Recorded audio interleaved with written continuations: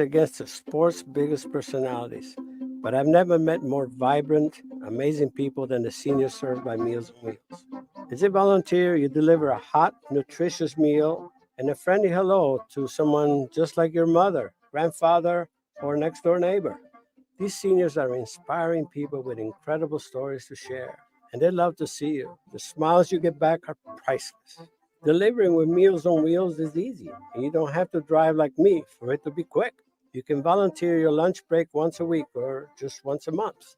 With 1 in 6 seniors facing hunger and many more living in isolation, your lunch break can make a real difference. So, America, let's do lunch. Volunteer your lunch break at americaletsdolunch.org. This message brought to you by Meals on Wheels America and the Ad Council. Okay, Simon, what are you wearing right now? Nothing. That's right. And what do people normally wear? Clothes. Exactly. So now Mommy's going to teach you how to dress yourself. Clothes keep us warm, they look good, and if we go out without them, the neighbors will talk. So it's important to know how to get dressed. Here's how it's done. Underwear always comes first, name tag at the back, then pants, then shirt. Get the first button in the right hole or you have to start all over. If you're wearing a tie, it goes over, round, round, through, and pull tight. Tuck your shirt into your pants and zip up your fly. Socks going first, then shoes right on right, left on left. With shoelaces, just take the ends, cross them over, switch the loops. The rabbit goes down the hole, pull tight, and you're left with bunny ears. I love bunnies. Good to know. Now remember, spots don't go with stripes, socks don't go with sandals, and if you've tucked in your shirt, wear a belt. Got it? Why are your pants on your head? Most parenting is hard to do in just 2 minutes. But spending just 2 minutes twice a day making sure they brush their teeth is easier and could help save them from a lifetime of tooth pain. For fun 2-minute videos to watch while brushing, visit 2min2x.org. That's 2min2x.org. A message from the Partnership for Healthy Mouths, Healthy Lives, and the Ad Council. So you see, son, good manners are very, very important. Someday, many years from now, when you're a grown-up, you'll be a man. And when you are, you should be a gentleman. Do you want me to go through it one more time? Yes. Yes, please. Yes, please. Exactly. Always say please, thank you, you're welcome, and excuse me. Sit up straight, hold doors open for ladies. If a door's shut, then knock first. Don't burp, don't swear, don't speak with your mouth full, don't reach across people's plates, keep your elbows off the table. What table? And don't interrupt. While we're at it, don't stare, don't use foul language, don't call people names, but do remember people's names. Always share your toys, play nice, and cover your mouth when you cough or sneeze. On the bus, give up your seat to anyone who has trouble standing. Bottom line, treat others the way you'd like to be treated. Got it? Got it. And stop picking your nose. Most parenting is hard to do in just 2 minutes. But spending just 2 minutes twice a day making sure they brush their teeth is easier and could help save them from a lifetime of tooth pain. For fun 2-minute videos to watch while brushing, visit 2min2x.org. That's 2min2x.org. A message from the Partnership for Healthy Mouths, Healthy Lives, and the Ad Council. Hey, there he is. How's it going? I'm having a stroke. Are you going to shake my hand or what? I'm having a stroke. Wow, you're not even moving your arm. I'm having a stroke. Are you okay? I'm having a stroke. Your face looks weird too. I'm having a stroke. Are you having a seizure or something? I'm having a stroke. When someone is having a stroke, they may not be able to say it with words, but their body language will tell you loud and clear. I'm having a stroke. You just need to know the sudden signs. Look for FAST, F-A-S-T, F, face drooping, A, arm weakness, or S, speech difficulty, then T, time. Time to call 911 immediately, because the sooner they get to the hospital, the sooner they'll get treatment. And that can make a remarkable difference in their recovery. Know the sudden signs. Face, arm, speech, time. Spot a stroke fast. Visit strokeassociation.org. Brought to you by the American Stroke Association and the Ad Council. The average time a resume spends on an HR manager's desk is 7 seconds. And most of them are tossed aside. Now imagine if one of those resumes belonged to Yasmin, who was living in a shelter, juggling 3 jobs. I had to be resilient. That's something that you can't teach. Or if that resume was from someone who worked 12-hour shifts at the recycling company with my dad, who's 72. That taught me a work ethic that I carry with me every day. We rely so much on a resume, yet it could never tell the full story of someone. Growing up where I did, a lot of things could have gotten in the way of my goals. But I learned to push through, and that's what I bring to work every day. So maybe it's time we look beyond the resume and look to Grads of Life. Discover new ways to develop great talent that are so much more than what's on paper at gradsoflife.org. A public service announcement brought to you by Grads of Life and the Ad Council. Ranger Station, Ranger speaking. Hi, I'd like to report a bear hug. Uh-huh, okay. Well, we were building a bonfire, and I saw some, dry brush and leaves around, so, I said to move the bonfire somewhere else, and out of nowhere, Smokey Bear shows up and hugs me. So you noticed some wildfire hazards and moved your bonfire to a safer location. Yeah. Yeah, that's Smokey, all right. He likes it when people help prevent wildfires. It hits him close to home. Not everybody gets the hug, my friend. So that's pretty special to get a hug from Smokey Bear. So it was him. Hey, guys, I told you it was Smokey. Okay, well, congratulations, my friend. And thanks for calling. There are many ways to prevent a wildfire. Learn how you can do your part at SmokeyBear.com. Only you can prevent wildfires. Sponsored by the U.S. Forest Service, Ad Council, and your state forester.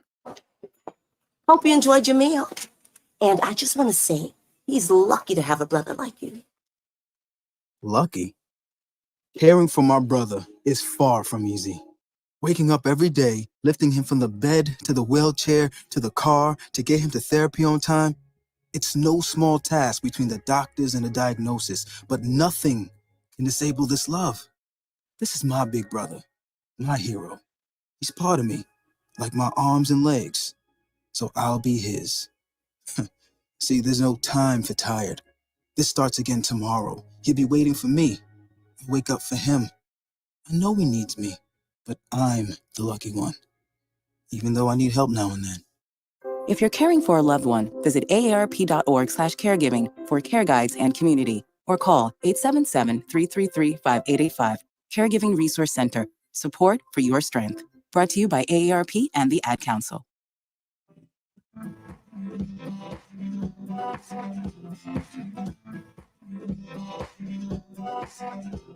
People been saying to your friend, get a different face, and posting on their feed, they're super ugly. The things they say to them online are cruel and they're not true. So tell your friend, I'll stand up for you. Don't worry, I know what to do. Tell the world I see with an emoji and stop the bullies. Know someone who's being bullied online? Send the witness emoji. It looks like an eye in a speech bubble, and it's in the symbol section near the clocks in your phone. You'll let the world know it isn't cool, and you'll let your friend know you care. Learn more about the witness emoji at eyewitnessbullying.org. Brought to you by the Ad Council. It may be hard to believe, but people just like you are already saving money. Feedthepig.org makes it easy. Their simple savings plan teaches you how to start saving without going overboard. So you don't need to mooch off your friends. You gonna finish that grape? You mean the one in my mouth? You don't need to stop buying the necessities. What you're smelling is a natural musk. Ew. You don't need to be a medical test subject. How do you feel? Mostly okay.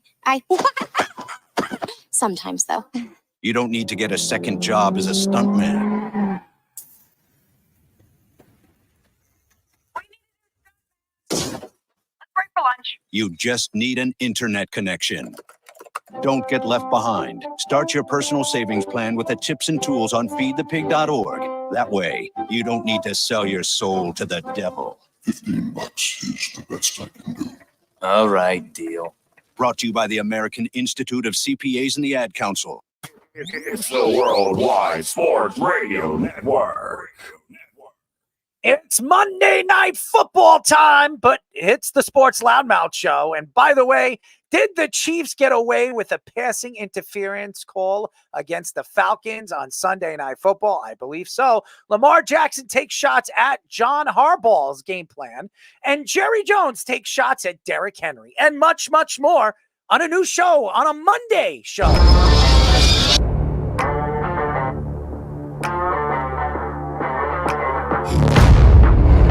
Doc Rivers is going to have Damian Lillard run very fast out of town.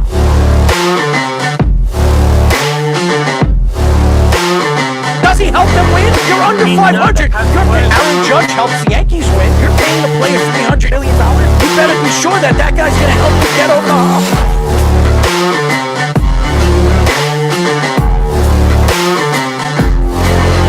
For some reason, this guy is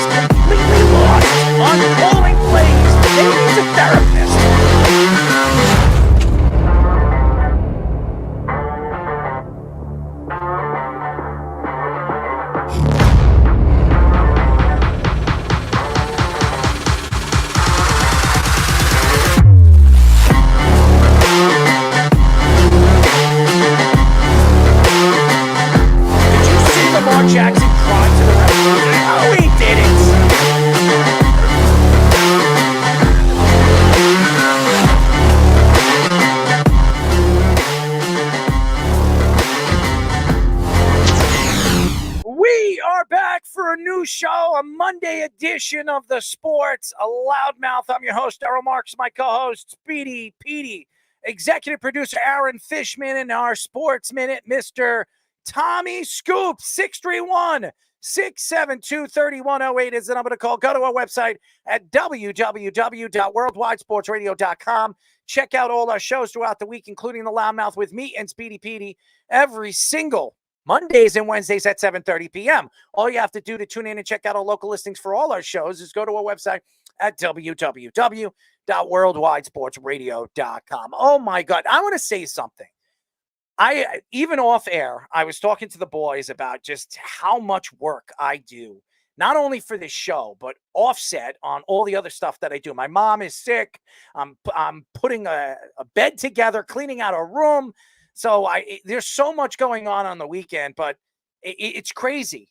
The weather is changing. I've been sick, and I've been in Florida. I've been all over the place. So it's crazy when I come and I sit down and I fill in, or I do a show, or I fill in for other shows and podcasts. So it's a lot, but I'm just happy to be here, and I'm happy to entertain all the people around the country that listens to our show every single week. So I want to give a shout out to all the fans on all the media junctions and all the different media outlets we're on. So thank you to all the fans that tune in and obviously shoot me messages on DM and emails. I get more emails than I do DMs, but all the fans that reach out to me and tell me how the work that I put into and the content, and all the guys, they compliment all the guys and all the work that they do. So thank you to all the fans that reach out to us and reach out to me during the off week and see how I'm doing. So thank you. Well, Speedy, how are you? I'm doing fine. I'm trying to get my breath. I've been stressed out all day. I don't even know how I'm sitting here today, but you even heard me driving today. I was in a pissy mood. Yes. It was a very stressful day for you. I could tell. I had a good weekend. I got to visit a family member I haven't seen since last year. My grandfather on my father's side of the family, his sister, went to a nice German restaurant. Yes, all the jokesters out there. I had a bunch of sausages, so joke about it now all the time. I had 3 different types of sausages. How about a sausage McMuffin? No McMuffins. It was bratwurst, knockwurst, and a veal variation. I forget the name of it, but they were very. Have you ever had a muck muffin? No. Well, would you like one? I'm good. You don't like muck muffins? I don't know. I have never heard of such a thing. So if I hook you up with a muck muffin, would you eat it? I don't know. It's some kind of McMuffin, but okay. All right. So it's called a muck muffin. All right. I'm just going to go ahead, finish up. No, I was going to say I had it was probably the biggest draft like beer. If you run amok, muck muffin. Whatever. I had probably the biggest draft beer. It was a liter that I've ever had. It was very good. A liter of beer. It was a liter of beer. It was a liter of beer. Are you a liter of beer? Am I a liter of beer? Are you the leader of beer? If I was a liter of beer, I would not be able to talk. Well, no, I said, are you the leader of beer? What? No sense. You guys got it. I think everybody got it, but Speedy Petey, as always. But well, enjoying the jokesters comments. Well, I'm a little lost in half the days that I live in this wonderful world of Disney. That's what I call it. I think it's a cartoon. I live in a cartoon. That's why I do this. I like to entertain people, give you my sports knowledge and my craziness on one wonderful show. So if it's a Disney Channel, who would you like to be? If you were a Disney character, who would you like to be? Disney character. I think you're goofy. What do you think? I'll accept that. Is that who you would be? I'll accept that. Who would you be, Scoops? Is there anybody? That is a great question. One person who definitely wouldn't be is Bambi. I don't want nobody wants to be Bambi. Well, that's Salah, man. That's all about Rob. Mr. Sally. Mr. Salawala. Anyways, but is there anybody that you would be? In a Disney movie? I would love with the cricket sounds in the background. I'll be just pick anybody. The llama. Oh no, not the llama. The llama? The llama from Emperor's New Groove. Yeah, I've seen it. He has a beard, so maybe it kind of looks like you. You kind of look like the llama. You do. What is his name in that movie? Krunk. No, I'm sorry, not Krunk. Damn, I can't even remember. I just saw it recently. Krunk's the big. I'm blinking right now. I can't. That's all right. We'll get back to you on that. Get fishing. Fish. What? Before we get into the show, I want to ask Fish. Is there a Disney character that you would prefer yourself to be? I thought Aladdin had it going on with Jasmine. He gets all the riches. He gets a genie. Pretty good deal for Aladdin. She was pretty hot. I can't lie to you. She looked good. Speedy, if there was anyone you could take on a magic carpet ride, who would it be, and why? Magic carpet ride? His mother. Nah, my mom would never do a magic carpet ride. Not that she's afraid of heights. You're probably just she wouldn't be into the mystical stuff like that. Mystical? I mean, what's Mystical about magical? Duh. No. Duh. Aladdin had a lot of money though, and he had all the riches, and he was making it rain on everybody in the kingdom. Don't you remember? I do remember. I would probably say I would probably be the Beast from Beauty and the Beast. That's where I would be. Grumpy, mean, and then I could turn into a wonderful prince half the day. No, I don't know if either of you two know Errol's already villain origin story. We had a comic book guy on the show a few years ago, Yes. and Errol's village and origin story is the Purple Urple. The Purple Urple is my my character as a superhero. Yes. So that's who I would be, the Purple Urple. So I mean, that's why you like purple, right, Speedy? I know I liked purple before I even knew you. Well, there you go. So you could be Purple Urple Jr. Okay. No. You could be my sidekick. No. Instead, like Batman and Robin. I will pass on We'll that. call you Urpy. I We'll will call pass. you Urpy. I'll pass. I'm the Purple No. Urple, and you'll be Urpy. No. It was your name. Urpy. It was his name for Come you. on, man. It was his name for Urpy. you. That's your new nickname, Murphy. That's my sidekick, ladies and gentlemen. Anyways, we have a great show lined up for you at 9:15. We'll be talking to former Oklahoma Heisman winning quarterback Jason White for the first time on our show. So he will be joining us. Excited to have Jason White on the show, get into his college career and what he did, and obviously his great opportunities of winning that Heisman Trophy. And at 9:45, we'll be talking to former Chargers, Cardinals, and Panthers and Ravens cornerback Antoine Cason. That's who was on it. Antoine Cason. He will be joining us. So he's been on a show before. Yes, about a year and a half ago he was on. Yes. And Antoine is a fantastic personality. Love him. He's a great guy. And he's doing some good things now outside of the NFL. So Antoine Cason a little bit later in the show. So let's get into it. A lot to get into the NFL season. And we have Monday Night Football, 2 NFL games going on tonight. It doesn't make any sense how the NFL figures this out. Oh, you know what? In the third week, we're going to have 2 Monday Night Football games. Makes no sense. Hey, but, Fitz, just remember, it's Happy Josh Allen Square Day. Whatever it is, whatever you want to call this day or that day or whatever day it is. I mean, Josh Allen is playing tonight, and they're up 6 On both to nothing. sides of the ball. Well, and every side of the balls. Speedy, he's got a lot of balls, right? No, that's the only one that likes the balls is Deshaun Watson. Well, he likes that, and they're both quarterbacks, right? So they like to grab them. I'm just saying. Anyways, during the fourth quarter of the Chiefs and Falcons matchup, there was a lot of controversy involving the Chiefs getting away with the passing interference call. There was contact by Chiefs safety Brian Cook on the Falcons tight end Kyle Pitts in the end zone.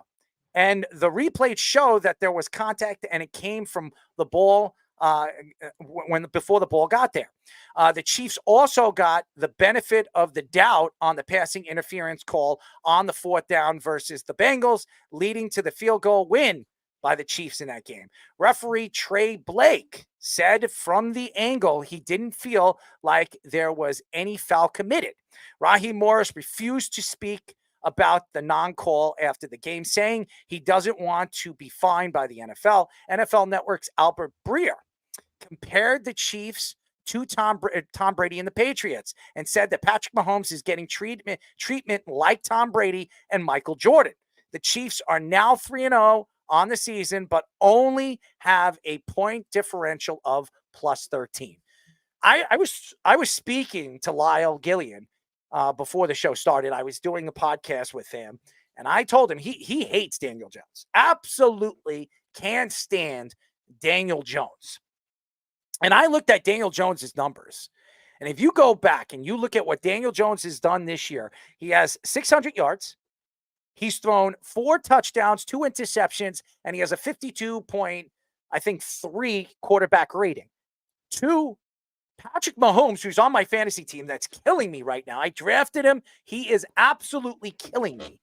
He has 659 yards, which is only 59 yards more than Daniel Jones. 5 touchdowns to 4 interceptions and a 51.2 quarterback rating, which is under Daniel Jones. Okay. Daniel Jones has a better quarterback rating in going into week 4 than Patrick Mahomes. So Patrick Mahomes is not having a great season, but it tells you a lot about where the NFL sees the Kansas City Chiefs. They see them as a Super Bowl contender, and they're going to do everything they possibly can to help this team move forward this year. Now, everybody thinks that I have looked at controversy and have taken shots at the NFL with the Super Bowl, and maybe you can attack me on that. I am a little crazy with controversial thoughts of what I think the NFL does for the playoffs in certain teams. And I do believe Taylor Swift had a lot to do with Kansas City going to the Super Bowl last year and making that run. I do. No matter how good the Chiefs defense played last year, and they're one of the best defenses in the league, they're nowhere close to what they were last year. This year, the secondary is very weak. This is not the same. McDuffie is a really, really good corner, but they don't have Snead there anymore. Their secondary is weak. So you can see the difference in their defense. You saw it against the Bengals. You saw it against Atlanta. So I know a lot of people sitting here today and telling me, oh, you're a Chiefs hater. I am not a Chiefs hater. I'm just speaking the truth. There are Chief haters out there, and they can't stand the Chiefs. They're the evil empire right now in the NFL. They're comparing them to the Patriots. They compare them to the Chicago Bulls of the 90s. I don't think there's any comparison to both these teams, okay? And that's a fact. Okay, I know Albert Breer, he has his own thoughts to it. I disagree with Albert Breer. I don't think you can compare him to Michael Jordan. He's not Michael Jordan. He hasn't done what Michael Jordan did. He's doing big things, but it's not because of Patrick Mahomes. They won 3 Super Bowls and they've won back-to-back Super Bowls. As a matter of fact, I would say Patrick Mahomes had nothing to do with why they won the Super Bowl last year. He played a decent game. He wasn't the reason why they won. It was the defense. The way the defense played, especially in the second half, was just absolutely unbelievable. So, and Andy Reid, say whatever you want. Andy Reid is a fantastic coach, and he knows how to coach. Now, everybody says, well, Andy Reid didn't win without Patrick Mahomes. Either did Bill Belichick. Is you going to say that Bill Belichick had nothing to do with the success of the New England Patriots? So, this is the problem here. The NFL falls in love with players. They fall in love with superstars, and they want a face. And that's with every single sport. Baseball's been trying to find their face since Derek Jeter for years. I mean, Mike Trout was one of the best players for 7 years? He won like 3 MVPs, but nobody knew who Mike Trout was. So nobody could really say, hey, Mike Trout was the face of baseball. And the same thing with basketball. LeBron James right now is tailing off. Is he the best player right now in basketball? The answer is no. But could you obviously look at guys like, I don't know, the Greek Freak, or you look at, names like these foreign players, all these different foreign players that we speak about. And you try to compare them to what, LeBron James was or Kobe Bryant was at the time that they were dominating their decades. And they're not. Just because they don't have the pizzazz that those guys have. I'm not saying they don't stand for something, but they're not the same players. So you can't really compare them to those guys. So I go back to this whole Patrick Mahomes thing in the NFL, looking at Patrick Mahomes and saying that they have some kind of love fest for him. I do believe the NFL wants the Kansas City Chiefs to win and have a three-peat. I do believe that. I also believe that the NFL will do anything they possibly can to give them an edge. But they still have to make the plays. They still have to win. Okay? They can't say, "Oh, Patrick, we're going to give you a pass in the corner." You got to call the play and you got to make the plays. And Atlanta had a chance many, many times last night to win the game. They did. And in the third quarter, they made a lot of mistakes.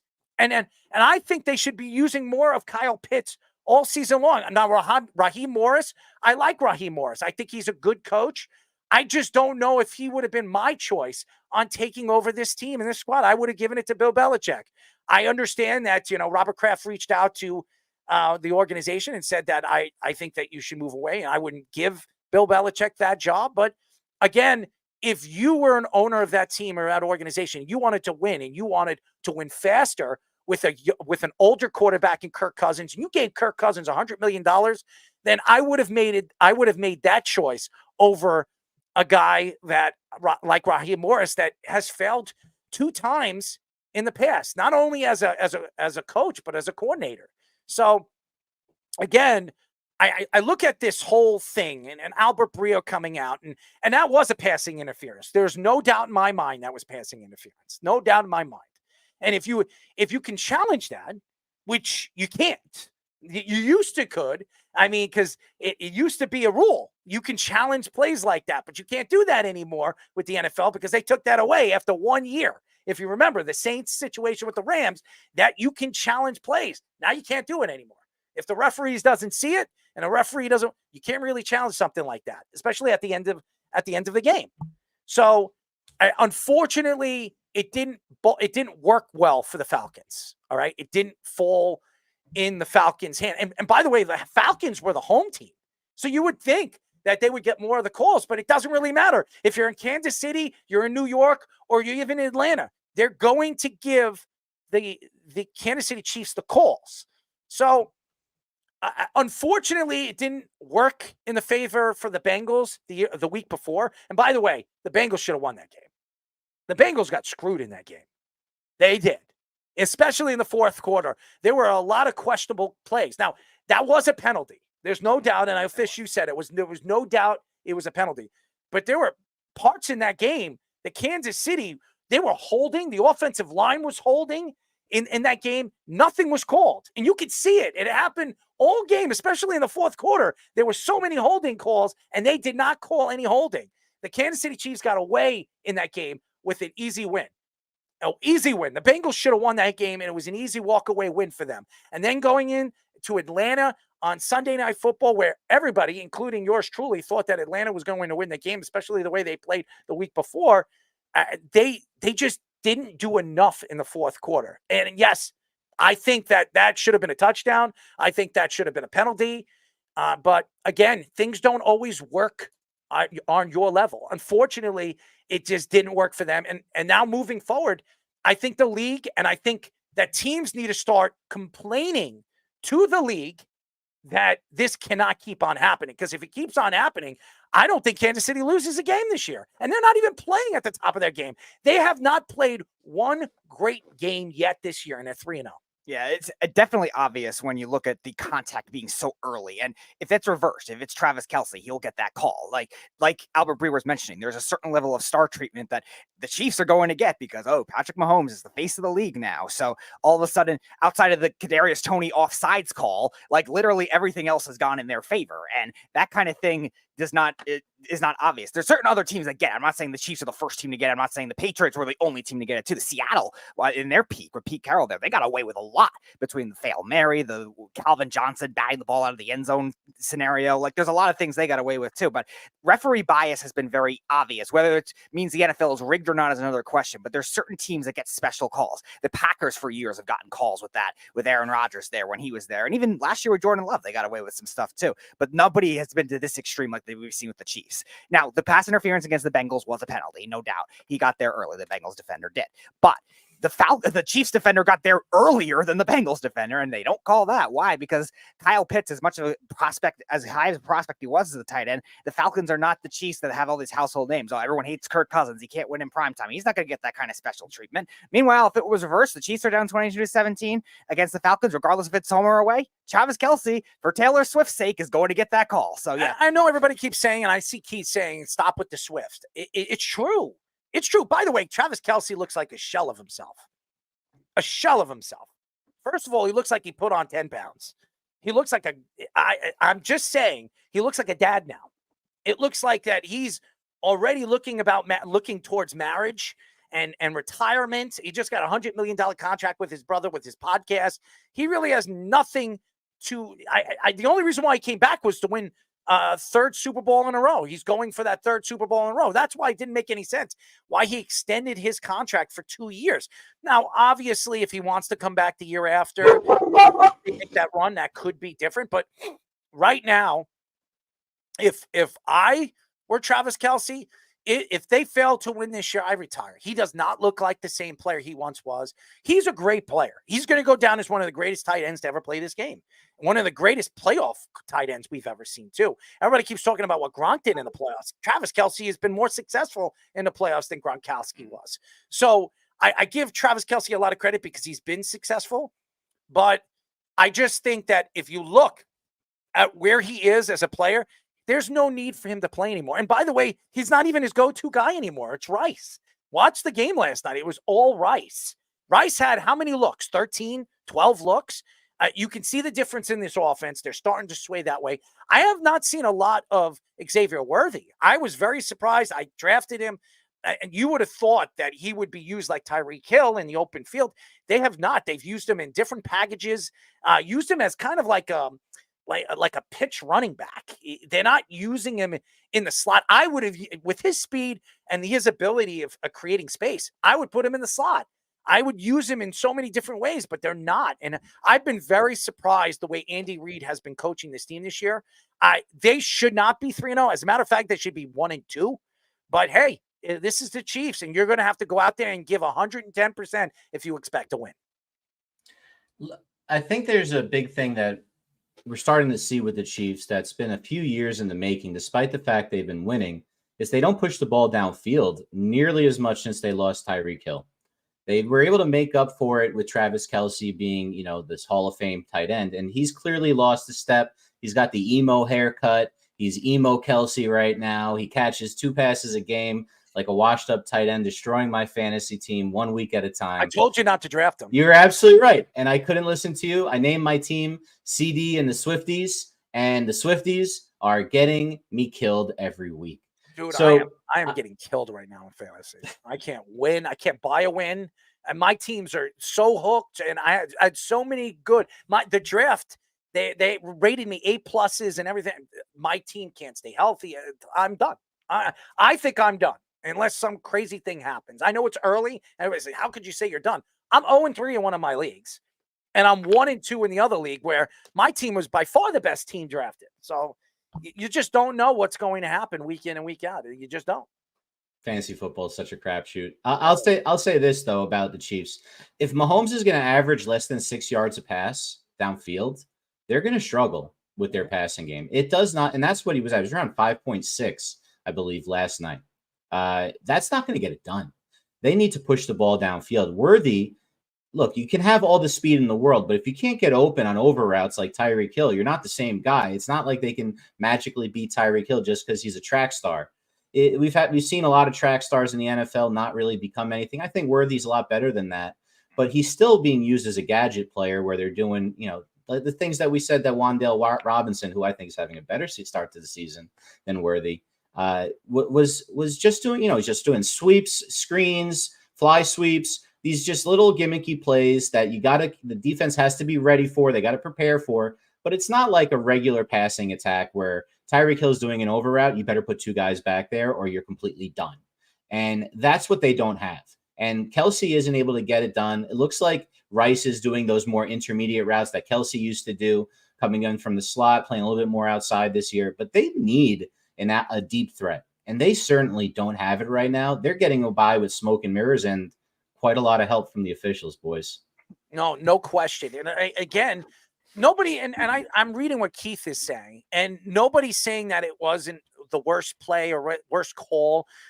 We all understand that, Keith. It's just there's a lot of benefit being a Kansas City Chief and being what the Kansas City Chiefs has stood for the last couple of years. They're the face of the NFL, and the NFL and these referees have some love fest for them to succeed. Now, that doesn't mean that they haven't made the plays when they need to. They have made the plays. It's just Patrick Mahomes is not the same player he was.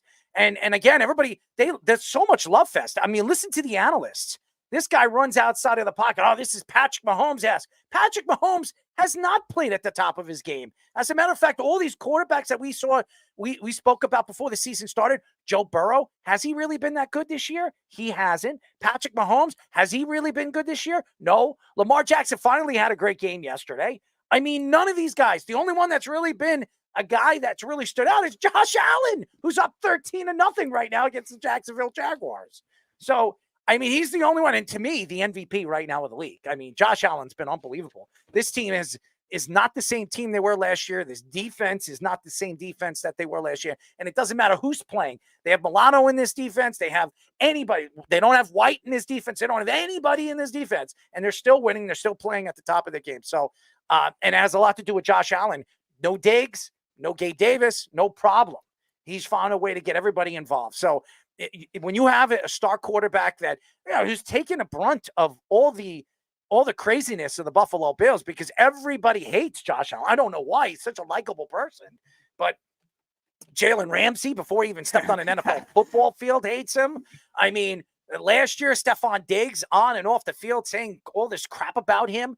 And this guy just goes out there and plays hard. And you have to give him a lot of credit. This guy is as hard a worker as anybody I've seen in the NFL. And the guy, he puts his body on the line too. He's 6'5", 6'4", and he just beats his body up just to try to get that first down or 2 extra yards to get his team in the right scoring position. So I love what Josh Allen stands for. And this could be the first year, if he continues doing what he's doing, this could be the first year he wins the MVP.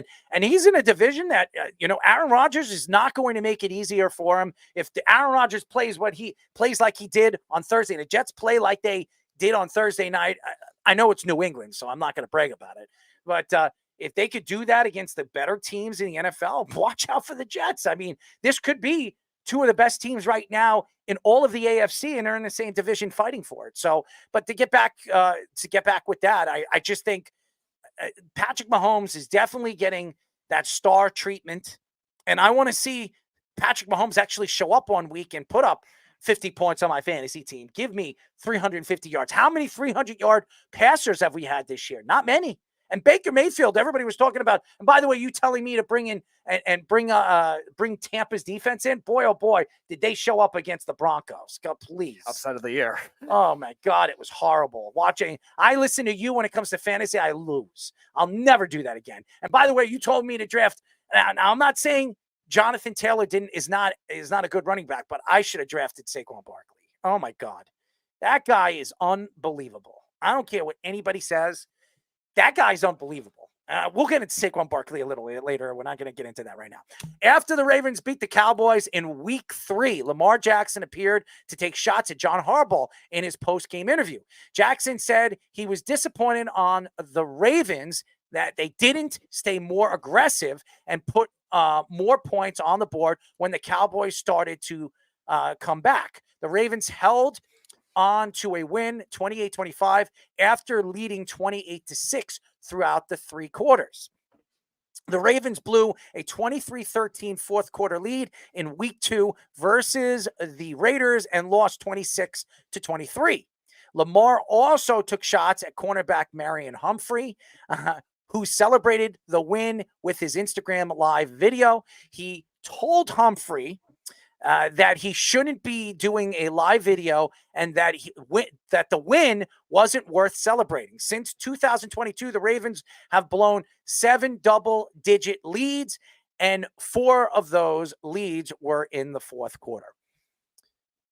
First of all, I love that Lamar Jackson is stepping up to the plate and becoming the leader of this team. Everybody says, well, he was the leader.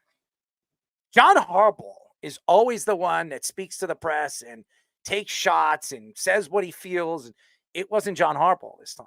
It was Lamar Jackson. I think Lamar Jackson understands the loss that they had last year against Kansas City in the AFC title game, the best chance they had to going to the Super Bowl, his best chance of going to the Super Bowl, and he laid up a lousy goose egg. And he, starting the season 0-2 and almost starting the season 0-3 and might have been out of a playoff run, has been something that he did not expect from this team. He's disappointed with this team. He should be. This is one of the best defenses in the NFL. There's no question that they are. They did lose Queen in the offseason. That was a big loss. I'm not gonna say a huge loss, but a big loss. A linebacker that good, that can do things in the open field, getting at the quarterback and stopping the run. And by the way, they've had problems stopping the run all season long. All season long. And they started off really, really strong in the first half of the season, first half of the game, and they fall apart in the second half. They did it against the Raiders, and they did it against the Cowboys. Now, the Cowboys actually came back. For all the Cowboy fans that want to blame Dak Prescott for this loss, Dak Prescott wasn't playing defense. By the way, Micah Parsons, where has he been? Where has he been? Where's this defense, this secondary that everybody keeps talking about? So there's a lot of questions. Carson is not a good cornerback.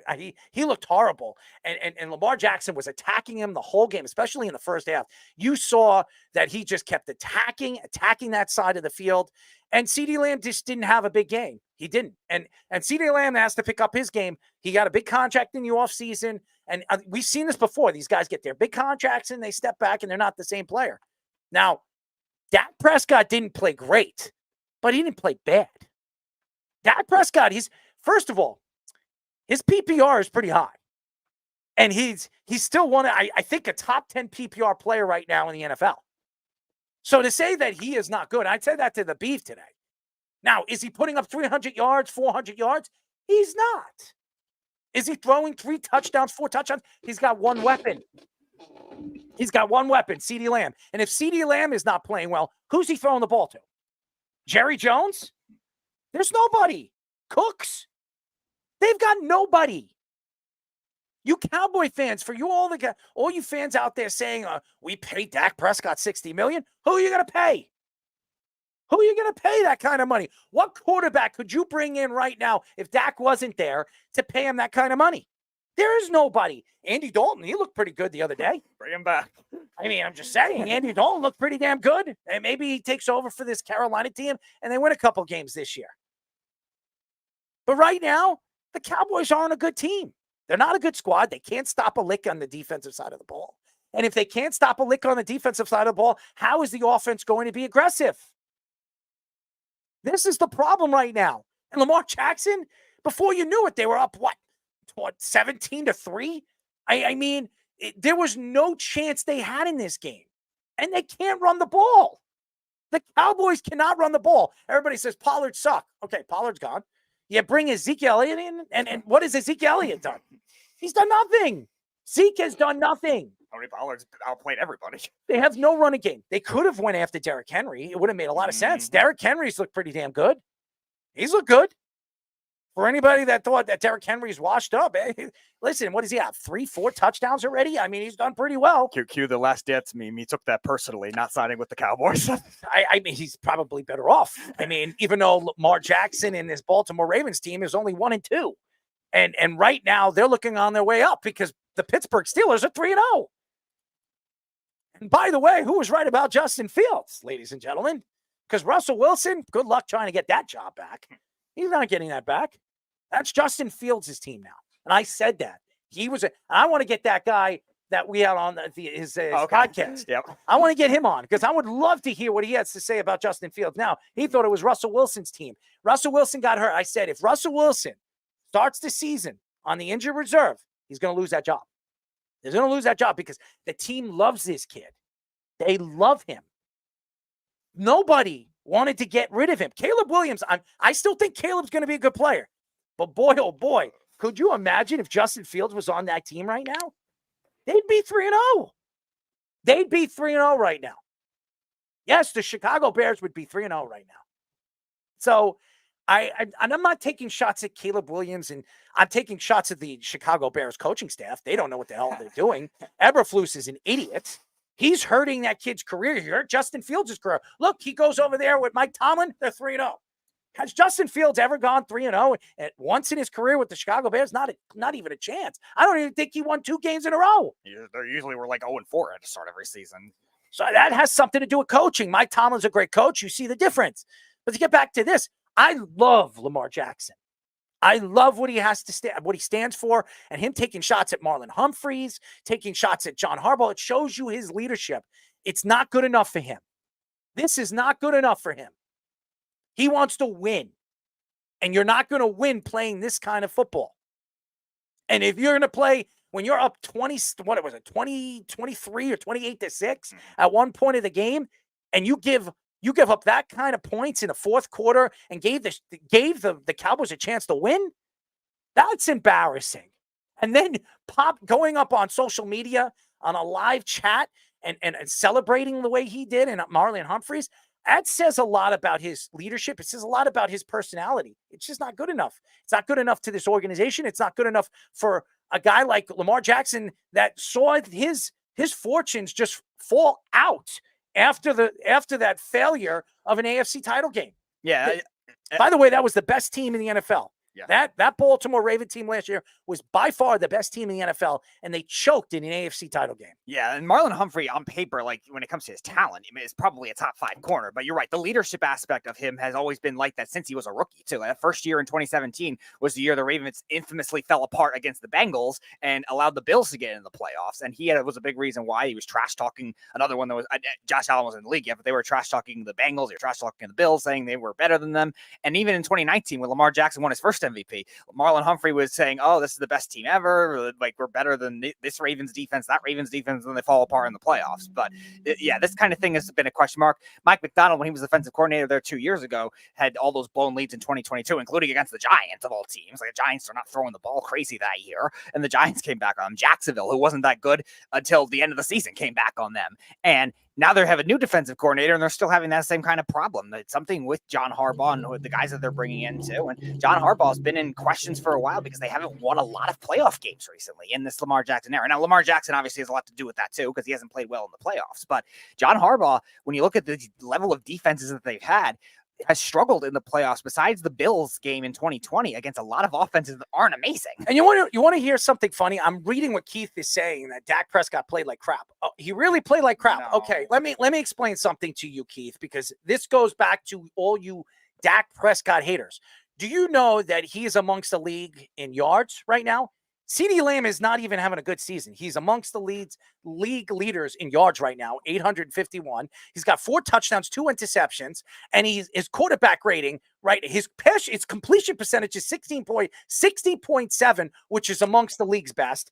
And his rating is passer rating is over 90. So to say right now that Dak Prescott played bad is ridiculous. His biggest weapon, CeeDee Lamb, is not having a good year, and he's still putting up good numbers. How does that make sense? Why? Because he couldn't win the game. He can't play defense too. I'm going to tell you, I mentioned Daniel Jones. I mentioned Patrick Mahomes. Besides Justin Herbert, I would say Dak Prescott's been a top 3, top 4 quarterback right now in the first 3 weeks. So why is everybody hating on this guy? What is the hatred of Dak Prescott? Why does everybody hate this guy?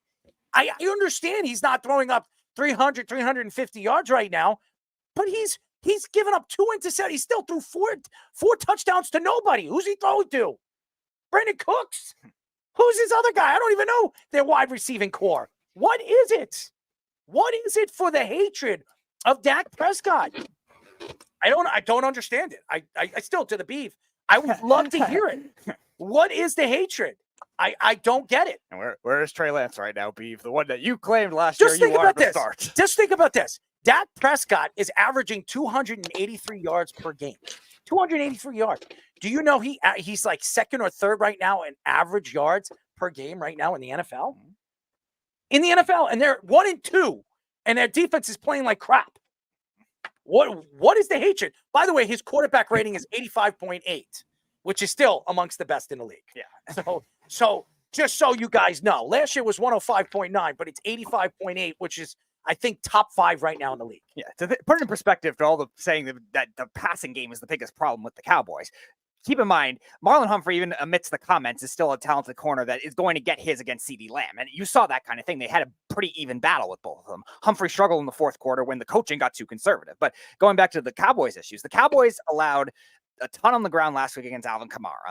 They allowed a ton on the ground this week against Derrick Henry, who the first 2 games with the Ravens was struggling. By the way, Dak Prescott leads the league in yards thrown. He is 851. The only one behind him is Brock Purdy, which is 842. Geno Smith, 786. Jalen Hurts, 772. Matthew Stafford, 754. And by the way, he leads the league in 851 yards. And CeeDee Lamb has not had, I think he's had 100-yard game all season long. Yeah, and keep in mind, like everyone on that list, you mentioned Geno Smith. The Seahawks have good weapons. The Eagles have great weapons for Jalen Hurts and doesn't know how to use them probably. He's had a horrible year to start this year so far. But I'll give Purdy credit, obviously, with the injuries they've had in Stafford. But Dak Prescott, besides CeeDee Lamb, like you're saying, doesn't have anyone to throw to. The Cowboys cannot stop the run or run the ball. Like the Cowboys running game, we're going to get into the Derrick Henry thing in a bit. The Cowboys running game has been abysmal and inefficient so far this year. Some of it's the offensive line, okay, but the offensive line and pass protection has been fine fine for the most part. Actually, and I'm going to go back to with what I corrected here. CeeDee Lamb has not had a 100-yard game yet this year. 67 yards against the Baltimore Ravens, 90 yards against the Saints, and 61 yards against the Cleveland Browns. And this guy still leads the league in yards. What does that tell you? Well, I think it tells you their defense is terrible, and he has to throw the ball a million times to get them have a chance to get back in the game. He's accurate too. It's not like he's accurate in the fourth quarter when he's playing against no doubles accurate defenses. through the game. Stop it. He's accurate through the game. Well, because his passing they had rate 6 is good. points until 9 minutes left in the fourth quarter. Look at the weapons around him. Look at the I know, but that's a losing quarterback. Like they should have never gotten as close as they did. That's not controlling the game. I would argue there's two things going on here. Number one, he's got really great stats because the defense sucks and they're doing and teams are playing off. But that's not a fault of his. That's just how the game script went. I think the bigger issue is they can't run the ball. And if they can't run the ball, they can't do play action off of the run, which is what he's really, really good at. Yes. And they really can't do what they want to do with Dak right now. So it's not until everyone loosens up, because the receivers, like you said, aren't that great. Ferguson's been banged up. It's just not really what you want. And I'll tell you, I don't know if you saw it, but CeeDee Lamb had a fight with him on the sidelines about not getting the ball, saying, "I'll be here all day." They both signed 4-year deals. They're both going to be there. And if they can't get along, I don't know why he's not trying to throw it to him. Maybe CD's not as open. I haven't broken down the film with CD as much, although he's killing me fantasy-wise. Again, CD was my number one pick. It's McCarthy. McCarthy's calling the plays, and he probably has 2 plays, and McCarthy didn't want to throw the ball down the field because Lamar, first of all, Baltimore's defense, before the season started, who didn't think that Baltimore had one of the top 2 defenses? They do, and their secondary is unbelievable. If you look at their secondary and the talent that they have in their secondary, it's great. So he was afraid to throw the ball down the field to CeeDee Lamb. That's because of Mike McCarthy. He's the play caller. So everybody wants to blame Dak Prescott. The problem is, and I'm sorry to cut you off, Fish, because it really bothers me, is I understand people don't like this guy. You have every right to not like him. All right. If you don't like him, that's fine. To say that this guy isn't a good quarterback is ridiculous. It's ridiculous. This guy, year in and year out, especially last year, was the runner-up for the MVP. And this year, he started the season. His best player is not getting in the first 2 games. Well, the first game, he could not get open if his life depended on it. His second game, he did. Against the Saints, he got open. And he got him the ball. Got the ball to him. I just think the problem right now is the defense isn't figuring out how to play defense, and they can't run the ball, like you said, Fish. So if they can't run the ball and they become one-dimensional, that's the problem. And one-dimensional teams don't usually come out the winner. That's what I see. And it has nothing to do with Dak Prescott. So for everybody that wants to hate on him and say that Dak Prescott sucks, shame on you to put this guy down. Okay? I don't understand it. It really upsets me. And I bet you that's Keith. It is Keith. I just want to make one more point. And Fish, you can finish up what you were saying too. For our old friend Sean Smith, who was saying Mike Zimmer is going to change this defense, what has he done? Horrible. But I also think it's a different defense. Oh, it is. They're playing. Remember, they were playing what, 4-3? Well, they were playing a 4-3, but the main thing is they lost a bunch of players. But now they're playing more 3-4. Zimmer is a 4-3 guy, a different type of 4-3 but he's guy. using more 3-4, sets that I see because they've had to, because they've had no edge rush. Yeah, that's what you're saying. That defense is real ugly, but I think the real fault lies with the next story we're going to talk about is the fact that they don't have a running back, and they easily could have had the running back that just torched them the entire game. Derrick Henry only cost $10 million for the season, something like that. They have no offensive line either. Fish, they gave up Smith. They let Smith go to the Jets. They let him go and Martin's on his last season. He doesn't look the same, like he's the same guy anymore. Dude, Smith and looks like he's rebirthed. Look what he's doing for the Jets. That offensive line is one of the top 5 offensive lines right now in football. They're almost as good as the Giants' offensive line. Oh, please. Well, I'll just say this because we will talk about it later, but it would be nice to be able to afford a $10 million running back that's elite. If you weren't paying a 3rd-string quarterback named Trey Lance $5 million a year, you would be able to afford that $10 million running back that just made you look like the worst defense in the league. I can't believe they allowed this to happen. It's shameful. They really thought Ezekiel Elliott had any tread left on the tires, and Rico Dowdle was their solution. Who? Like, exactly. That's who's getting most of the touches. It's Rico Dowdle, as in you've never heard of him for a reason. Doubtle. Oh, wait, Beavs. A lot to come for Cowboys. Oh, Dowdle, please. Rico Dowdle. You like Rico? Would you have him on your Giants? I'm asking you a question, Speedy. Oh, I think you're asking Fish. I'm asking you. I'm looking at you. I don't want him in there. I mean, you kind of look like you have doubt for Dowdle. I mean, you guys could take Eric Gray for all I care. I would do that deal. Also fair. I'd I'm a rather little have Dowdle than a little Eric Gray. on how they treat Dak Prescott. I'll tell you that. Anyways, let's get him on. All right, Keith, fire away. Actually, good call by Errol about the Steelers and Fields before the year began, for weeks before the year began. Well, thank you. They, I really appreciate that. No, that's the truth, man. Yeah, you know what? I wasn't agreeing with you. I like the Steelers, my AFC team, but so far their defense is sick. Yeah. I don't watch them. Best defense. Man. Best defense. Yep. Watch unbelievable. Cleveland is a big bust. I thought they would be. They suck. They really do. They have no offense. The defense isn't near like what it was last year.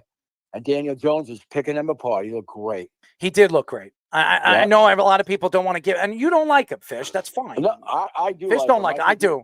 Fish don't like him. I wouldn't say great, You know what? but He looked good, man. yes, he hasn't he made a did. mistake. He He hasn't played made a mistake in great. 2 weeks. He didn't made a He played mistake great. for 2 weeks. And Giant And fans are it's going to nice, attack him. Look what he does now that he has the number one receiver. They should be 2-1. They should be 2-1. They should have beaten Washington. They had should a have. kicker. They'd be 2-1. Yep. Oh, that's And, Dable's fault. By the way, he looks well- great too. I mean, he looks like he lost a lot. Don't lose any more weight, Dable. You know, you're starting to look like I think he's hanging out with LT smoking crack. He could be. Now, as I'd far like as- to hang out LT. I wouldn't be smoking the crack, but me I'd like too. to hang out with him. But No, anyways, go ahead. I'll smoke the crack. But no, kidding. I don't want to Yeah, party yeah. with him because I don't want to do what he does, in behind closed doors either. But Well, unless they're 18 or older. that's true. 21 or older for me. Yeah. Well, I'm 95. Hey, Belichick can do it. I can do it. Yeah, well, Belichick's on a whole nother level, man. He's got millions and millions of dollars. He knows how to shake those hundreds, if you know what I mean. He learned from his owner. Could you? I would love to see Bill Belichick go out and his guys those tidy whiteys or something like that, and you see him Him and jump on, Kraft and together. jump on a bar, and he's shaking his old hairy balls bouncing He's and belting. loosening up, man. He's loosening up now. Hey, That would be I think- funny. What do you guys think about Brady? I think he sucks as an actor. Oh, he's horrible. He's awful. He's horrible. Yeah, horrible. He is awful. He He's is so as bad as boring. Drew Brees was when Yeah, they were doing it yeah. for NBC. I mean, Drew Brees Yeah. is gone. I think they're going to buy out Tom Brady. I think Tom Brady realizes he sucks. He's not Tony. He's no Tony Romo. That's for sure. No, He's God, no that Tony close. Romo. He doesn't have a personality. Right, Tom doesn't right. have a He's very personality. blah. He's boring. Just doesn't have a Just like personality. he's talking about when he was talking about the game yesterday when they came back. Speaking about fixes, when they came back against the Falcons. Yes. Just shut the fuck up and do the game. But he's just not good. I don't like Tom Brady either. Yeah, I was listened to wondering his what he thought. I listened to his take yesterday, and here's the thing. I have a lot of respect for him as a football player, even though I couldn't stand him. Yeah. Couldn't stand him, and his knowledge of football is impeccable. But yeah, he's just not a good announcer. But some of the stuff that he has said over the last couple of weeks, I mean, it's Hey, ridiculous. Young put me to quarterback sleep. shouldn't play. I mean, that's his I disagree with him. But again, Bill Belichick agreed with him. But Bill Belichick probably wants to get on his hands and knees and hide other balls and deflated balls in other different areas, if you know what I mean. I mean, but anyways, I just think that obviously the Kansas City Chiefs definitely got a little bit of a nudge for the NFL, and they're 3-0. Well, it's like Jordan and the Bulls are the same way. That's what happens when it's chance, man. You get the calls, especially when you're a superstar. You get the calls naturally. I don't think it's right. It's sports. It's always been like that. It always will be. Even baseball. Usually the stars, not anymore as much, but the guys in baseball usually get the tight, close calls too. I think Patrick Mahomes is so cocky, man. When they interview him at the end of the game, why do I want to hear Patrick Mahomes? Patrick Mahomes has played like garbage. He's on my fantasy team. He played like garbage. Josh Allen hasn't had good fantasy points either. No, but He's Josh, just- but guess what? Josh Allen has he's been playing everything. mistake-free football. He's Playing been smart. everything to this team. This team would not the be whole 2-0. team. No, that whole team is good though, Yes. man. They're solid. Mhm. You know what? I got to tell you something. They were smart getting rid of Diggs. They're more of a team now. They're balanced. No bullshit. This team is for real. So is the They're gonna- Texans. I'm not going to lie they're about that gonna Jets, either. man. Yeah, they played a lot of close games too, like the Chiefs, though. Yes. No, but Yeah. CJ Stroud has It don't played. matter. I mean, played well, too. You know what's scary about the Chiefs? They're not even, like you said. Mahomes said he's not near the top of his game. He's not. But you know what? He don't have mega weapons right now either. Yeah, but here's the thing: if Patrick Mahomes was playing at the top of his game, he'd be saying he's not forget it. playing. He's not playing at the kill top him. of his game. That's what he does. I'm not putting him on top of my game because he wants everybody to Well, think he's he's much not. better. I understand that, but he wants to make he's everybody. great. I'm not saying he's not, but he Yeah, thinks that he's surpasses everybody that played the game of football. I don't know. I think he's pretty humble. You never I hear him do talk not. I shit. do not think he's humble. What does he say? What has he ever said that's not humble? Come on. Last week when he beat the Bengals, okay, and when they interviewed him, I don't know if you guys remember. I was in Florida when he was saying, I was listening to the interview, and they said, this is one of the teams that we're going to have to beat in the playoffs. Who's to say you're going to make the playoffs unless you just know that come on, it's a Al. shoe? I'm just saying. That's You're it. already speaking about the playoffs 2 games into the season. Nobody knows your offensive line could fall apart. Your defense could fall apart. They'll be And there. you're not going to make it. I'm just saying. You can't go out there and tell Yeah, but everybody, that's well, not I'm going to be in the that's not playoffs. cocky though. That's not really cocky. I think it is. I mean, I think it's maybe confidence. It's not like he's saying That's cocky. Come on, man. You're No. going 2 Yes, games but into the you don't season. hear This is a more team that we're going to have to beat in the playoffs. Carl, there's way more cocky. That's the best you got. But, I understand that, whatever. but I'm not saying he's out there saying, well, I'm the best thing there was, the best there is, the best there was, and the best there ever will be. I didn't say that. I'm saying Brett Hitman Hart or LeBron James or any of those guys. right. I'm not saying that, but I'm saying that when he's out there and even when he speaks to the press or even speaks to these analysts, he makes it seem like it's not. There's no doubt. There's no doubt. We're the best. I'm Patrick Mahomes. I'm the best. So he don't act like that. I think as I a disagree. team, and I think as far as Dak, one thing about Dak, his passes, if you watch, was so off. Like he's gonna kill one of his players, man. He's always behind or way too high. Not always, but when he picks up a huge chunk of his yards when they're getting killed, he always has. Let me ask you a question, Keith. He's a great fantasy quarterback. Keith, let me ask you a question. This is the honest God truth. But I'm saying yesterday, not every game. All right, I'm Yesterday just he was on. way off. That's fine. Honest to God truth. How many guys on that team can actually run a route? Well, I'm just asking. If you were to pick a player besides CeeDee Lamb, Cook. Oh, stop. Definitely can. Cook's He- just he washed can't. up. He's washed up. He's He not is washed up. He is He knows not. how to run a route. I'm saying. Don't tell me you don't. He's done, dude. He should He's not. open. He's Well, open. who else do they got, Arrow? They have nobody. That's what I'm It saying. doesn't matter. Even when he does have guys, he's not even close. Oh, stop. They don't have him either. Keith, why do you His hate him so passes much? are awful. You guys hate him so much. What is the hate? No, I don't hate him. You do. He's over. You overrate him. Big I time. overrate him. You don't think? You're going to tell me he's not a top I 5 told you quarterback one right now in the time, league? never. He's No, not a top never 5 win a quarterback right now in the Super NFL. Come on, No Keith. way. He Not even is. close. The numbers would show you that he is. No, maybe it's hey. Come Arrow, on, most, Keith. Most guys in NFL. Keith, who is he throwing the ball to? Who's he throwing the better? ball to? I don't care. Even when he had guys to throw to. Who? He doesn't When was the come up last time he front. had guys to He throw to? sucked. When When was he the had last Cooper time? and all those boys. How long ago was that? Hey, I'll take. How I'll long take ago was CeeDee that? Lamb. It doesn't matter when he had him. He didn't do shit. That's not true because Cooper was one of the best wide receivers in the league, and CeeDee Lamb was one of the best young rookies in the league. So that's a lie. And they That's a had more than that. lie. They had Witten, right? come And who else? Witten was at the tail end of his career. Are you He was kidding still me? solid, Oh, man. stop, Keith. He didn't Stop go it. out. He didn't go out at the end of his game. He went out the top. Stop. Of the game. Stop, Keith. Stop. He Please. did. You know he did. Please, Keith. Hey, listen. No matter what, his passes are so off. You didn't see that yesterday? I watched Come the on. game, but I'm All not right. going to blame Dak Prescott on why they No, lost. he's not the reason they lost. The defense can't stop a nosebleed. Yeah, I know. And and Dak isn't any better. Oh, so it's Dak's fault. Come No, on. it's not his fault. But you It's the just whole said he's team's not fault. better. What are you? By the way, The it's 20-3. whole team sucked. Doug Peterson's going to be fired after this game. The whole team sucks. Doug Peterson. I wouldn't be surprised if Bill Belichick gets hired before the season's end as the Jacksonville Bill Jaguars. Belichick, I'll be shocked if Bill Belichick coaches again. I think he's. You want to bet? Listen, You want to bet? What did he You ever wanna do? bet? Hey, listen, Errol, how did you want? I'm just saying, you want to bet? How do you do with the Cleveland Browns?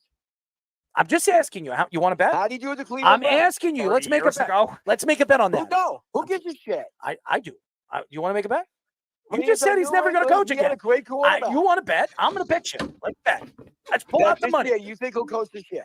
No way. No, I didn't say he's going to coach. I said I wouldn't be surprised if Jacksonville fires Doug Peterson after this game or after the No, fourth game. Jacksonville don't got shit either. They suck. I'm just saying. Why wouldn't they hire? They don't have Bill talent either. If anybody They can have a fix, decent roster. if anybody can fix It's Trevor not Lawrence, good, it's like you him. guys said. If there's anybody that can It's fix not a Trevor Lawrence, decent it's roster. him. It's not even mediocre. It's close. Hey, listen, you might. I don't blame you, right? I don't think Belichick. I think the game's past the mark. I disagree. I think you can see that. I disagree. I disagree. He's horrible at evaluating talent. Really? Yes, and he's going for it. Really? Yeah. Stevenson, is he a bad running back?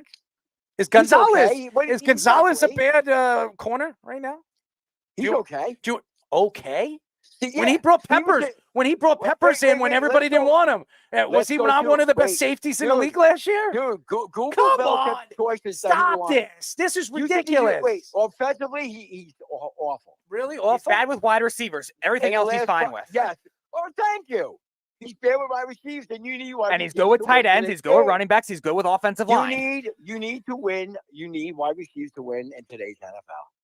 And he can't do it. Keith, if you really think Now he's the a good game coach, has too, but- passed now Bill listen, Belichick listen. by, oh boy, when he Listen, comes as back, far as wherever he the- hey, goes. Hey, let Keith, me how many tell- good wide receivers have the Chiefs drafted recently? Besides Rasheed Worthy? Rice. This past year?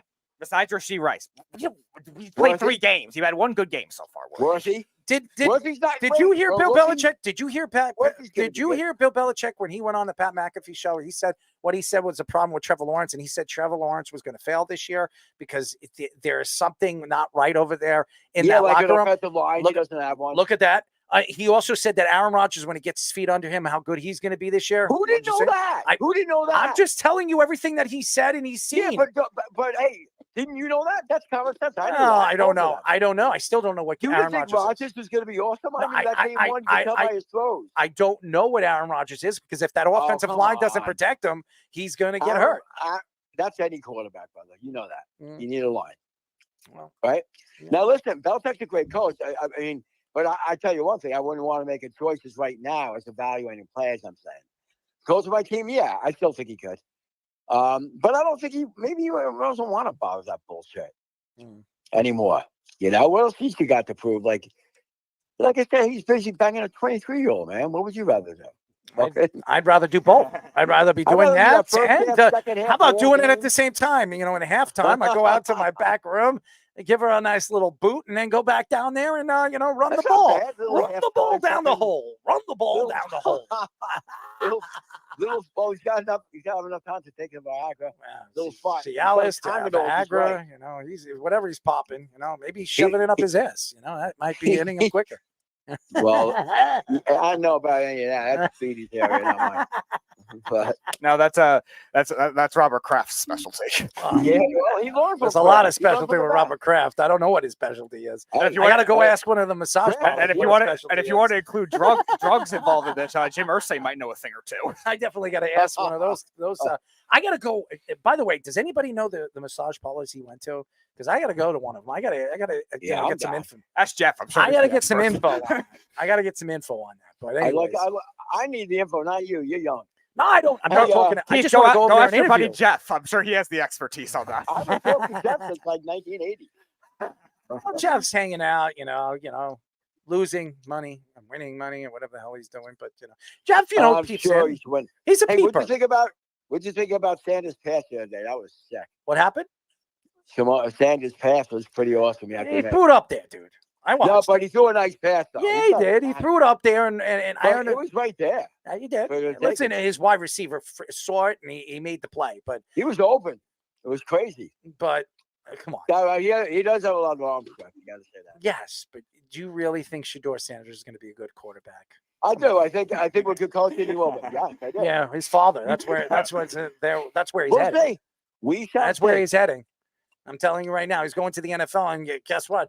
The guy that's tailing right behind him is the guy that said, "I'm never coaching in the NFL." Deion Who's that? Sanders. Oh, Deion no one's Sanders. going to hire Deion Sanders. Okay, we'll in see. the NFL. We'll see. You never know with Jerry Jones. Jared Jones will absolutely. Arrow, do you think he'd be a good NFL coach? I don't think he's a good coach. Period. He's not a good college coach. I don't think he's a good coach. Period. Be a good high school coach, maybe. I think he's a good coach. That maybe he should go and hang out with No, Robert he Kraft. should have stayed right where he was. We'll go. Trail the hanky. If you know what I mean. You do realize Jerry the Jones. chicken. Jerry Jones is the same guy Pull that the dog. fired Jimmy Johnson. Play with the ding and dong. held on to Jason Garrett for almost a decade. Yeah, Maybe he dyes the beard between his legs, Speedy. He likes to dye his other hair. Maybe he'll go bring back Barry Switzer.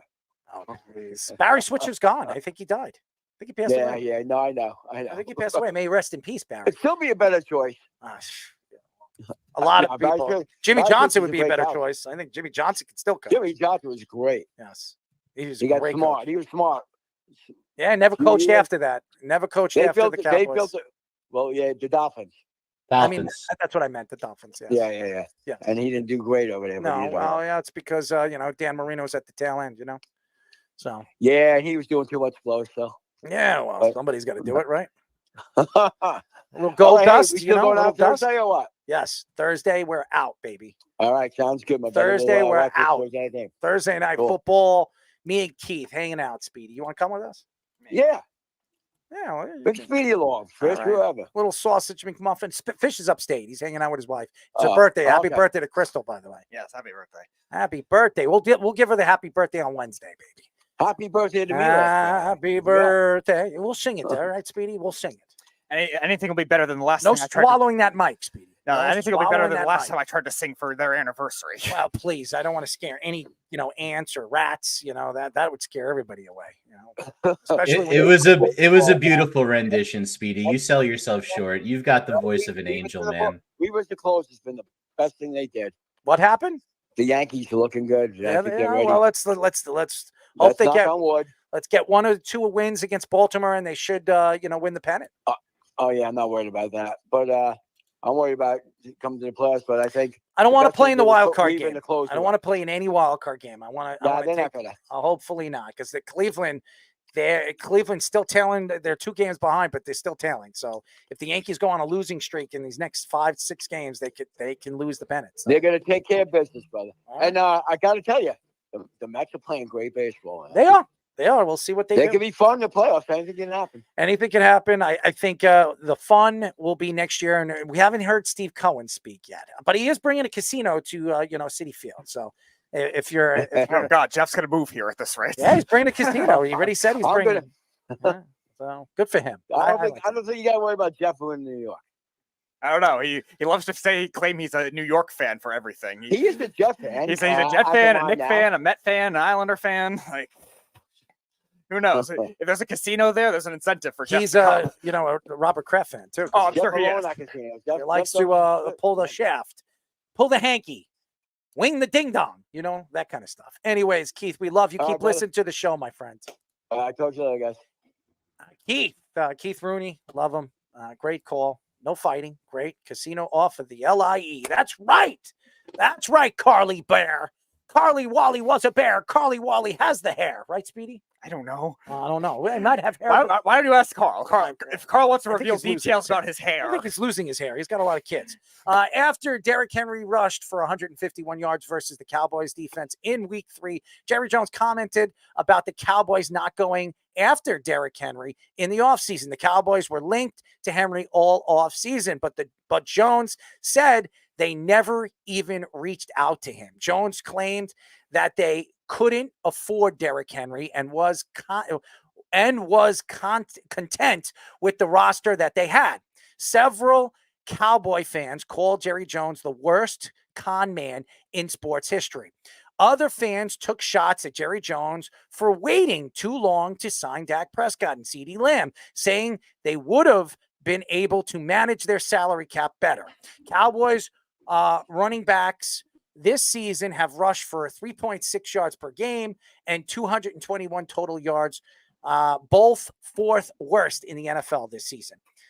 we all know Ezekiel Elliott is and Mr. Doubtful is not the answer right now at the running back position. And maybe why did they? Kareem Hunt was sitting there. Why didn't they go and make a run for Kareem Hunt? That made no sense. Don't worry, they brought in Jets legend Dalvin Cook. That's even better. I mean, first of all, why isn't Dalvin Cook playing? Dalvin Cook is better than any of these running backs right now. Maybe Mike Zimmer hates him so much that he won't play. I doubt that, but they brought him in because of Mike Zimmer. I believe that. Mike Zimmer must be loved done. Dalvin Cook. I'm sorry?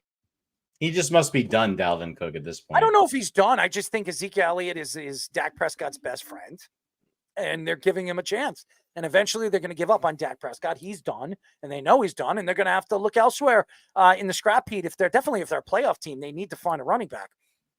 Here's the problem. And the whole Derrick Henry thing, of course, they're going to get backlash on this. The problem right now is the quarterback. And I'm not talking about Dak Prescott. I'm talking about their backup quarterback. They're paying Trey Lance $5 million to be a backup quarterback. And this guy couldn't be a backup quarterback on a high school team. Okay? This guy is not good. We saw him in the preseason. The guy didn't have one touchdown pass in the preseason. And he's making $5 million a year. Does that make any sense to you? And for the Beeve and all those Cowboy fans that think that Trey Lance is the answer over Dak Prescott, you guys are out of your damn minds.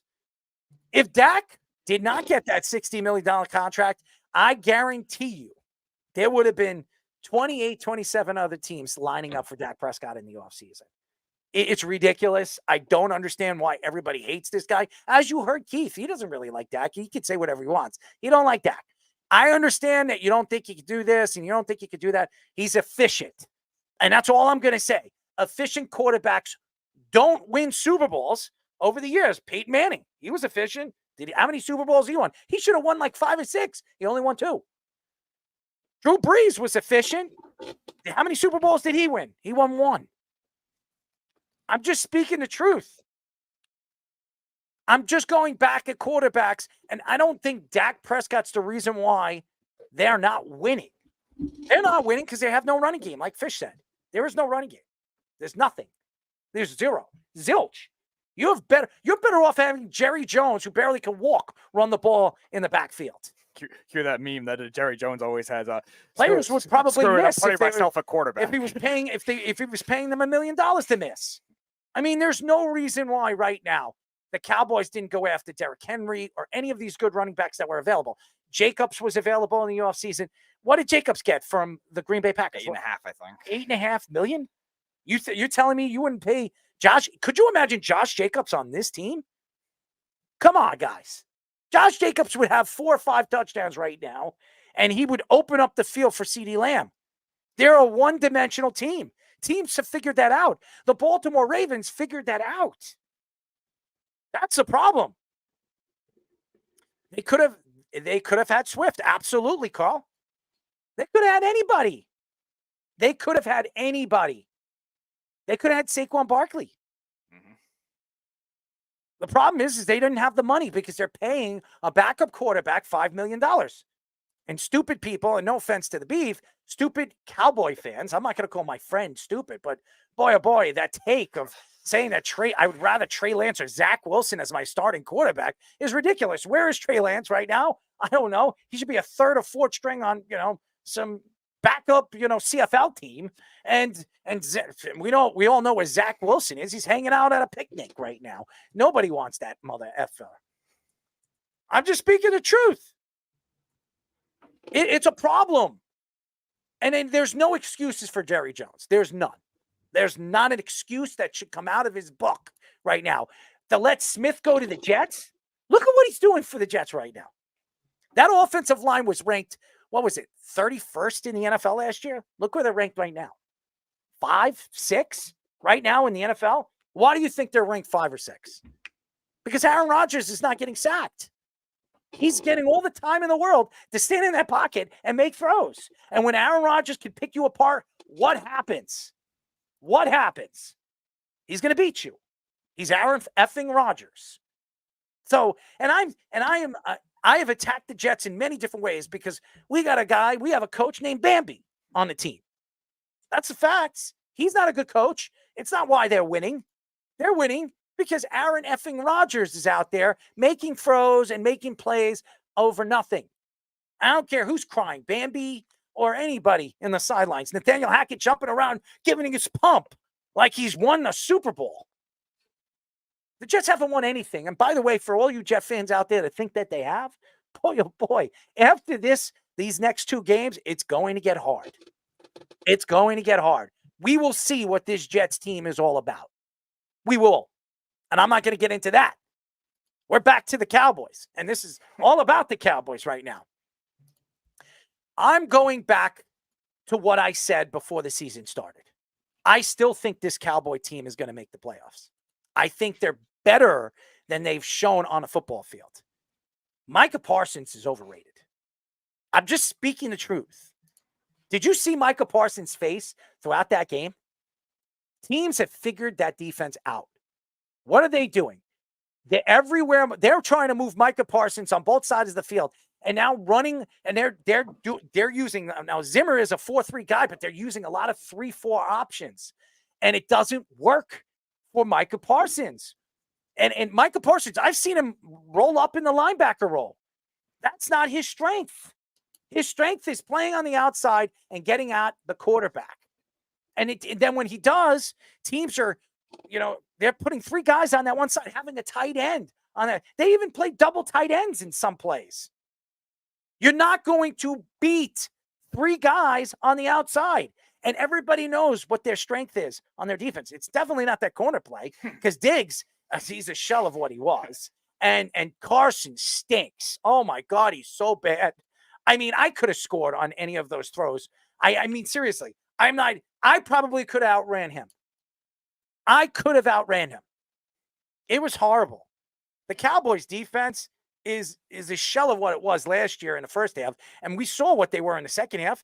Hence the reason why they got just completely annihilated by the Green Bay Packers. Yep. They were exposed badly in that Bills game last year after Thanksgiving. And then every team has used that kind of blueprint since then. I think besides And you know what the blueprint is? Run the ball because they can't stop the run. But you know what the blueprint is? Double team, triple team on Micah Parsons and let everybody beat us. Yeah, it's also sometimes, depending on the type of offense, you have quite the opposite. They'll decoy Micah Parsons, run to the other side. We've seen the Eagles do that a lot. We've seen the 49ers do that a lot. Besides Micah Parsons right now in their front 7, would you take anybody on your roster? Not anymore. They lost I rest my case. Not anymore. They lost pretty much their entire linebacking core. 2 I rest my tackles. case, ladies and gentlemen. Their nose tackle Zhu is pretty good, but he's not much of a pass rusher. And then they don't have much else besides that. And then, like you said, Mike Zimmer's trying to use Micah Parsons like they used Anthony Barr in Minnesota, and it's just not helping his game. Where's Mr. Smith when you need him? Where is our friend Mr. Smith? That's what I want to know. Mike Zimmer's the best. Mike Zimmer, the smartest defensive man I've ever played for you. Yeah. There was another Mr. Smith that they were hoping was going to be able to help them on that D-line. Mazzie Smith was their first-round pick from Michigan, and he has not done anything, and he's not going to make it. Doesn't look like he's hurt this year. He just hasn't been able to do anything. They're in a lot of trouble. That defense is too easy to stop. They're a sieve everywhere. They're poor tacklers. They pursue the ball very high. There were all these plays that could have been stopped. The Bateman touchdown should have been stopped. There were long plays along the sideline. They're just blowing easy things. It's really embarrassing. And Micah Parsons, it's not his fault. They're going to double and triple him. They're going to run away from him. They're going to throw on the other side of him. They're going to dictate formation to make it so that he can't impact the game. Kind of like how the Rams did to Fred Warner since everyone else was hurt on the 49ers. Would you trade Micah Parsons in the offseason? I mean, then you have nobody who's any good. So if you're going to bottom out, and get a first, you get 2 firsts for Micah Parsons. Then you have to. You would have to if you're going to rebuild. Yeah, you're not rebuilding because you have CeeDee Lamb and Dak Prescott. But if you want to rebuild that defense and you want to rebuild it quick, would you trade Micah Parsons for 2 first-round draft picks? Yeah, you'd have to. The way that they're how weak they are, you save money. You save money. You need a corner. For sure, need a corner. They need another kind of interior pass rusher, a defensive tackle type. Not so much a nose, but a 3 technique who can get in like Marcus Lawrence used to. This is the defensive draft to do it. I mean, why not? I mean, there are other teams that have first-round draft picks. How about the Bears? The Bears always looking for, a superstar defensive player. We all know Khalil Mack. He was there. I mean, there are guys out there. There are teams out there that have double the draft picks in the first round. If I were the Cowboys and knowing that I need to rebuild this defense and get younger, I trade Micah Parsons. Pittsburgh's willing. If Pittsburgh's willing to give up two first rounds in a second, a first and a second this coming year and a first the year after, I do it. He wants to go to Pittsburgh. Why not? Why not do it? I mean, Pittsburgh's loaded anyways. Oh yeah. I mean, maybe they get Queen on that trade too. Get Queen in that trade as well. Or Highsmith would make a lot more Or sense with the Highsmith. edge, yeah. Maybe get Highsmith the first and a second. Yeah. And you get your edge guy and you get the first round draft pick. Then you have 2 first round draft picks, including your own, and a second. And Micah goes over there to Pittsburgh where he wants to play. You probably get Highsmith at maybe like 2/3 of the price of what you have to pay Parsons. What was the last savvy move Jerry Jones made, though? I can't remember the last time he did something this creative. I'll make the trade. I'll go out there and make the trade. I'll do it. I'll go out there, Jerry. Just step away. Step away. I've got this. Pull your underwear down. Play with the 23-year-olds or whatever the hell you're doing in the background. Call Bill. Yeah, you and him can hang out with Rob, and I'll take care of everything. And I'll just make the trade. I'll say, you know what? I'm going to reach out to Pittsburgh. I'm going to make this trade. I'm going to trade Micah. I'm going to get a first. I'm going to get a second, and I'm going to get Highsmith. And by the way, after that, I'll get I'll get some cheerleaders from the Pittsburgh Steelers too, and I'll have my little fun after that. Which Jerry Jones will try to do, but then realize they don't have any. Yeah, that's true. I mean, the cheerleaders of the Cowboys are all like drill sergeants. Did you ever watch that Netflix thing? It's crazy what they do to those girls over there for $50,000 a year. Yeah. I mean, it's crazy how they got to go on these diets. They got to have a certain body fat. It's disgusting. It's crazy. By the way, it's 14-7. Watch if the Bengals lose this game. They're done. Season's over. If they lose this game, there's no way. How many teams come back from an 0-3? Not many. I think only 5 have made the playoffs since the merger. And this is why I didn't play T. Higgins, because T. Higgins is not going to be. But next week, T. Higgins is going to be used a lot more. And that's when I'm going to start T. Higgins. But they need T. Higgins in a bad way. Jamar Chase is he's getting double teamed. And teams know that's their strength, is just throwing the ball down the field to Jamar Chase. But God, I'm sorry, Fish. By the way, you know what? Before I get you, Fish, I'd like to hear what Tommy Scoops has to say. I mean, it's interesting. I know he's been waiting to do a sports minute. I know you hate the Cowboys, and you all hate the Cowboys because you're Giant fans. And look at the smiles on these Giants. All you wear the Giants hats except this guy right over here. But your thoughts to the Jerry Jones situation with the Derrick Henry, not bringing Derrick Henry in the offseason. I mean, you definitely do have to think you kind of shot yourself in the foot a tiny bit for the fact. Bit. That is a big bit. A big bit. Yeah, it's a big bit. So, I mean, Speedy's little bit, to the big bit. I mean, I'm just going to usher it again, too. What is this Cowboys backfield right now? This is that one last hurrah backfield with Dalvin Cook, who, like I said, I don't know why he's in this backfield with Ezekiel Elliott. So he hasn't even stepped on the field. No, he hasn't. I completely forget that he's on the team, honestly. So that's one issue right there. But like I said, too, look at the work that Derrick Henry has doing. I mean, this is going to be kind of similar to how the whole Saquon Barkley and Giants thing is going on. This man just ran 151 yards and 2 touchdowns on you. That's you guys missed out on that very, very quite well. And Jerry Jones I don't know. Jerry Jones has been kind of annoying lately. I mean, lately, yeah. I mean, personally though, recently within the last this whole drama with the CeeDee Lamb situation, the whole drama with the Dak Prescott situation, it's what is he doing? It's I personally don't agree with a lot of the situations that he has decided to kind of deal with it or issue it out. So I mean, this Derrick Henry right here, this kind of proves it that Fish always was saying it too throughout the season too. The Cowboys did absolutely nothing. And this is absolutely proving it with missing out on Derrick Henry. Just so you guys know, the top 5 rushers right now in the NFL: Saquon Barkley, number 1. Jordan Mason from the 49ers, J.K. Dobbins, who everybody gave up on from the Chargers. Who would have thought that? Alvin Kamara and Derrick Henry. So Alvin Kamara, who everybody thought was done. Derrick Henry, everybody thought they was done. Saquon Barkley was getting overpaid. Jordan Mason, nobody even heard of. And J.K. Dobbins, everybody thought was done. And Derrick Henry, think about it. Derrick Henry struggled his first 2 games. Let's just say even more about the Cowboys defense. Just think about that. Just think about what we just said. Isn't it just a great guy to root against, though, Jerry Jones, this oil tycoon who, I'm old enough to remember a couple of years ago the fact that somehow he doesn't get Me Too'd with all of the videos and clips where he's got his slip hanging a little bit, and a 20-something-year-old, maybe if she's in her 20s, girl messing around with him. Pretty sure he's married, or at least not supposed to be doing that in the office of the Dallas Cowboys. This is a guy that's a dirtbag. Listen, let's just face it. And that's the dirtbag franchise ever since he's owned them. And I don't feel bad at all that they suck. It makes me super happy that they suck. They deserve it.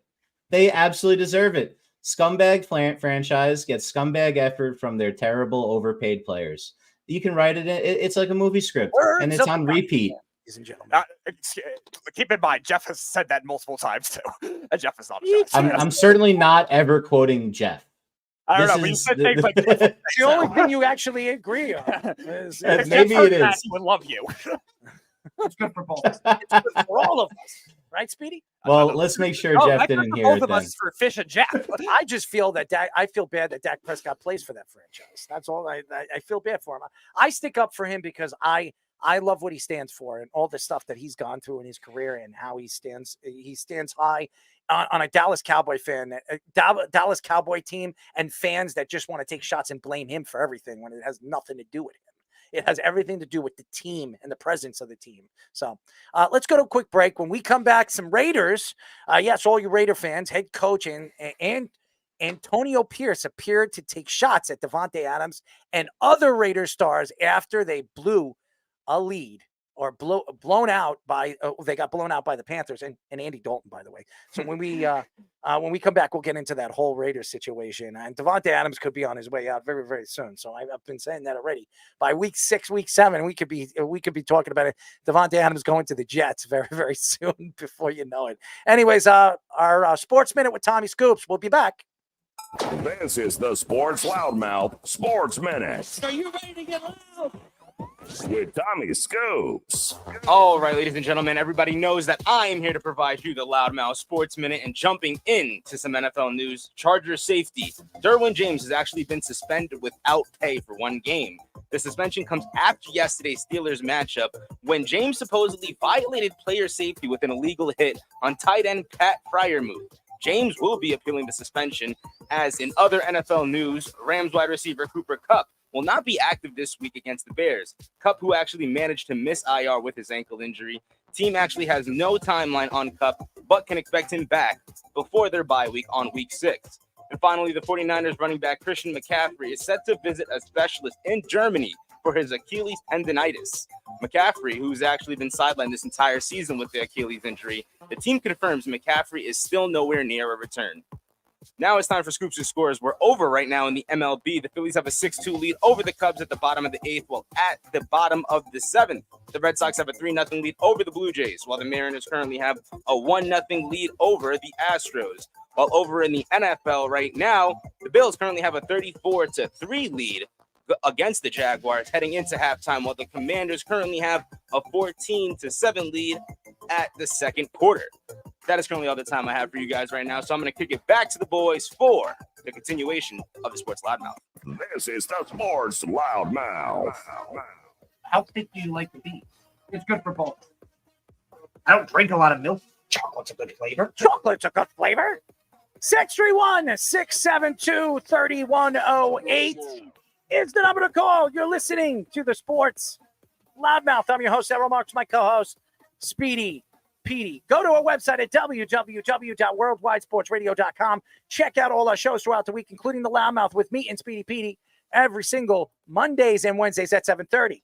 Remember, you can hear us and look at us and, play with Speedy. Anything you want to do, if you want to look at him and play with him or twiddle his thumbs. You, Speedy, you know about twiddling thumbs. Whatever he likes to do in his spare time. You can go to our website at www.worldwidesportsradio.com and you can find him and maybe twiddle his thumbs. Anyways, it's crazy. And by the way, the Buffalo Bills right now are up 34-3. 34-3 at halftime with the Jacksonville Jaguars. I'm sure Trevor Lawrence and that contract is not looking good. That is not looking good for the Jacksonville Jaguars. I didn't. First of all, he had 2 years left of his rookie contract. I would have waited at least till the end of this season to figure out if he was worth the money that they're giving him. I think that's going to absolutely smack him in the face, just like Deshaun Watson is smacking the Browns right now in the face. It's crazy. It really is. That's a lot of money. Let me give you first half numbers on Josh Allen and Trevor Lawrence because it's like unbelievable. Josh Allen, 22 of 28, 247 yards, 4 touchdowns, 3 carries, 22 rushing yards.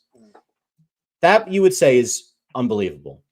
Trevor Lawrence. He's going to throw like 400 yards in this game if he keeps it up.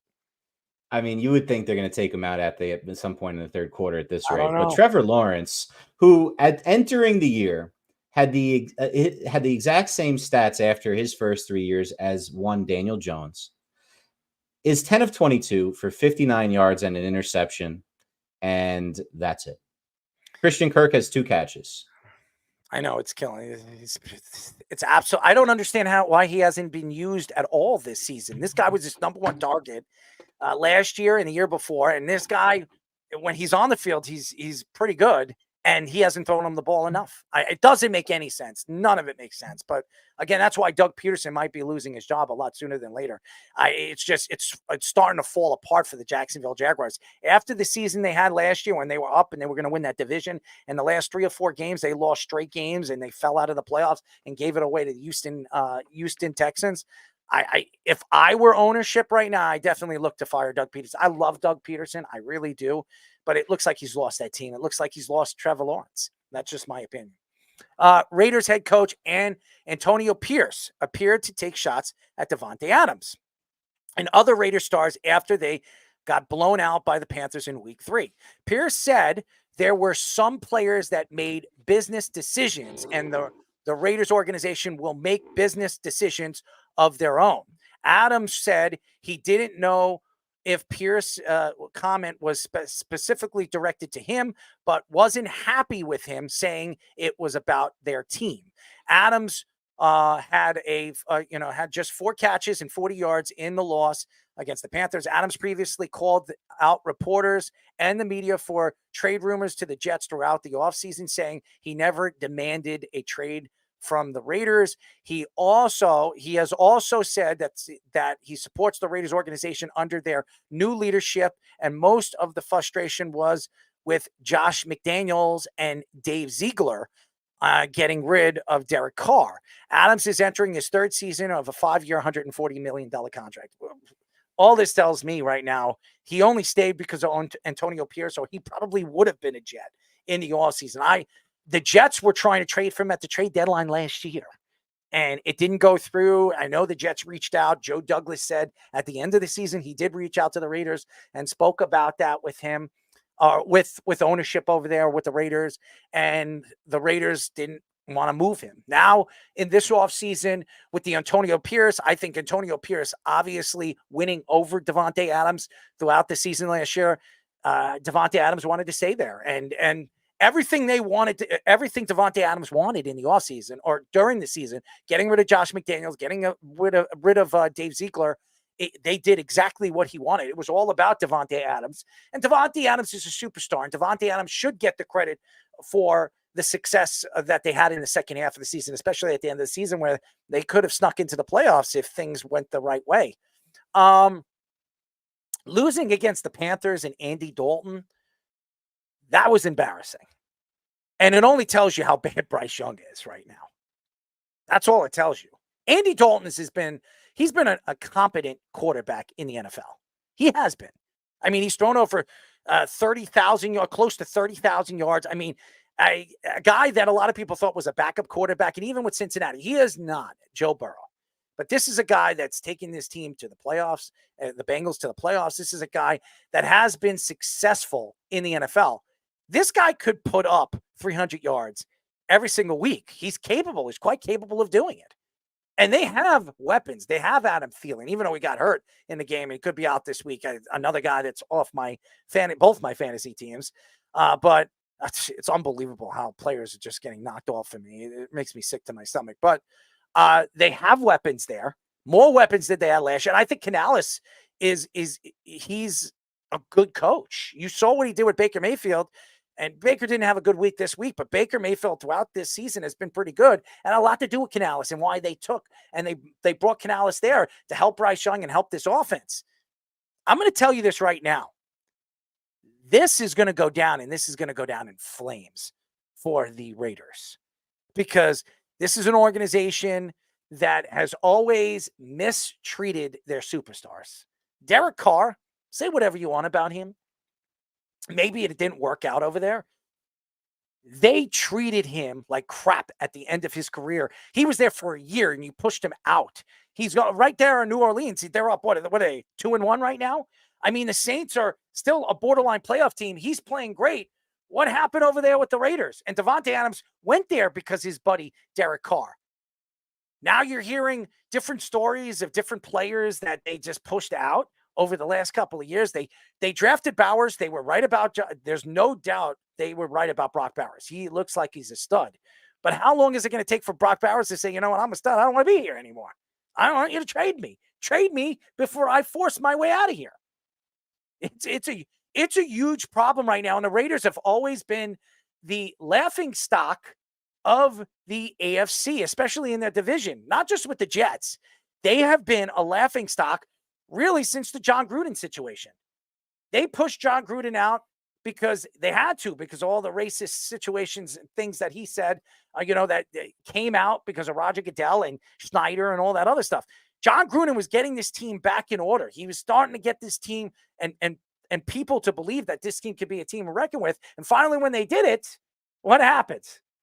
He gets fired, and this team brings in a guy like Josh McDaniels, who's like an absolute failure. It's horrible what's going on with the Raiders organization. I'm telling you right now, if you don't think Davante Adams is going to be asking his way out of here very soon, you're sadly mistaken. He will be asking his way out of here, and it's the Jets. It's no question. I'm not saying because I'm a Jet fan. It's just the factual thought right now is the Raiders are not going to get what they want for Davante Adams because of his contract. So the Jets are going to have to finagle something that's going to be able to get Davante Adams here. So they're obviously going to have to get rid of Mike Williams and get rid of certain players, or maybe keep Mike Williams, or maybe guys take pay cuts or something like that. They're going to have to do something. But if it costs them an opportunity to not bring in Davante Adams and win a Super Bowl, the Jets will not do that. They're going to do everything they can to get this guy over here. Now, Antonio Pierce taking shots at Davante Adams as early as he has, especially what they did the week before. I mean, to me, it only tells me one thing. It's going to be a short stay over here. It's going to be a short stay, because if Davante Adams, your superstar, doesn't like you and you're throwing your superstar under the bus, how long is it going to take Mark Davis to say, you know what, I don't want you here anymore? He barely got the job. It's the truth. Everybody that said, oh, he won the job. No, they still interviewed people. Yeah, nobody wanted it. Nobody wanted the job. Nobody wanted the job but Antonio Pierce. And that says a lot about this organization. They don't have any quarterback. They got nothing.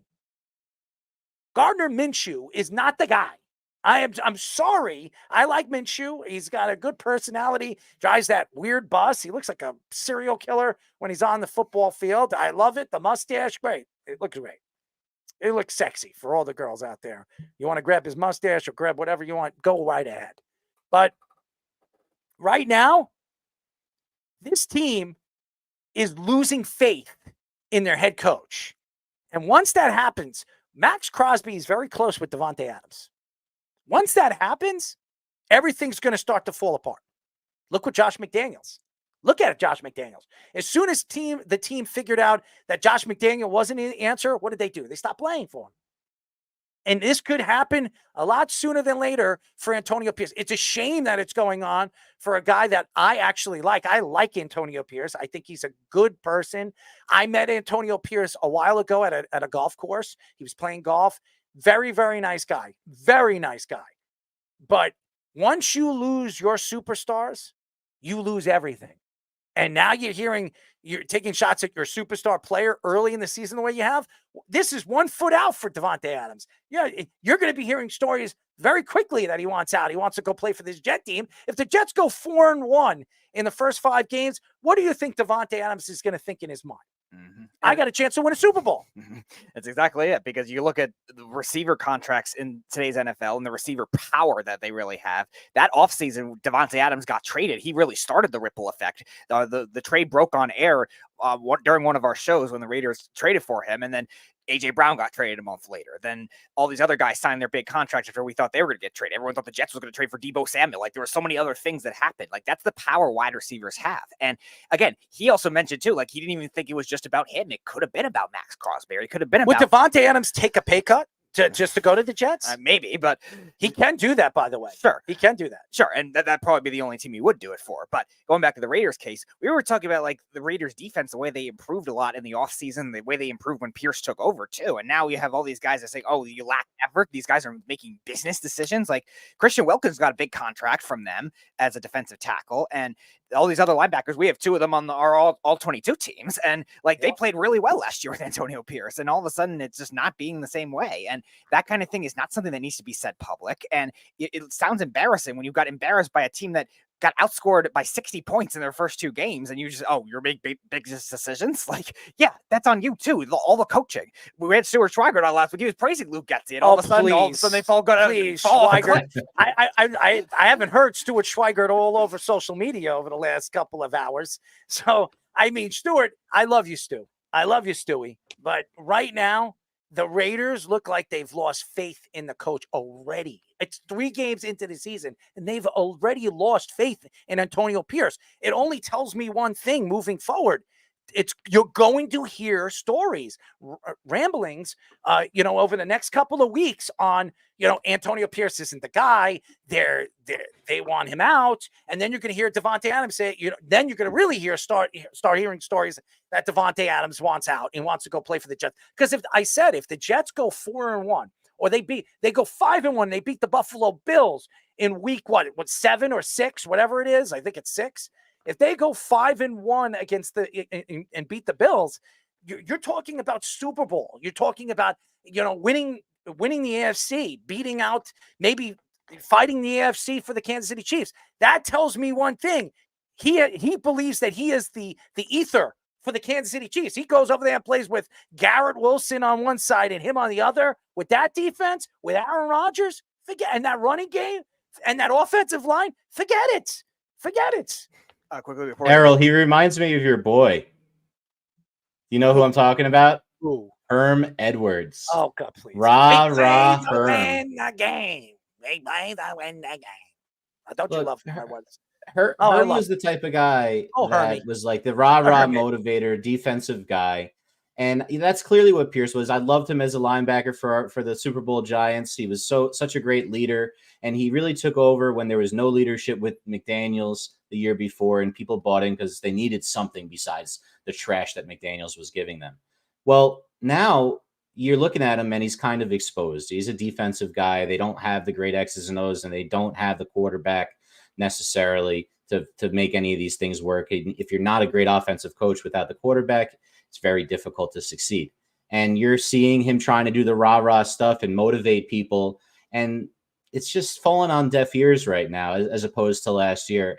I mean, if it wasn't for Doug Peterson's collapse tonight, I would say Pierce is the first guy to get fired. But I hate to say it. I really like him. And I think if he was maybe in college, the rah-rah stuff would be better off, and he can get guys that can scheme a little bit better at that level. But right now, it just doesn't look like it's working, boys. We're going to go to a quick break, but I want to say something. I don't know what's going on with the Bengals, but if the Bengals lose this game against Washington will be 2-1. Add him to the list, Fish. 2-1. I mean, they could. Washington, Jaden Daniels looks fantastic in this game. I mean, I said that he could be the best quarterback in this class, but I think it's Caleb Williams, Bo Nix, and Bo Nix looked pretty good this week. He did actually look really good this week.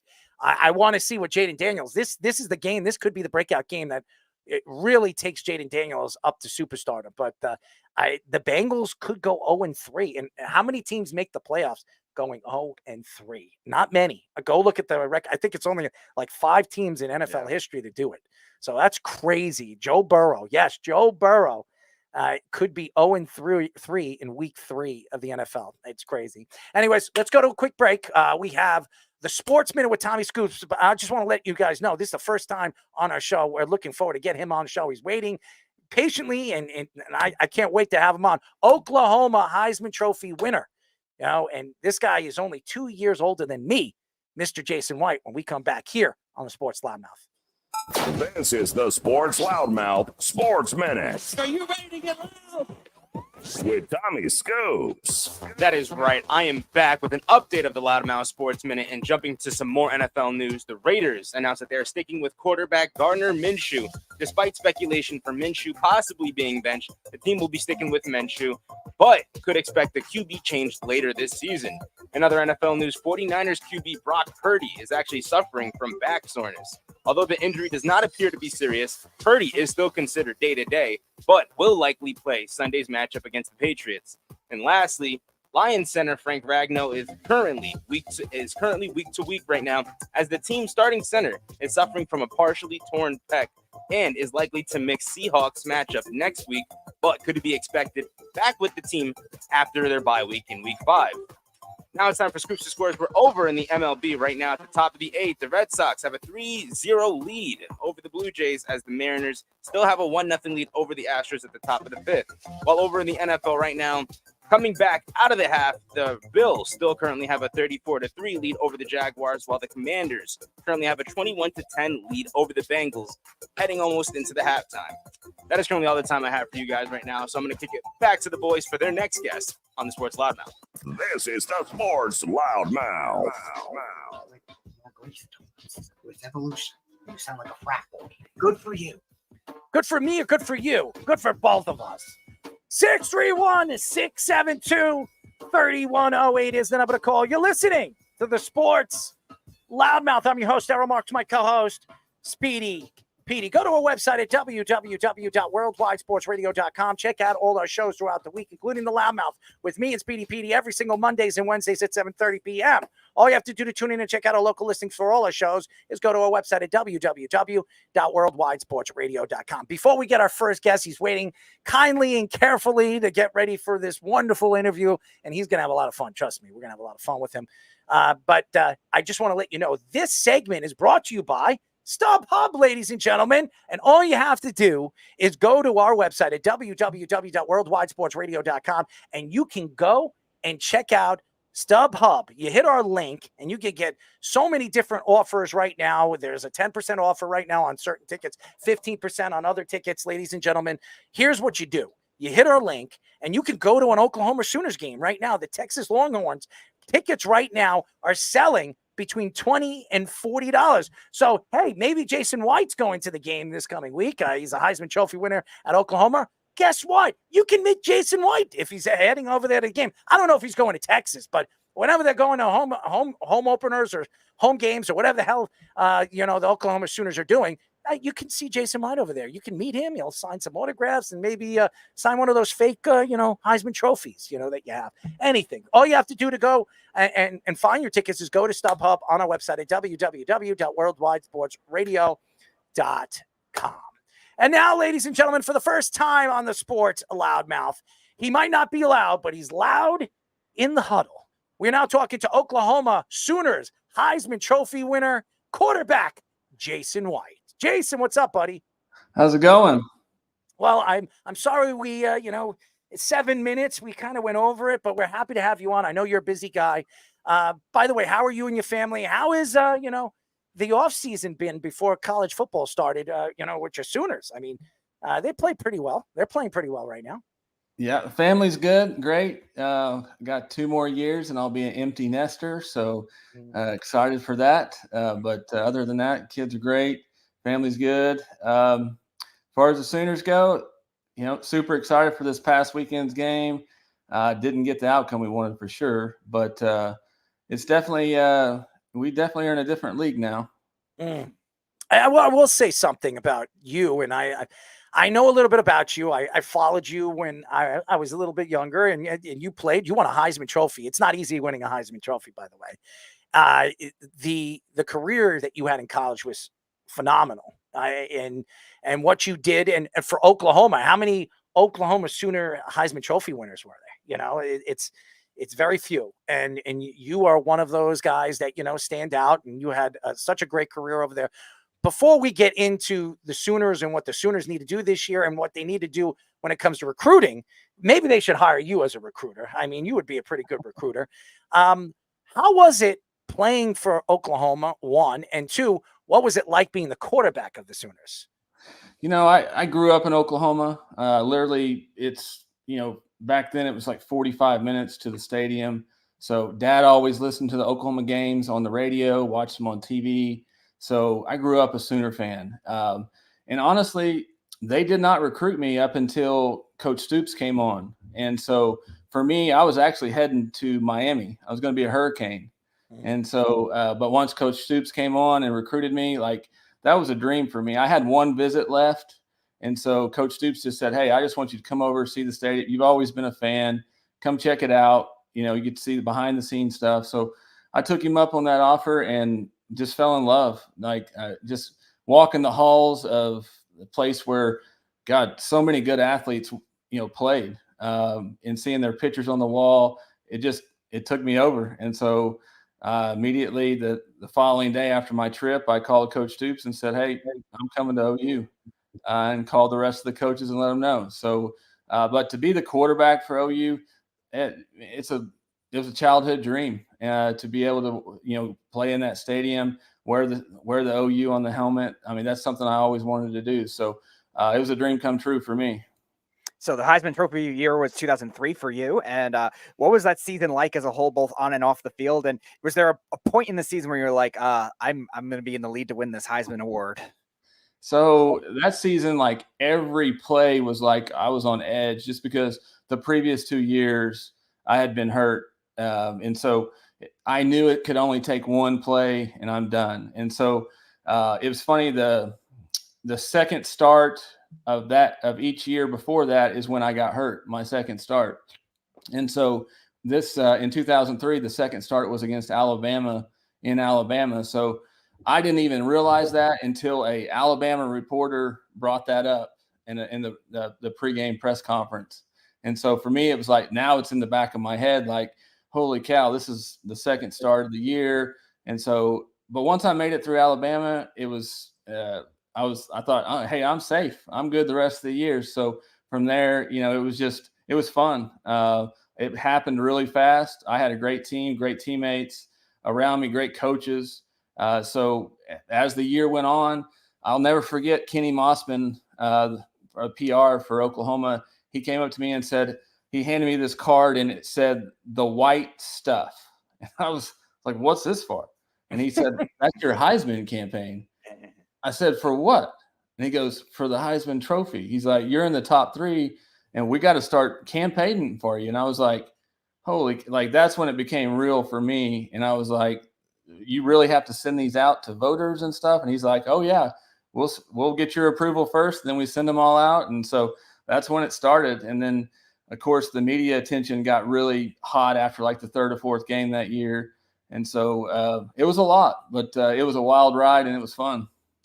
We are talking to former Oklahoma Heisman Trophy winning quarterback, Jason White. Jason, in 2004, you had a pretty good season. You were actually a runner-up, and very few Sooners have ever done that. As a matter of fact, you're the second player after Archie Griffin to be honored like that. I don't know if you know that. I mean, you probably do. But a guy that you were runner-up from was Adrian Peterson, a running back that you played with, one of the greatest running backs to ever play the game. What was it like playing with one of the greatest, I believe, running back to ever come out of college? I always tell Adrian this. I still randomly talk to him, tell him this all the time. Adrian made my last year as a Sooner the best year ever. And the reason I say that is he came in and took all the attention off me. And I loved it. Instead of asking for me for media after practice, they were asking for Adrian. And so it really lightened that load. And it also lighten the load on the field. To be able to have that guy 7 yards deep, knowing that he can run wherever he wants to run, it made it tough on defenses. So when they started stacking the box, playing the run, that opened up the back end for me. So I loved it. I loved having him on the team. He's a great team player too. I always refer back to the OU Texas game that in 2004. Their defense was based to stop our pass game, and I mean they were dropping 8. There was no lanes to throw, and so Adrian had a heyday. I don't know how many yards he ran for, but it was quite a few, and we ended up winning. But just like that, I mean, they took away the pass, and we got a guy like Adrian Peterson running the ball. I mean, that was amazing. So Oklahoma and Texas, obviously, first year in the SEC for them, getting to play with a lot of those big opponents. You were talking about they were losing to Tennessee last week, unfortunately, but Tennessee is a great team too. So what do you think the impact for that will be in college football and like these super conferences that are being formed now? You know, I think it's really good for Oklahoma and Texas. I mean, I think there's so many benefits to it. I think it is a change? Absolutely, especially after watching this game this past weekend. I mean, they're going to have to play every single down as hard as they can. They're more physical. The SEC is more physical. It's just something that OU in Texas is going to have to step up and accept the challenge. But I think it's good. You're going to have great games every weekend in the SEC. For TV, I mean, college football fans, just like the Oklahoma fans, they're excited to go to new stadiums. Like I know a lot of guys are planning trips to LSU and Ole Miss. So I think it'll be great for everybody. Jason, obviously you played in the national title game in 2004 against the Trojans. You know that USC Trojans, some people say, is one of the greatest college football teams of all time. Matt Leinart and Reggie Bush and Pete Carroll. What was it like playing in a national championship and playing against a team that good? Well, I was fortunate enough to play in 2003 against LSU in the national championship. It was a lot closer game than the USC game, but to play against USC, Reggie Bush, Matt Leinart, all those guys, man, I knew after we drove down, scored the very first drive, and it was like, but I was running for my life the whole time, and I knew we were in trouble whenever I would come to the line of scrimmage, and we always called 2 plays in the huddle. And when I got to the line of scrimmage, I would check to the play that the defense gave us. And so whenever I was, yelling check or audible into something else, the USC linebackers were telling where I was going, like they knew. And so I was like, holy cow, like these guys, they know where we're going. And I told coach that, but they were prepared. They were the better prepared team that night. To this day, I mean, I always tell everybody I don't like to talk about that game. Sorry, but it is. I was just fortunate to be there, and like I said, we were playing against a really good USC team, and that night they were the better team for sure. Oh, Reggie Bush was lightning fast. I thought when I watched Reggie Bush play college football, I was like, that guy is the fastest guy I've ever seen. And now you watch Tyreek Hill, you watch Xavier Worthy, you see all these guys running in the combine. They're running in like 4 seconds flat or 4.2 seconds. It's ridiculous. One calls himself the cheetah, the other one calls himself like I don't know what he calls himself, but whatever. I mean, it's unbelievable how fast these guys are. And then you watch Reggie Bush. At that time, I'm like, oh, that guy's the fastest guy I've ever seen. And still to this day, I don't think I've ever seen anybody faster in college football. Yeah. So I remember, all year we watched him, throughout the year on the highlights and stuff. But to see that in person, he broke one in the national championship game down the sideline. And I remember standing right there. He ran right by me. And I was just like, it's so much faster in person than it is on TV. And I knew, the guy was amazing. I mean, and not only was he fast straight, he was fast side to side too. And so, it just made him an electric player. So a lot of controversy this offseason was about the Heisman with Reggie Bush getting it back. Johnny Manziel made some comments, and finally the NCAA decides to reinstate him. Reggie Bush wouldn't go back to the USC program. What are your thoughts to all that craziness? I'm really glad he got it back. I understand his point behind it, but I think Reggie earned it on the field. I don't think whatever they said he was doing, I don't think that helped him become a better player on the field. He earned it. He earned it on the field, and I'm really excited to have him back in the fraternity for sure. He's a good guy. He's a good Heisman Trophy, guy to have, and so for him to get it back, I think they did the right thing. You know, by the way, we are talking to former Oklahoma Heisman Trophy winner Jason White, obviously a successful quarterback in college. And I had some knee injuries. If he didn't have any knee injuries, maybe he plays in the NFL, but, things happen, but had a sensational career and is doing big things off the field. But you look at the game now, at college football to be exact, and now you're looking at the portal, and then you're looking at, players making money. And I thought for years, college players should be getting something off their autographs. If these schools are bringing in these top recruits and they're making money off of it in the bowl game, why aren't the players bringing it in? They're not getting in. Some of them don't finish the college education, and some of them don't get a chance to finish the college education because they go right to the NFL. Do you believe that when you were playing, college players should have been making money off their own names? Absolutely. I think that it brought a lot of money to the universities. And I do think that there could be a little bit a better way to do it. Maybe where, maybe all freshmen got X amount, all sophomores got a little bit more, juniors got a little bit more, and seniors got, the top. And then have some bonuses in there for championship games, conference championship games, graduating early, carrying a certain GPA. I think there's a little bit better way to do it. So it's throughout the entire team rather than, your big time players getting all the money. But if you look at all those big time players, they're sharing it with their team. I know Caleb Williams did it for his linemen. I know, Danny Stuntsman just did it for all the walk-ons. So these guys are sharing it. And I think that's the true meaning of a team player. But like I said, I think if everybody had like a set limit, hey, you're going to get this each week, and it varied by your class, I think that would be a little bit more even.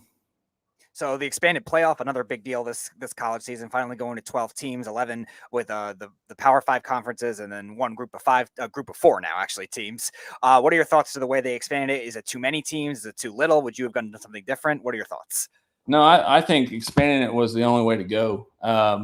Just having the 4 teams, I think you're just going to get a true championship team out of expanding it.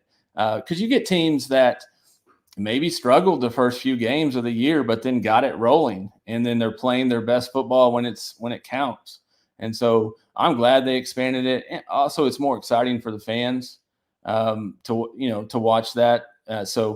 I think they're going to get the true champion now. I can only imagine there's teams that were probably playing their best at the end of the year that just didn't quite make it. And that team probably could have competed for the national championship. And so I think by expanding it, you're going to get like your true championship team. Jason, we're a funny group of guys here on the show, and I am a nut job. And anybody that knows this show or listens to the show knows that I have taken shots at many different people in the past, not only playing college football, but in the NFL. Deion Sanders is a guy that I can't stand. I respect his talents. I respect all his craziness on and off the football field, and even off the baseball field. By the way, he sucked at baseball. I'm tired of people attacking me on social media about his baseball career. He wasn't that good. Stop it. Stop telling me, oh, well, he went to the World Series. It wasn't him that did this, and they made the playoffs or whatever. I don't want to hear about the Atlanta Braves and what he did. Oh, he played multiple sports. I don't want to hear it. Deion Sanders, this is a guy that speaks highly of himself, highly of his sons, and says a lot. He said a lot after he came from Jackson State. He goes to Colorado. We're gonna be champions. Last year they won 4 games, and this year, what's their record, Speedy? What are their record? 2-3. I believe. 2-3. Okay, they've won 2 games out of 5. All right, and this guy is still talking, and he was another guy. This is the same guy that Deion Sanders said, "I will never coach in the NFL." Meanwhile, he was interviewing for NFL jobs in the offseason. What does that tell you about it? I can't stand what Deion Sanders and his sons say, not only to the press, but what they say and throw players and throw his own teammates under the bus. What are your thoughts, his coaching ability? What are your thoughts to his son, who is supposed to be a leader but throws certain people under the bus? It doesn't matter if they're teammates or other players from other teams. Yeah, I don't think that if you wipe away all that stuff, if you wipe away throwing the guys under the bus or constantly focused on themselves. I think he's doing good to teach young men. And, there's a lot to be said about that. And so, when I see him take a guy under his wing and really, coach him up, and not only on the field, but off the field, like that's what it's about to me. And yeah, I'm not, obviously, if you watch me play, I'm not a flashy guy. I'm not going to go, dance in the end zone. I'm not going to do any of that. But I will say there are guys that's them, and that's okay for me. And so I feel like if you wash all that, all the social media, all that stuff out, and you get down to the true person that he wants his team to be successful. He wants every player to be successful. Like, I'm okay with that. And so if as long as he's changing the lives of some of these players, like that's what counts to me. Interesting. So right now, the landscape of college football right now, do you think there's an obvious powerhouse right now? And who do you think should be the favorites, maybe top 4 or 5 teams looking ahead into the season? Well, I definitely think Georgia's up there. They're always good. They've been in the last few years. I feel like Alabama's down a little bit, which is kind of rare. But obviously they lost a great head coach. I really think after watching Tennessee play, they have a really good offense, and their defense was a lot better than I thought. And so I feel like that they're going to win a lot of games this year. But you got let's see, Texas. I mean, although I'm not supposed to root for Texas or say anything good about Texas. I see you're struggling to admit that right now. You can't ignore it. I mean, they're a really good team. And, I really think that with, Arch coming in and showing what he can do, that makes it even worse because, I don't know what will happen when Quinn comes back, but he's a good player. We got 2 really good quarterbacks. So, I really think Texas is in for a long run. We are talking to former Oklahoma Heisman Trophy winner quarterback Jason White. And by the way, I'm not going to say this, but I'm calling them my Oregon Ducks. Okay. I'm not an Oregon fan. I am a Seminole fan growing up, but I've fallen in love with this team. I really have. And one of the reasons why is I love Mr. Lanning. I think he's one of my favorite coaches right now in college football. He's energetic. He knows how to drive people. He comes out, he sticks up for the players, and there are not many guys that have done that. I mean, Nick Saban, he doesn't like the portals. He doesn't like the players making money. Dabo Sweeney has thrown the players under the bus, thinking that the reason why the coaches are making the money because they deserve it. Danny Lanning came out and said something very, very interesting last year after the season. He says, if we're making tens of millions of dollars, why shouldn't the players make it? So what are your thoughts to Danny Lanning? And what is your thoughts to the Oregon Ducks? They're 3-0. I think the Oregon Ducks could go all the way this year. Yeah, no doubt.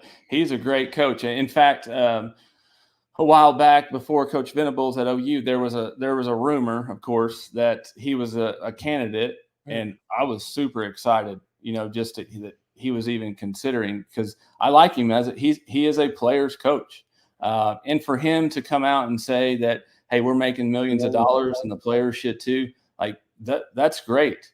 Because I know a guy like that's probably going to have some things in place to help these kids manage that money. He's going to make sure that these guys aren't misusing it or just blowing it. So he's probably going to have something in place to help them manage that. So, but you're right. I didn't mean to leave Oregon off my list, but they've been in the top for a long time now.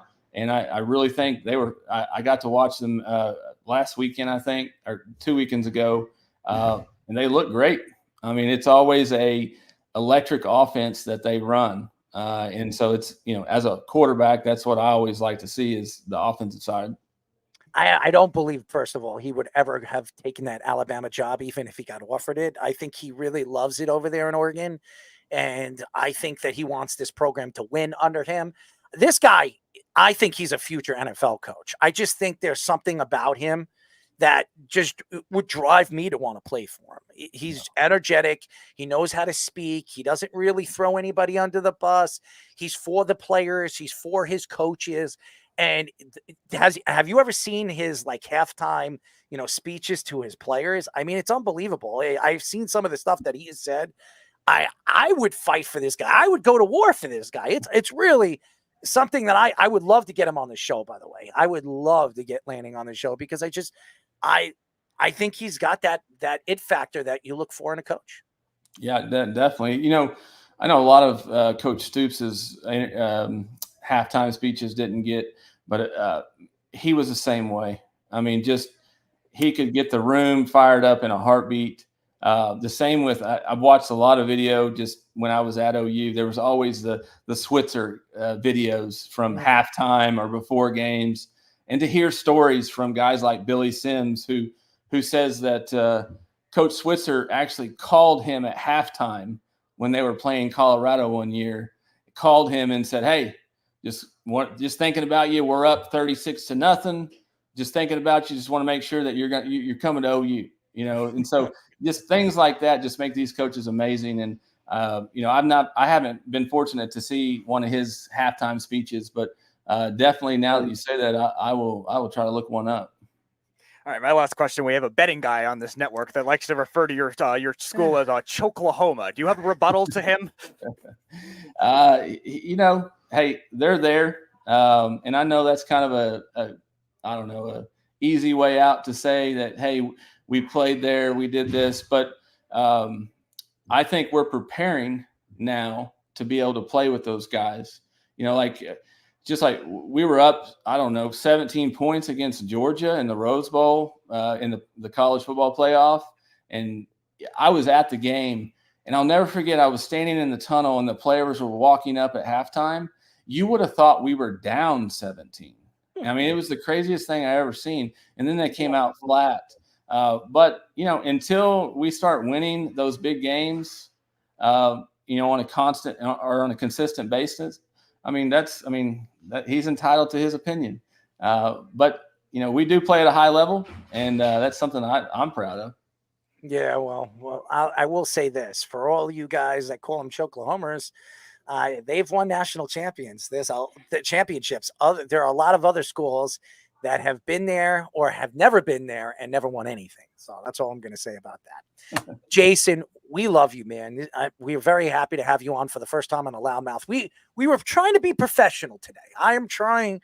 You know, there are times. Listen, we are professional all the time, but I like to have fun with our guests. But you know, you're a former. Well, haven't we had a Heisman Trophy winner on our show? I think we do. I think we have, but nevertheless, we love you and you speak very kindly, and that says a lot about who you are as a player and what you have done, not only for the Sooners, but as a Heisman Trophy winner, what you stand for. And so we really appreciate the time, and we'd love to get you on again. Yeah, no problem. Thanks for having me. Enjoyed it. And anytime you just let me know. All right. Jason White, ladies and gentlemen, Heisman Trophy. Jason White. Could you do the Heisman Trophy stance? Could you do it? Come on, give us your Heisman. There it is. There it is. Something like this. We got to stand up. We got to see it. We got to see it. We got to stand up. Oh, yeah. There it is. There it is. Yeah, flex. Give us a bite. Let's see your tricep. Let's see your tricep. Okay, here we go. Oh. You got bigger arms than you did when you played college football. That's for sure. Yeah, for sure. What happens when you become a dad? Exactly. Yeah. A lot of holding the kid and cradling the kid. You know. That's right.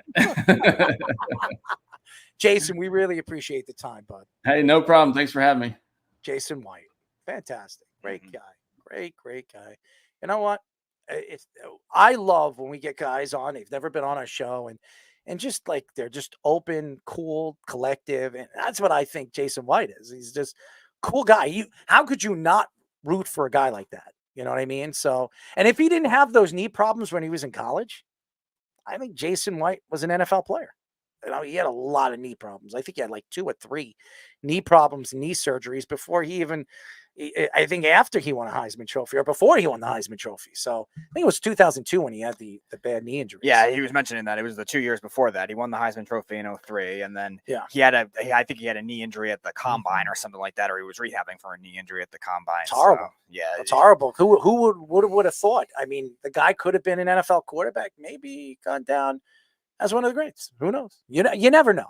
I know. Look, Tom Brady was drafted at 199. He was a 6th round draft pick, and he's the greatest, Some people say he's the greatest quarterback of all time. I won't. I will never do that.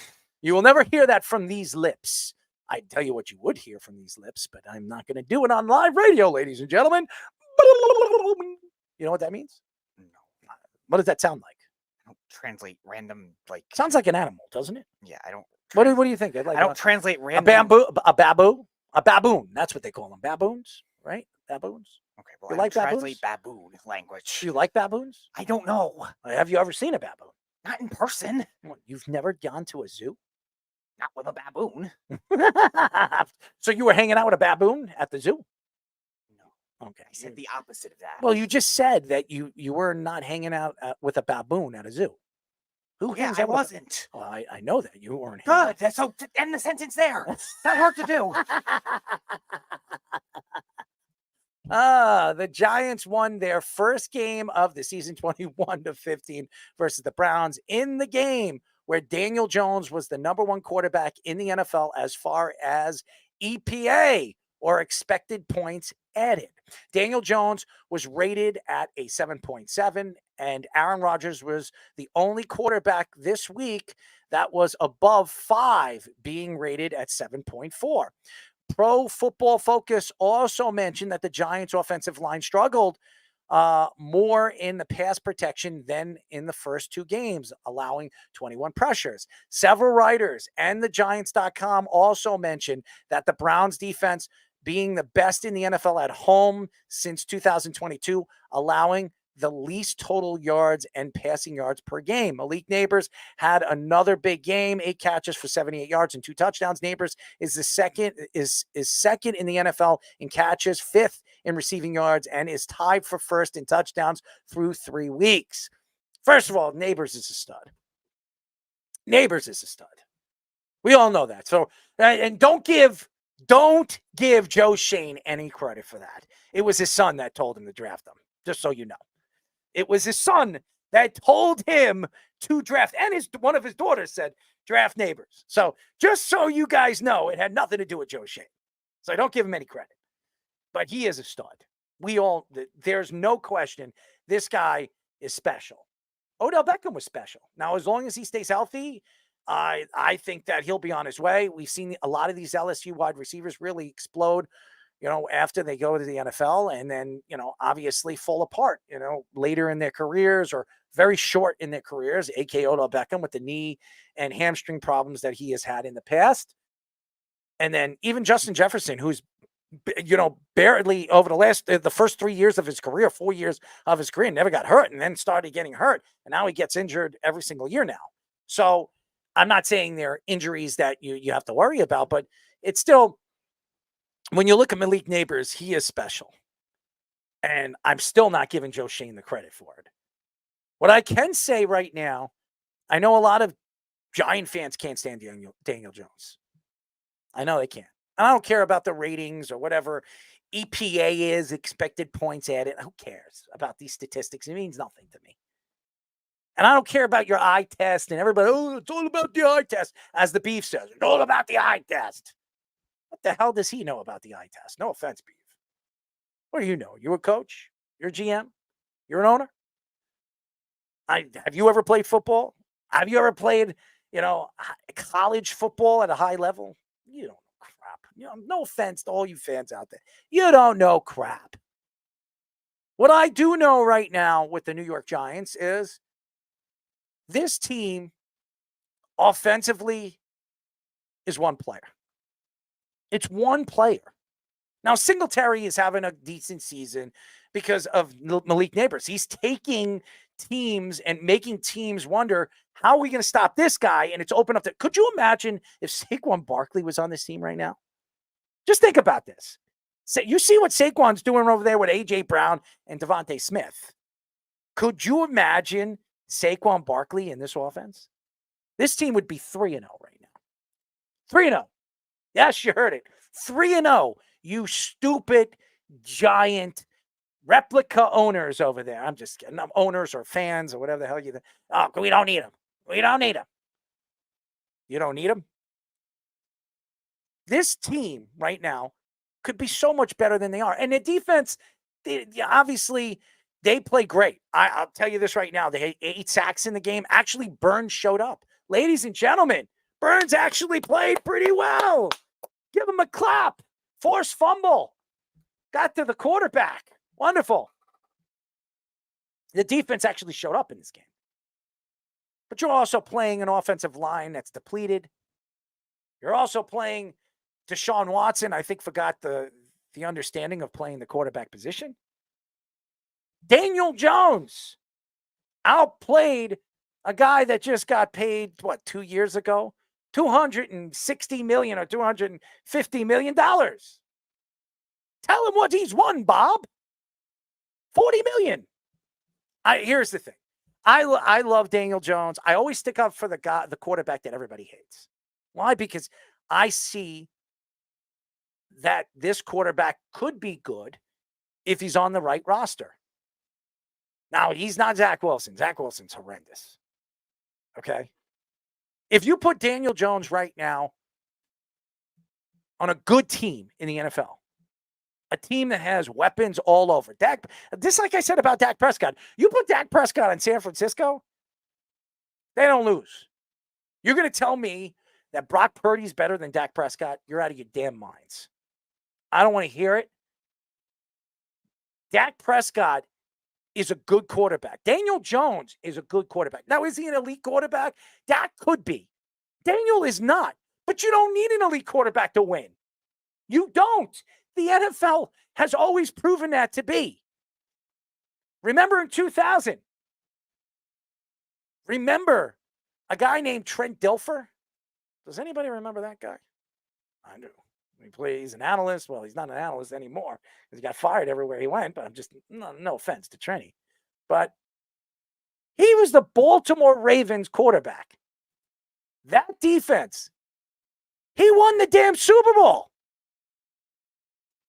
You can win with not an elite quarterback. And by the way, Daniel Jones is much better than Trent Dilfer. Much better. He blow Trent Dilfer out of the water. If you look at what he can do on the field with his legs, I want to see the Giants use Daniel Jones' strengths more. He should be running the ball more. Now, obviously, put him in a position that he's not going to get hurt, but you should be running the ball more with this guy. He is good at using his legs. He's a lot faster than he looks. The guy's 6'5". He's tall. I think they need to use more of his strengths and stop using different things that could form weaknesses for this team. Daniel Jones is not a great efficient passer in certain aspects of the game. We can see that. When he's pressured, right side, he makes mistakes. When he goes to the left, he's better. We've seen that. So what do the Giants need to do to get this team and get this team rolling? The NFC is weak.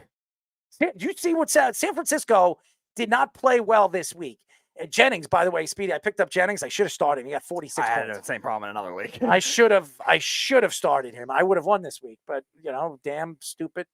I'm going to play him this week. I'm not going to make that same mistake. But I'm going to tell you this right now. It is, to me, very important for the New York Giants to use Daniel Jones and his strengths, not his weaknesses. Don't put him in a situation where he's going to fail. He made, at the end of the game, the Giants almost gave the game away, and it wasn't him.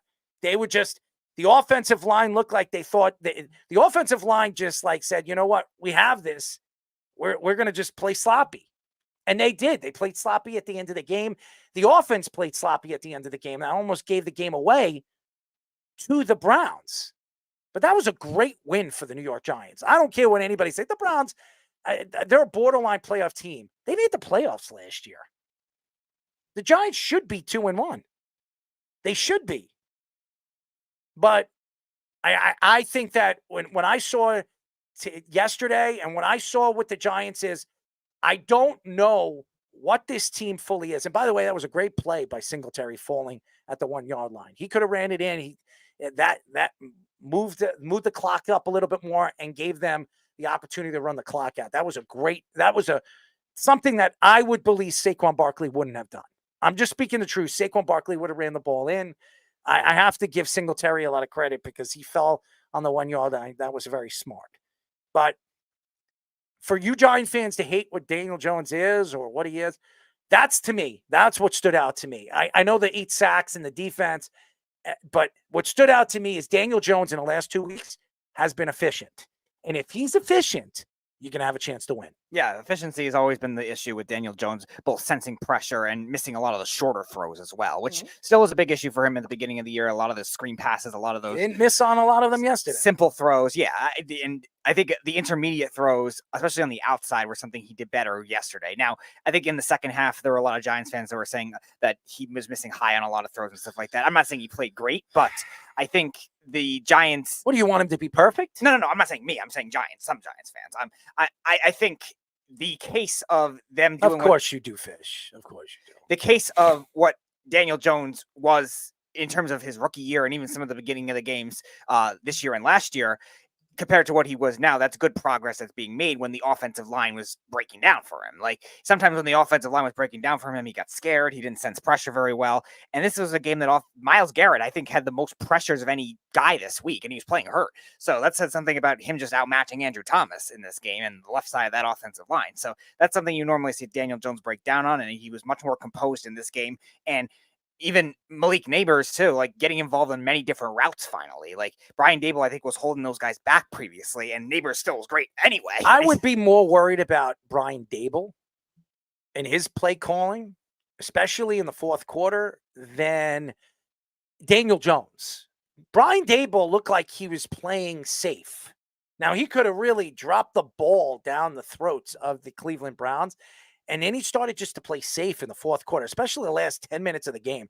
If you want to show teams that you're for real, when you're trying to dominate, just dominate.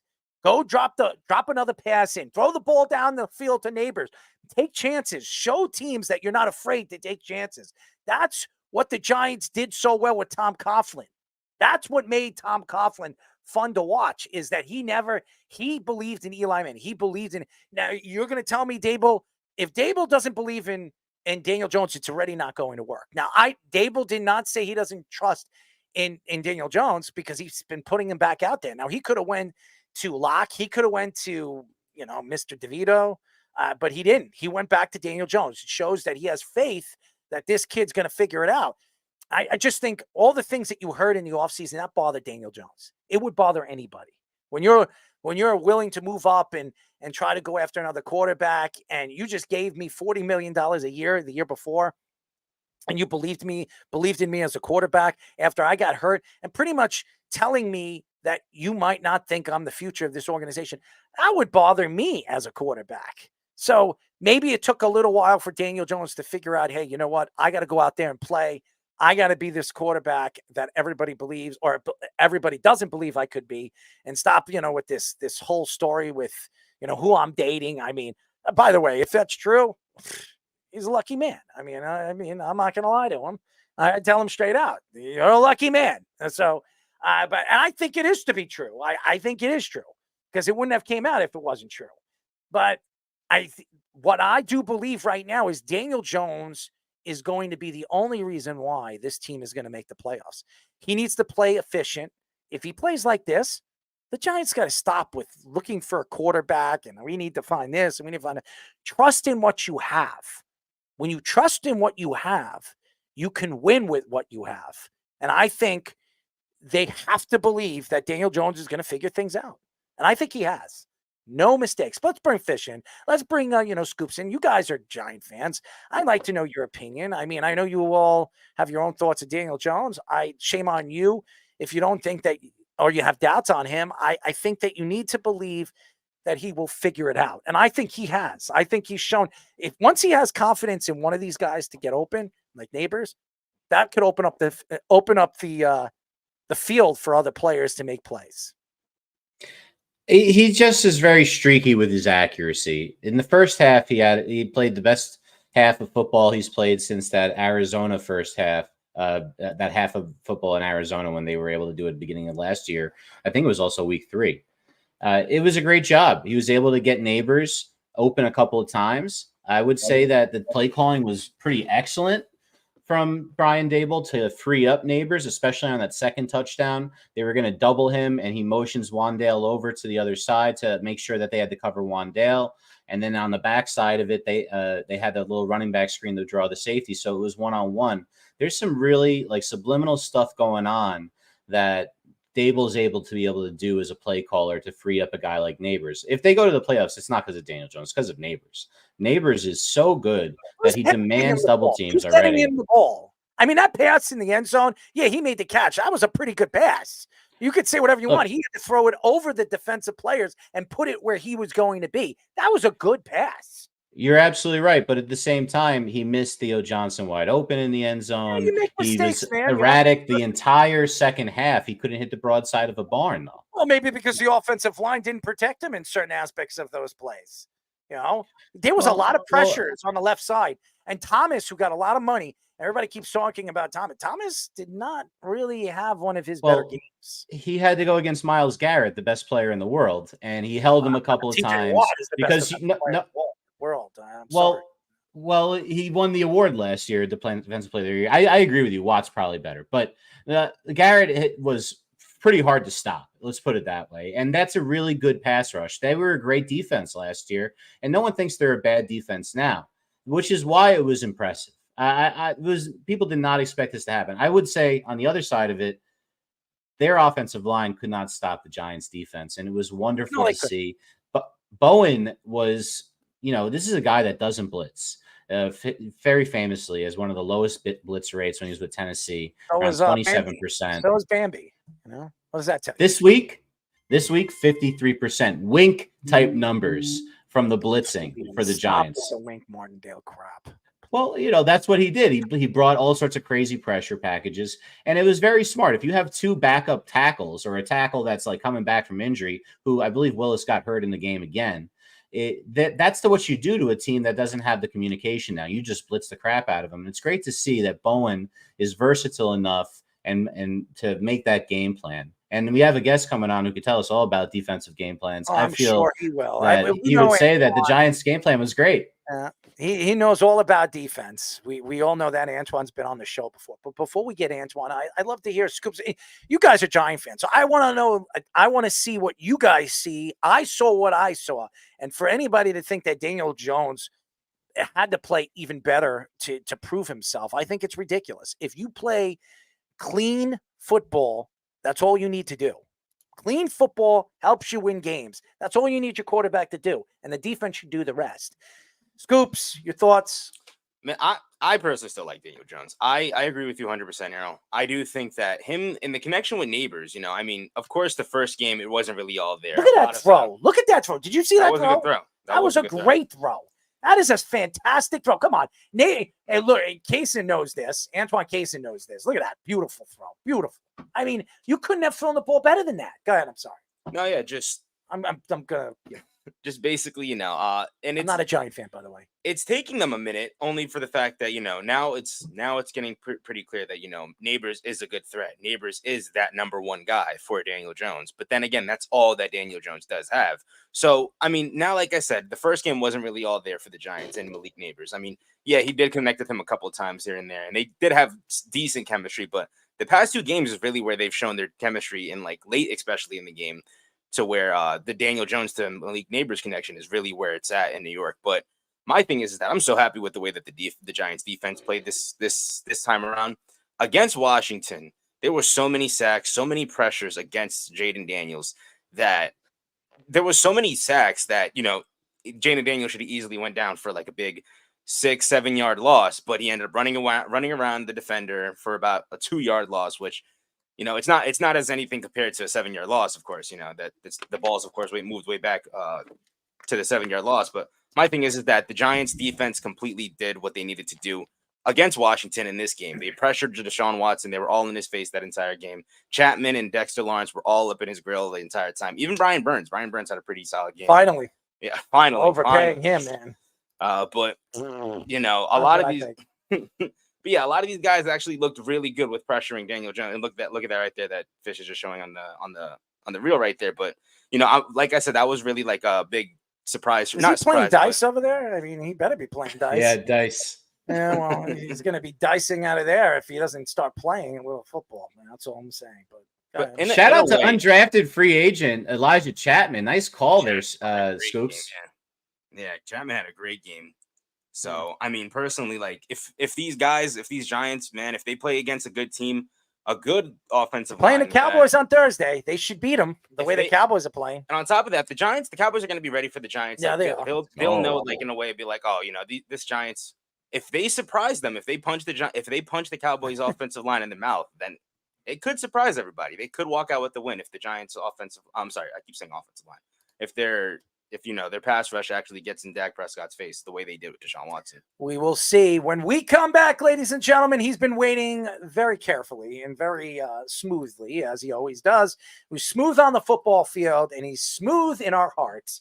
We will be talking to former Chargers, Cardinals, Panthers, and Ravens cornerback Antoine Cason here on the Sports Loudmouth. But first, our Sports Minute with Tommy Scoops. This is the Sports Loudmouth Sports Minute Are you ready to get loud? with Tommy Scoops. That's right. This is the Loudmouth Sports Minute, and jumping straight into the NFL news right now.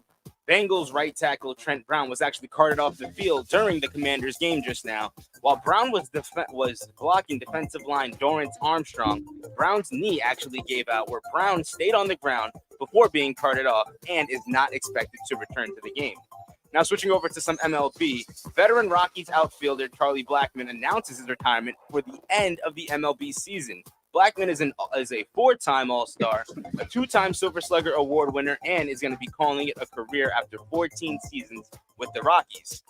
Lastly, over in the MLB, Phillies actually clinched the NL East with a 6-2 win over the Cubs, as the win puts Philly into the postseason as well as the division champs for the first time since 2011. Now, over in Scoops' scores over in the MLB, the Mariners have a 2-0 lead right now over the Astros at the bottom of the 7th, while at the bottom of the 2nd inning, the Diamondbacks currently have a 1-0 lead over the Giants. While over in the NFL, the Bills currently have a 37-10 lead over the Jaguars with 10 minutes left in the 4th, while the Commanders currently have a 28-20 lead over the Bengals with 3 minutes left in the 3rd quarter. That is currently all the time I have for you guys right now, so I'm going to kick it back to the boys for their next guest on the Sports Loudmouth. This is the Sports Loudmouth. Are you a meat bender? It's good for both. You don't control your subconscious. 631-672-3108 is the number to call. You're listening to the Sports Loudmouth. I'm your host, Errol Marks, my co-host, Speedy. Speedy, go to our website at www.worldwidesportsradio.com. Check out all our shows throughout the week, including the Loudmouth with me and Speedy Petey every single Mondays and Wednesdays at 7:30 p.m. All you have to do to tune in and check out our local listings for all our shows is go to our website at www.worldwidesportsradio.com. And this part of the segment and this interview is brought to you by Stubby Hubby. And if you like StubHub, well, ladies and gentlemen, the NFL season is right here, right upon us. If you want to go to London and watch the Jets at 9:30 in the morning, go right ahead. I'm not heading there. I'm not flying 13 hours away. But I'll tell you what, if you want to, you can get tickets on StubHub. All you got to do is go to our website at www.worldwidesportsradio.com. Hit our link, and you'll get 10 or 15%. You can actually get tickets. I was checking it out. I wasn't flying, but I was checking it out that you can get tickets right now over there in London, England for $75. So if you want to go and fly to London, England, and watch angry London fans that have know nothing about football, 88,000 people over there. Well, good luck. Go have fun. I'm not doing that. I'll watch it on television at 9:30 in the morning and want to throw up. Hopefully my Jets, pull off a win and go up, 3-1, 3-1 season. But anyways, go to StubHub by going to our link at www.worldwidesportsradio.com and hitting our link on our website. A guy that's probably not going to go to our website and hit the link because he's not going to the Jet game in London. But hey, he could be doing other things. Maybe he wants to go and watch the Ravens or the Panthers. Or you don't want to go to see the Panthers, but you could probably go see the Chargers. They're playing pretty good football. We're now talking to former Chargers, Cardinals, Panthers, and Ravens cornerback, our friend Antoine Cason. Antoine, what's up, buddy? Oh man, what's up, fellas? Thanks for having me back, and you're welcome for having me back. Well, we're happy that you're back. I'm not happy that you played for the yes, University of Miami. You know what I feel about Miami, but nevertheless, I love you, Antoine. I love everything about you. You being on the show. That's what makes you, your personality, 7 years in the NFL, and a lot to get into. By the way, has anybody told you look like Davante Smith or Davante Smith?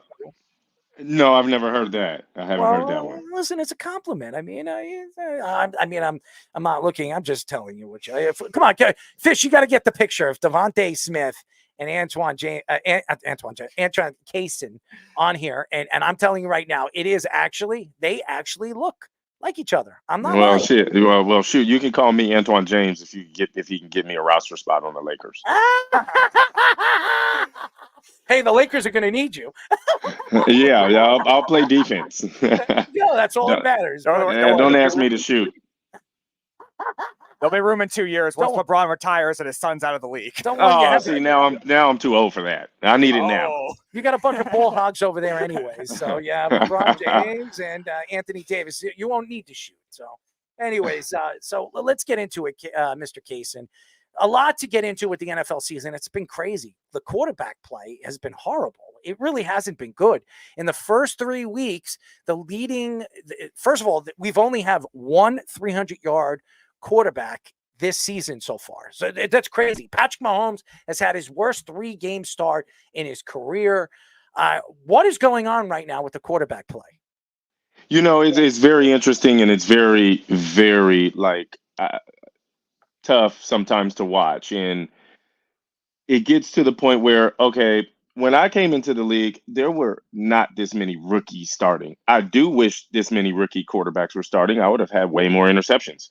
And when I came into the AFC where you had Phillip Rivers, Ben Roethlisberger, Peyton Manning, Tom Brady. We had all of these guys in one conference, and now everyone just keeps saying rookie quarterbacks should start. It's kind of interesting. I think they need to be able to develop a little bit and do their thing. These guys, maybe Ben Roethlisberger was the only one who started right away, but you have to think Tom Brady sat behind someone. Aaron Rodgers sat behind Brett Favre. Phillip Rivers sat behind Drew Brees. Peyton Manning came in right away, but he did throw a million interceptions. But the development of these guys isn't there as much anymore, and it's kind of tough to watch. And it's not all their fault. I do feel that coaching can be better too. It's not always just the player's fault. Coaching can help the player. If you're going to draft this player this high and you're going to force him to play this soon and pay him the money because you're saying I'm paying him the money to play, then maybe tailor something around him and help him out. Let him run if he wants to run. I don't agree with, well, you have to sit in the pocket, you have to pass. But then at the same time, I don't agree with just have to run. So it becomes tough. And I think sometimes these quarterbacks aren't really understanding the defenses. They're not really understanding the reads, because in the college you have cards and you look to the sideline and you clap your hands and someone moves and you look back to the coach, and you're not really making the decision based on what you see on the field. The coach is telling you what to do. So then they get to the NFL and they kind of struggle a little bit. But I mean, if you're going to do that, then you have to let them go through these growing pains. So speaking of Patrick Mahomes, we saw the Chiefs yesterday really get lucky on a pass interference call that definitely looked like it definitely could have been. And you, as a former defensive back yourself, what are your thoughts on the NFL, the way they handle pass interference, has changed all the rules? And do you think the Chiefs have gotten some treatment more than these other teams? Well, I won't say that, but me, and this is another thing you guys don't know, is I'm on my journey to get back to the NFL as an official. And so I'm officiating football games. I'm in a Division I official now.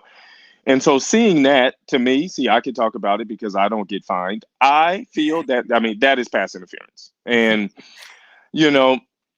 it's tough, right? Because that is a critical point in the game. However, a foul is a foul. And, as an official, you have to call that. I don't know what that official's vantage point is, so I don't want to speak on him specifically. But from the TV copy, from what Antoine sees, I'm not speaking about the back judge or whatever he saw or whatever position he was in or his vantage point. I don't want to speak on that. From this, in my opinion, that is pass interference. It didn't get called, so I guess he didn't feel it was. But I wouldn't say that it's Kansas City's like preferential treatment. I don't agree with that. Yeah, well, we beg to differ, my friend. That's what I'm saying. And that's okay. I just think, again, officials are humans. Yes. And they're down there trying to do their best to make the right call. And sometimes it's just like a player. There is a lot of pressure on these officials to make the right call in different situations. Maybe sometimes they, it happens, right? But I don't think it's for any reason other than I just didn't make the call. It's not about the Chiefs. It's not about anything. They just didn't make the call. And us watching TV, I mean, yes, that's pass interference in my opinion. We are talking to former Chargers, Cardinals, Panthers, and Ravens cornerback Antoine Cason. By the way, he's Division I referee. He wants to be an NFL referee. He probably will be. By the way, look at that. Come on. You know what? I used to get John Wall. This guy, I guess I could see it, but get out of here. You look identical. Stop it. I know we need the John Wall comparison. Fish, get on it now. John Wall and him. Yeah. We love Antoine. And yeah. By the way, Antoine, the game has changed, obviously, since you've played. And you look at these corners, and there's a lot of good ones. Stingley is a great corner. Obviously, Sauce Gardner here in New York.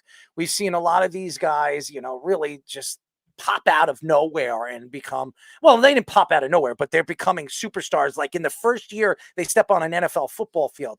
When you look at the game and the transition of the game, and obviously the rules are going towards the offensive side of the ball, and you see these athletic, long, even small, talented, fast corners, what do you see as when you look at guys that you played with or guys that you've seen on the football field, like Darrelle Revis and Richard Sherman? What is the difference between the corner play that when you were playing and when you played on the field from now? It is definitely a different league, and again, when I came into the league, there were more veteran players, which in my opinion, I feel like the veteran presence is lost, and but at the same time, these guys are so athletic. I mean, you think of nowadays, they're starting to train speed, quickness, technique at 5, 6, 7 years old. I mean, do you think these kids are not going to be great when they get there? Like, of course, the game has evolved to be much better. And like you said, you see a Sauce Gardner who, Antonio Cromartie was 6'3", came off an ACL and ran 4.3 and caught with one hand. And these athletes, we're the same. It's just, maybe it's just a little bit more widespread with the social media aspect, because when I first came into the league or when I was in college and all of these things, we didn't have social media to kind of promote certain plays or things we did at practice or things that we were able to do in the weight room and to see some of the athletic things. So I don't think it's that these guys are actually that much better than us. I think it's the exposure and being able to see them do these things more often is what helps. And I'm all for it. I love it. And these guys are good, and it's well deserved. So it's great to see. But I've seen a lot of things at practice, and sometimes I'm like, well, I wish I had social media when I was, in college or at practice in the pros to see some of the things that I've done and then be able to market those things. But that's the involvement of the game, and that's what it should be, and it's great to see it. So there were some interesting comments made last week by Mel Kiper, who I know you're not a safety, but he was making comments about defensive backs that the NFL should ban 2 deep safeties playing cover 2. They should always have a tackle or safety playing like a linebacker to tackle. What are your thoughts to that ridiculous kind of comment? Well, Mel Kiper said that. Yes. Yeah, last week. I mean, gosh, well, he's an idiot for that. But I mean, saying I can't play 2 high safeties is almost saying like, you can't put 5 wide receivers on the field. I mean, let's get real. Like, get out of here. We can play defense however we want to play defense, however we want to disguise, and that's what we're gonna do. So that guy, whatever. No, not at all. Well, he You needs to play stop defense how you drafting. want. He needs to stop with his drafting too. I mean, he's I horrible. mean, he must know something that knows somebody that knows something. Because for that guy to do that, I mean, hey, but he's been doing it for a long time. Well, you know what? Somebody's paying somebody. You know what?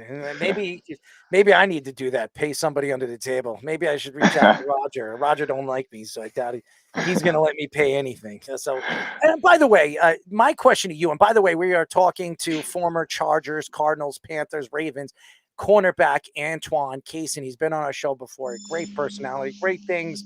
And now he's refereeing and I didn't know that, but I'm sure he'll be in the NFL soon. So I'm not going to throw him under the bus. But everybody that listens to this show knows that I'm not a big fan of Roger Goodell. Okay. Everybody knows my thoughts to Roger Goodell, what I think about him as a person, what he's done to players, what he doesn't do for players that haven't or are not getting, obviously the benefits that they should or should get, being that they've really helped the game grow the way they have over the past and over the years. You look at all the different things that have happened over the years, the CTE situation, or I can call a scandal, or even some of these different rules that they think they're protecting players, but it's even causing more concussion issues. And turf, how about the turf? All these different things, knees, Achilles, all these other stuff. If they want to protect the players, why don't you just turn it into grass and stop with this damn turf? What are your thoughts to some of the comments that Roger Goodell has had over the years? I don't want to throw you under the bus, and I don't want to do that, but your thoughts to what he hasn't done from the former player or to the former player, and what he should do to help the players right now in the NFL. Well, speaking of Roger, I don't know Roger I don't know him personally at all. Roger Goodell, please call me. Let's have a conversation. But no, I don't know Roger Goodell, and the thing that I do know is that Roger Goodell represents the owners, right? Which is the NFL, and that is his job. And we as players have a player union. So when are we going to start holding our union leaders accountable and stop talking about Roger Goodell, right? Roger Goodell sounds like he's doing his job, and there's other people that maybe need to step up and do theirs. Again, I don't know all of the facts, so I won't speak on that, but Roger Goodell represents the owners, the league, and his job, of course, is to protect the integrity of the league via owners' interest, right? So we have a players' union and we have a union president, which maybe we should start looking into that. And me, and could you imagine me standing there? And seeing how we can do different things through that, right? Let's do that. A CBA is coming up. Players have to band together a little bit stronger. We have to be a little bit more together and get together and start talking about things maybe that we want to see our league look like. And, again, owners are owners. I'm not an owner, so I'm not going to act like I want to get the same benefit as an owner. That's just not what it is.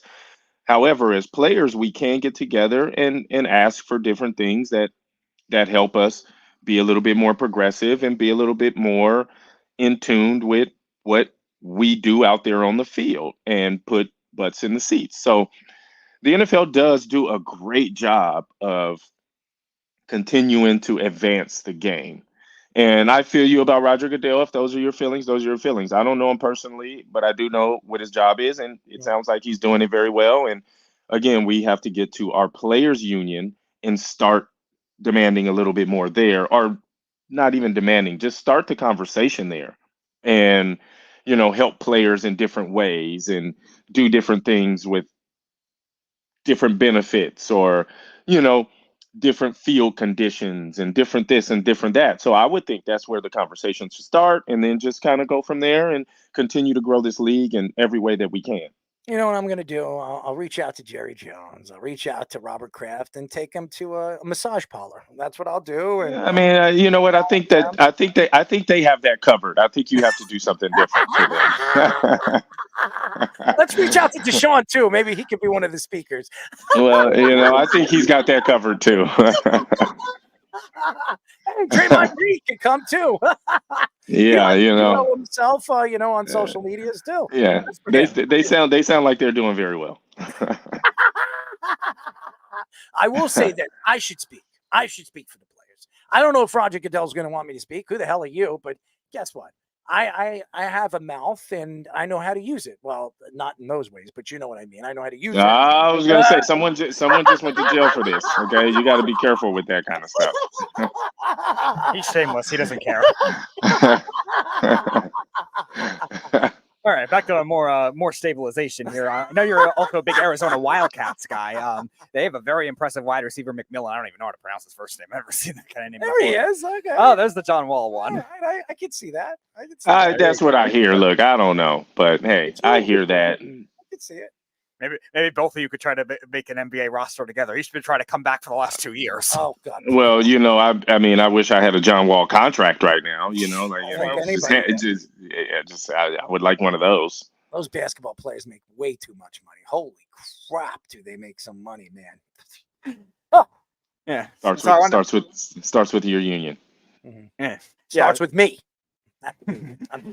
So yeah, I wanted to ask about McMillan at Arizona and the Arizona growth of that program the last 2 years. They were struggling for a while, and now they've been one of the better teams, and now in a new conference as well, going to the Big 12, moving from the Pac-12, which is now the Pac-6 or the Pac-12 and a half. So what are your thoughts the way Arizona's played this year and grown as a program, even changing coaches as well? Well, I mean, Arizona has grown as a program tremendously, and Coach Fish now, who when he was at Arizona, now he's at Washington. He has done a great job there, and took those guys, took that team to where it was, won a bowl game against Oklahoma, and as you can see, the quarterback, the receiver, and the middle backer, they're all from where? Southern California. So, it's just what we do, but they've played so well, and then getting a new coach. That what people forget about getting another new coach is it's so much of a shift of energy. That's taxing on these kids who have a lot of responsibility. They still have to go to school. They have to be up at 5, 6 in the morning, work out, go to school, study hall, practice, film, continue to win, change conferences. The school's going through changes. They don't know their careers in limbo, NIL, what do I do? Agents calling, people wanting this, family pulling and tugging.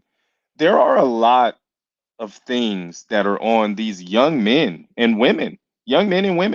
These are kids when we think about it, right? You get to college at 17, 18, and you leave at 22-ish. These are young people, and to continue to shift that energy in so many ways and pulling and tugging, for them to still be doing as well as they're doing is a testament to what these student athletes have to go through and with it and how they're built. So the Arizona program is doing well. There's still a lot of things to clean up there, of course. Like everyone could be better. I want to see us be undefeated every year and compete and changing conferences and then getting your ass whooped on Friday. Like I don't like that part of it, but sometimes you got to take an ass whooping and sit back again, sit down and figure out what you have to do. So Arizona has a lot of work to do. I'm still always behind Arizona. I will always say that every time I get anywhere. But a lot of work to do. But I'm just super proud of what those boys have done. They're Southern California boys. They went to Servite High School. I reffed them actually in a scrimmage my first year officiating. And, just being able to see them up close and personal, especially as high school kids, and then to see how they've developed and their fathers are in their lives and keeping them together and all of that stuff. That's just, again, let me highlight that their fathers are in their lives and keeping them together through this NIL stuff where I'm sure people were pulling and tugging at them to go take money elsewhere, and they stayed together and they stayed teammates and continued to be leaders of that team. That is huge. So, shout out to them. I commend them for all of that. And by the way, we are talking to Antoine Cason, been in the NFL for 7 years, had a great career, played for the Chargers, Cardinals, Panthers, Ravens. And by the way, it's not easy playing the NFL for 7 years. As a matter of fact, the average, player that actually makes it to the NFL only plays 3 years. So to play 7 years says what he was and a great teammate. What I've heard some stories from guys that we've had on the show saying that Antoine Cason was a very good teammate. You know, Antoine, the one thing that I see about the game that is going to change, and it's going to change quick, is these new rules. And I've watched, when I watch college football, I love it because you want to see more offense. If you want more offense, why do these players have to have 2 feet in? Just have 1 foot in. If you can have 60, 70, 80 point games right now in the NFL if they just have 1 foot in. Now, I know the NFL wants to make it harder, but if they want more offense, then that's the way to go instead of changing all these rules. I don't like these new rule changes. It doesn't help the game, the kickoff and this and that. Just, add a couple, implicate some of these college football rules in the NFL, and there'll be more scoring. No question, there'll be more scoring, 70, 80 points. Yeah, I hear you, but I don't agree. If I'm in college and I get 1 foot in and I step up to the league, I need to get 2 feet in. That's just becoming a better player now. So now you want to have a better brand of football, and these guys have plenty of skills. Get 2 feet in the field, and if you can't, then you don't. Then you didn't catch it. I think there's plenty of offense. Again, I just think you stepping up to a different level of football. You have to be better. We have the best collection of athletes at the NFL level, so there's plenty of points. The rules. As an official, I'm on these calls with the officials, and a lot of them are safety rules. I understand. The only thing that sometimes I say is, well, why are we changing safety rules and adding games? Now, I don't understand that part, but again, I'm not part of that committee to change any of that. I'm just here to be an official and uphold the integrity of the game and call what I see and be able to speak to these young men in a way that I understand what they're going through. But I think the kickoff thing is. Am I a big fan of it? No, but I don't have a say so in it. And it takes away some of the strategy, right? The surprise on side and the bloop kick and some of those things that we've seen football be as a strategy. It takes it away, but I'm pretty sure these coaches will figure out a way to create some strategy on how to get some onsides, bloop it right over into the landing zone and someone go get it. I don't know, but I'm looking forward to see what that is. And most of it is safety fouls. And we want the game to be a safer game, and it is a safer game. And being on the official side, I get to see that a lot more. And I try to speak about different things when I can and try and keep my opinions to myself sometimes as a player and just try and see it as a whole. But nonetheless, it's fun. I'm freaking enjoying it. This ride has been good. So the rule changes have been okay. So last question for me. We had an NFL Network guy, our friend Steve Weiss, who said that your former quarterback, Phillip Rivers, is not a Hall of Famer. You want to fire some shots at him and saying why he is? I've done Well, you know what? Hey, I may have a controversial take on this too now, right? Because what you were just saying is that, we want more offense. Well, we've got more freaking offense. We've got Dak Prescott, who's throwing for just as many yards as Patrick Mahomes, but he can't win a playoff game. So in the past, those are Hall of Fame numbers. What I say now, no, you're not Hall of Fame. You got to win one now.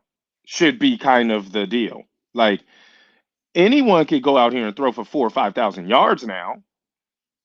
Okay, like we could go throw for 4,000 or 5,000 yards. Can you win a playoff game and can you win a Super Bowl when the shit matters? When the best quarterbacks are in these playoffs. So let's stop talking about regular season numbers now. Like Dan Marino's era. That's cool. He threw for all those yards. That's when no one played in a hard era too. I mean, no, I'm not talking about Phillip Rivers. He was my teammate, so I'm going to leave that alone. I'm just saying now, my controversial take is if you want to call someone a Hall of Fame quarterback today, right? You have to win one now. Like I'm not just putting everyone in the Hall of Fame because you threw for 5,000 yards every season and won 3 freaking playoff games. That's crap. Like that's not Hall of Fame. Hall of Fame is You were balling. You won some, like, at least win an AFC or NFC championship. Like, not just throw for a lot of yards and touchdowns and then don't win anything. Like, again, we talk about Dak Prescott all the time, and I hate to single him out like this, but yes, they put his stats up with Patrick Mahomes, but there's no comparison. This guy has Super Bowl wins, and this one doesn't. I'm taking Patrick Mahomes all day. I don't give a damn how many yards you throw for in the regular season. You can't win when it matters. And that's what everyone will say. That's what I would say, right? That's what I mean, if you're married, like, hey, can you perform when it matters? No. So she doesn't want you either. So why would I want to continue to put you in the Hall of Fame? Well, I don't think first of all, Dak needs to do more to go to the Hall of Fame, but I like Dak Prescott, and it has a lot to do with the team too. It's not only him; the defense needs to stop people too. I understand that, but if you're going to be the leader of the team and demand all this money, then how are you going to be the leader of the team and get your defense together, get your team together to band together to win a goddamn game? So don't demand all this money if you cannot lead your band of brothers, your team of men, to some wins. How do you will your team to some wins? If you're a leader, if I'm paying you $200 million twice, what are you going to do? This is on you now. Can't keep blaming Jerry. We can't keep blaming different things. You're demanding this and you're getting it. What are we getting in return for that? So if that's what we're going to do, yeah, you deserve $200 million. Yes, you played very well. How are you going to help us now win? Get your guys to, I don't know, take them to dinner, take them out, do something, but get them to where they want to start playing and winning some games. I'll hang them. I'll bring them to Robert Kraft's house. That'll be cool. You know, hey, I don't know what goes on there, but it sounds like it's a good time. Well, you know what? You don't go over there and try to ref over there. No, I won't be there. If I get an invite, I won't accept. I'll respectfully decline. Well, we really appreciate you, man. And by the way, I do believe in Phillip Rivers is a Hall of Famer. There's no question. I believe he's a Hall of Famer. What he did, and even played on a torn ACL, he did the way he did. And actually, listen, he had good teams, and there's no question he should. I thought he should have went to the Super Bowl at least one of those years. But nevertheless, the guy is a warrior, and Steve Wyche is absolutely wrong. That guy is a Hall of Famer.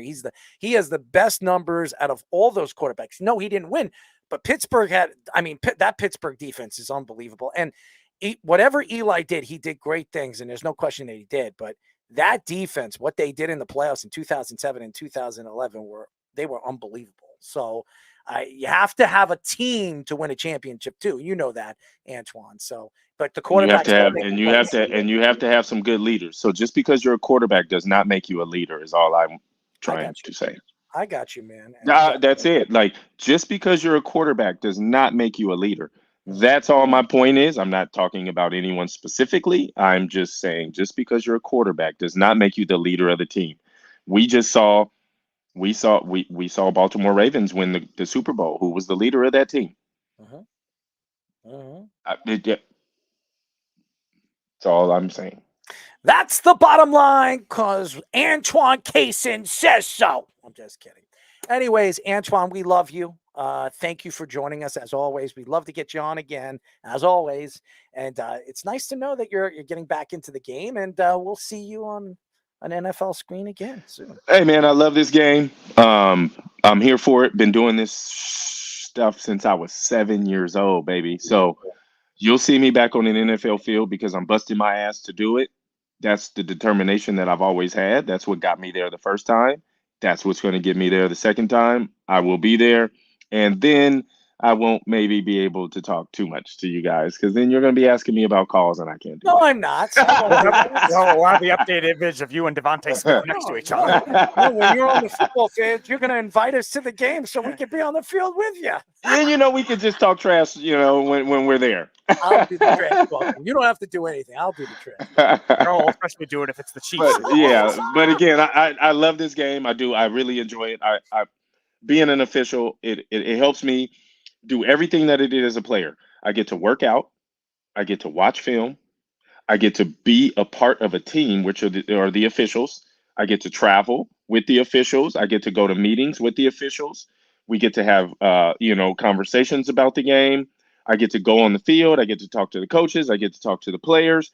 I get to do everything I was doing as a player except hit, tackle, catch, run. And I'm not even trying to do it anymore. So that's what's great about, being an official, and I'm the closest thing to the game than other than the players. Coaches have to stay in the box. Officials, I can get in the mix, baby. I'm in there. I love it. Well, we love you, and you keep up the good work, and you keep officiating.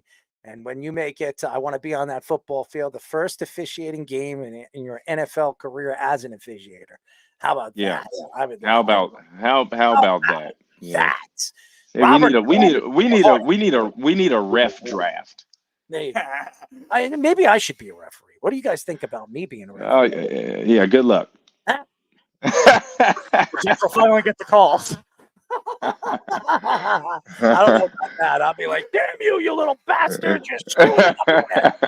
Oh, my God. Yeah. But anyways, Antoine, we love you. Keep up the good work. We'll talk to you soon, buddy. Yeah, for sure. Good talking with you fellas. Antoine Cason. Oh, he's officiator. Look at that. A referee, Speedy. You didn't even know that. I don't know. Look at that. He's going to be on the NFL field again. I guarantee it. And that's what's great. These guys, they work their butts off as players, and now he wants to step on a football field again as officiator. And I think he will. There's no question that I think he will. And he's hardworking. And you got to work hard to be the best. And to be the best, you got to show up and train. And you heard what he has to do. He has to do the same stuff he had to do when he was a football player. So just you got to know the rules, and you got to be the guy that's making them. Or calling them. Anyways, there's a lot of calls that I have to make. But before we go and make those calls, I want to get into this story. SNY's Ian Begley reports that Mitchell Robinson will miss at least the first 2 months of the season after getting an ankle surgery. Begley said that Robinson will likely be back late December, early January, which would be 20 games into the season. Robinson played 31 games last season and missed time in the playoffs after the incident with Joel Embiid. The Knicks have questions with their size of losing Isaiah Hartenstein this offseason. And if Robinson is hurt, their only center is Precious Achua and Jericho Sims. Tom Thibodeau has also mentioned that Julius Randle could play center if the Knicks had to be small. Reports say that Clint Capella and Robert Williams are the most likely trade targets for the Knicks if they try to trade for a center before the season starts. They've been going after Clint Capella for a while. I think he fits most with the way Tom Thibodeau likes to play with his centers. What do they have to give up to get Clint Capella is the question. I'm not surprised. If you're a Mitchell Robinson fan, this is a guy Mitchell is robbing the New York Knicks. Now, he has a good contract, 4 years, $60 million. He's there for at least another 2 more years before the Knicks decide or have the opportunity to move him. Mitch, when he's on the court, he's a good player. He's a great player as far as defense is concerned and blocking. He's one of the best in the league. He's not a good offensive player, but you don't need it when you have Jalen Brunson and Mikal Bridges and all the players that they brought in. This defense, when he is in the lineup with OG Anunoby and the players that they have, this could be one of the best defensive teams in the NBA, but we're not going to know until January or February. This is bad news. And the reason why is the Knicks are playing, or they're going to have to play small all season long. I do not want Julius Randle to be my 5. That teams are going to take advantage of. He is not a good defensive player as it is. I don't know how this makes sense. Now, the Knicks are going to have problems against big teams like the Celtics. They're going to have problems with teams like Giannis and Milwaukee. Losing Hartenstein is more of a big loss than anybody expects. Now, Mikal Bridges is a great defensive player, and he's a great two-way player, but he doesn't have the size that you're going to need at that center position. Now, Jericho Sims, he's okay. He's not a good player. I don't know why anybody thinks that he is. He's okay. I mean, but nothing to brag about. I was very surprised that the Knicks didn't go after a center in the draft or bring somebody in, a youngster from the draft in the first round, maybe move up and try to get somebody for, I was mentioning somebody from Purdue that I would have liked on this roster, but he got drafted in the top 10. I was very surprised that he did. If you're a Knicks fan, you're excited about the season, but when you don't have the size that the Knicks are not going to have in the beginning of the season, you're going to have to worry because you got teams, like I said, even the 76ers. I mean, who's stopping Joel Embiid? When you have a size issue like that, how are you going to be able to defend him? Now, okay, you give Joel Embiid 30, 35 points.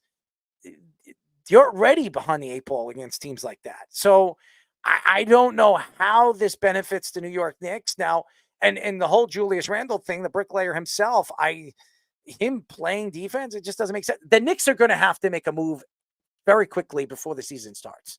So they're going to have to figure this out. Like I said, Clint Capella is the best fit.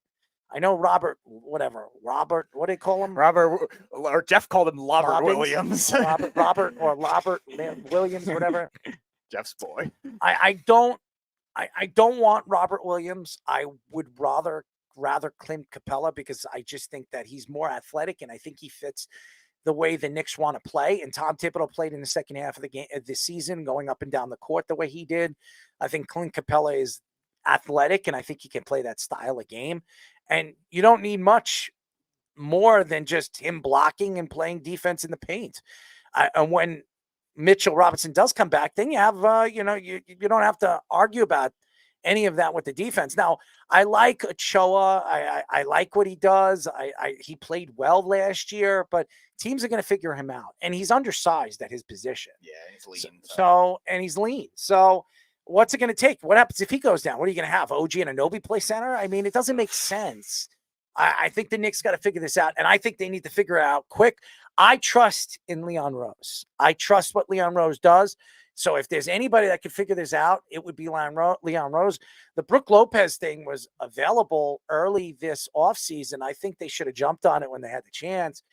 I think this is going to hurt them if they go into the season this small. Yeah, definitely something that's concerning because you look at the size with Julius Randle, even at the 4, having trouble defensively, like him trying to play as the 5, like that's ridiculous as it is. And you were talking about in the Eastern Conference just alone, like all the good teams that have big men that are going to be able to dominate. The Celtics have a good collection of them. Look at Cleveland, we talk about in the playoffs, so the size that they have, and the 76ers, like these are all teams that are just going to physically wear on you. And Tom Thibodeau, his style of game on the defensive side is very physical. So if you're trying to have those guys play bigger, it's just going to wear on them out even more. And you don't want that kind of thing for an already injury-prone OG Anunoby, an already injury-prone Julius Randle. And that kind of thing does not bode well. Yeah, you can get away with small lineups against certain teams, like bad teams. All right, fine. You want to play Julius Randle at center against the Nets, go ahead. But like, you're not going to be able to get away with that on a daily basis. So the other option you have to consider, definitely try to get one of those before the season starts. One of those centers you could get. If those teams are willing to do that. A team that you can make a trade for where you don't have to give up too much. And then maybe you consider one in season. If a team starts slow,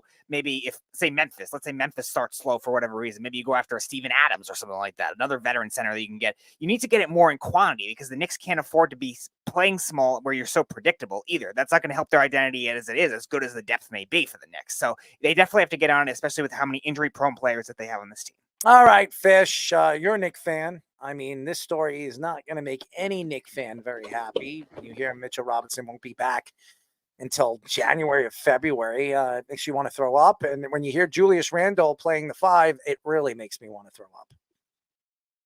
Well, offensively, you can get away with Randle playing the 5 if you're going to do an offensive sets. He can shoot over guys. He's fast enough to get around centers.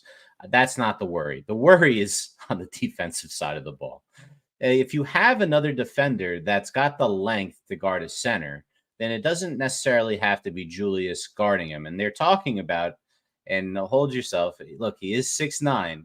They're talking about OG Anunoby guarding centers because he's done it before when Randle is on the court, Randle guarding the 4, Bridges 3, and they probably would have to bring Hart, actually probably have Bridges guard the 2 and then have Hart come on the field for the forward. That's Okay, I guess you're gonna have to try to get away with that. OG's not the picture of health, so it's not exactly what you want to do. So the reason why they were able to get past the Sixers was they had bodies to throw at Embiid. Mitchell Robinson did a great job until Embiid cheap shotted him, grabbing his ankles, pulling him down to the ground, and re-injuring him very blatantly and intentionally, and not getting suspended for it. He just got a flagrant one, which was bizarre at the time. They were just catering to this guy, I guess, so that he would he's play a for Team superstar. USA. Well, whatever it is, it was garbage, and he really hurt this guy who was fragile already. And to be honest, he hurt him because I thought Mitch was playing him toe to toe, and that was the type of guy that you needed Mitchell Robinson for. Those big hulking centers. You can't really defeat a team like that without someone like Mitch. Now, you don't have him until middle of the year, so it's not the end of the world. It's not that you're not getting him back, but it's a more competitive East. They've got to try to keep pace with everybody and have another guy that they can count on because, as you could tell, you can't count on Mitch to stay healthy no matter what. So he's for the price he's at, okay, fine on the contract, not a big deal, but they got to find somebody. It's not Jericho Sims. We know it's not Jericho Sims. It could be Precious Achua in spurts, but he got taken advantage of when he played larger minutes last year. So I don't know. Capella, I don't know what you have to give up for Capella. It might not be a ton. He is a little older. So that is a guy that I'd rather see them go get than having to spend on a guy like this, some draft capital. That's not where I'd want to go unless the draft capital is spent on the major move that everyone's been talking about. What if they go after Karl Anthony Towns? He's not available. That would be the spot. He's not available yet. Not yet.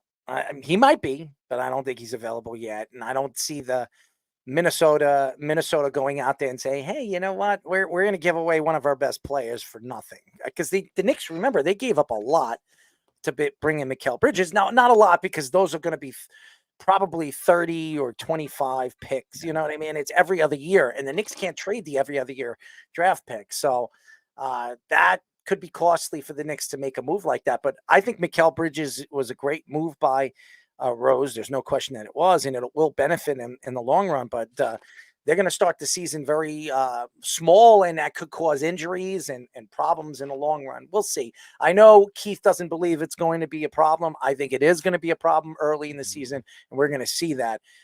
As long as Jalen Brunson plays at the top of his game, it might blind or take away the problem that the Knicks have, but I still think the Knicks need to figure out how to fill in those gaps right now until Mitchell Robinson comes back. All right, before we go into our final story, your thoughts, Scoops? No one's surprised here. I mean, we're talking about Mitchell Robinson, the guy that I don't remember if it was 2 seasons ago, who broke his foot, missed many months, came back, played 2 games to just break his hand. I don't remember if he broke his hand the first time and then broke his foot or vice versa. Whole point is the guy is made out of glass. We all know that this guy is very, very fragile. And Fish actually said something that I was going to mention too, is I'm not entirely worried about the offensive side of Julius Randle if they decide to run 5, because like you said, they're going to be running a lot smaller ball until they get like a guy like Mitchell Robinson back. So I'm not worried about Julius Randle on the offensive side of the ball, which is where, of course, is the defensive side of the ball that scares me. You do remember that Julius Randle's coming off a pretty bad injury. Mm-hmm. And is he going to be the same player? And what is it going to take for him to fall apart and get hurt again? And what are they going to do after? Remember, he's playing a guy that's much bigger than him. And what is it going to take? You're going to have a Joel Embiid slam him on the ground. Mm-hmm. He'll be out for, significant. And where they go then after that? So I don't want to put Julius Randle in harm's way. The whole point of making that move for Mikal Bridges, it gives the Knicks that depth that they needed offensively to move forward in the playoffs. Now, if he gets hurt, you put him in harm's way. I don't know if that's a smart move. And I want to hear Tom Thibodeau say, well, we'll put Julius Randle there at the 5. Yeah, that makes sense, Tom. That makes you really smart. It makes you as smart as, Joe Schmo over there, over there with Jerry Jones. That's just my opinion. They could get away with it for some garbage teams, like Speedy was saying. It's still the first part of the regular season. Stretches and with the second group, you can run Randall. Maybe we should hire Jerry Jones. He can own the team. Actually, I like the fact that James Dolan isn't opening his mouth and staying away from the team. That shows me that he actually realizes that he has a GM that actually knows what he's doing. By the way, the Bengals are done. So, and by the way, there it is. Higgins could have made that catch.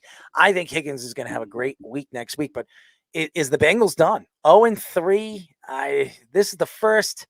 I think this is the first time the Bengals have been 0-3 with the Joe Burrow stage. So, is it over for them? That's going to be the question. I'm very intrigued and very interested to see what happens. I mean, I have 40 seconds to try to get back into this, but I don't think that's possible. I need to get the announced onside kick.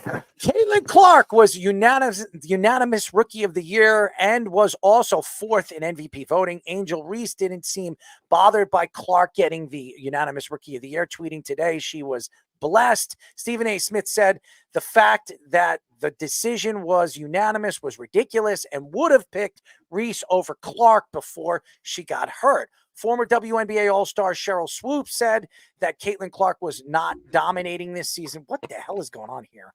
Shannon Sharp took shots at Stephen A. Smith and other ESPN analysts, saying they are minimizing her achievements this season. Clark averaged 19.2 points per game, 5.7 assists per game, and 8.1 assists per game. By the way, in her rookie season, she had better numbers than Steph Curry.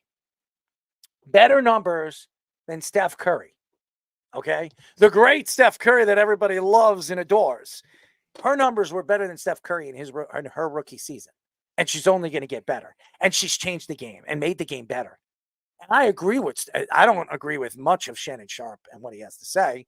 And we all know what I feel about Stephen A. Smith, just my opinion. The fact that everybody is, again, back at, why is Cheryl Swoop speaking? Why do we have to hear Cheryl Swoop? I don't care if she's a Hall of Famer. I don't care what she did for the WNBA. I don't want to hear her speak. She also played for the Fever, too. Which is I funny. don't care. I don't care who she played for. I don't want to hear her. And Stephen A. Smith saying that he would have given it to Angel. What are you, nuts? What are you, nuts?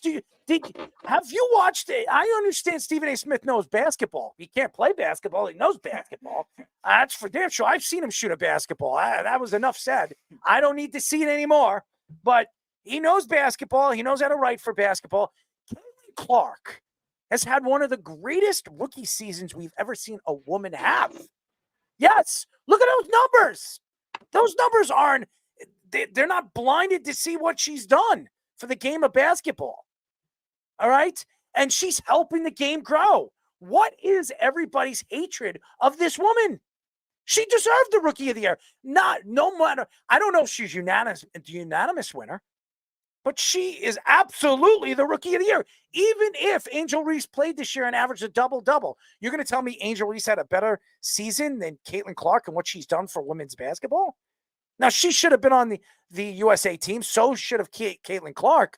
But nevertheless, the fact that Angel Reese believes in her little pea brain that she thinks that she was Rookie of the Year, well, I think she needs to look in the mirror and realize that Caitlin Clark deserves a little bit more credit for what she has done.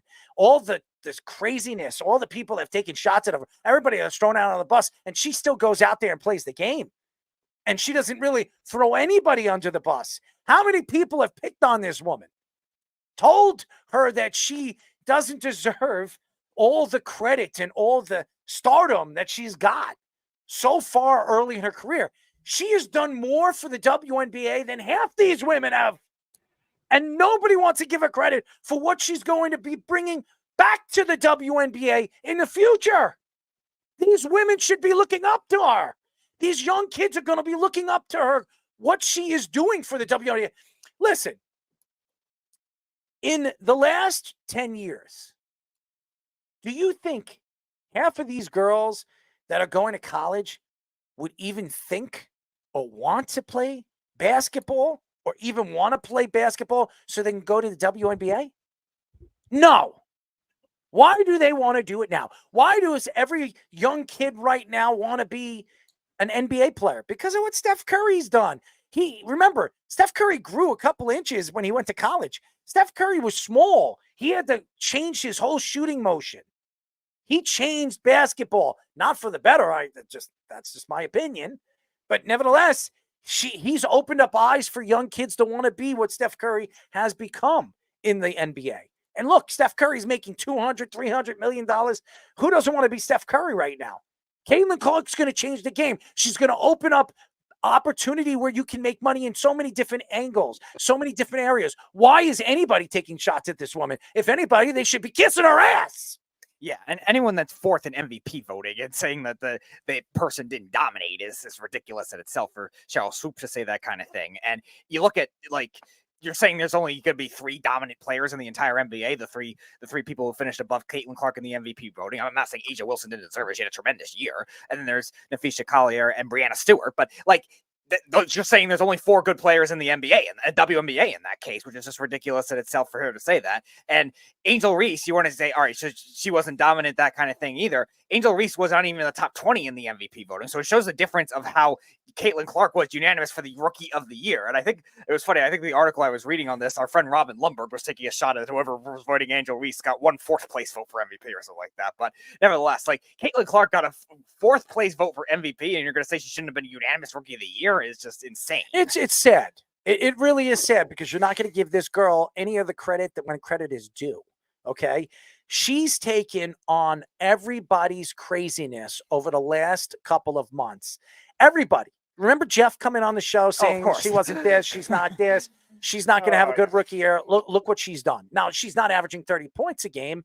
I thought she was going to average between 24 and 25, but she will. In 2 or 3 years, she'll be averaging close to 30. There's no question that this girl is the real deal, and she's going to change the WNBA for the better, for young girls to want to be Caitlin Clark, and for young girls. And I'm not saying Angel Reese isn't going to bring that to anybody's attention either. But if you sat down with Angel Reese right now, she didn't say that she thought she was Rookie of the Year, but if you really sat down with her, Angel Reese would probably tell you she was Rookie of the Year. 100%. Yep. If you sat with her right now and said, hey, Angel, really, do you think if you actually played a full season of women's basketball, do you think you're the MVP over Caitlin Clark? I guarantee you she would have said it. 100%. I remember we were talking about it when she got drafted to Indiana too, like how bad that Indiana team was. They made the playoffs as the 6th seed, and while they're probably not going to beat a good Connecticut Sun team, like they got blown out yesterday. Like the fact that they even made the playoffs for a team that's been like a lottery team forever, like shows a lot about Clark's value. The fact is, and I don't care, Keith, you're going to say, well, I said 30, 40. I just see the type of player that she is. She's not just a shooter. She's not just a girl undersized that can rebound and pass and do things like she can do at her size and her ability.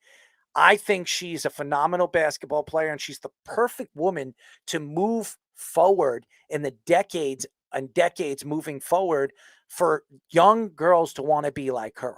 And I think this is good for the WNBA. I don't want to hear there are racist people out there. Okay.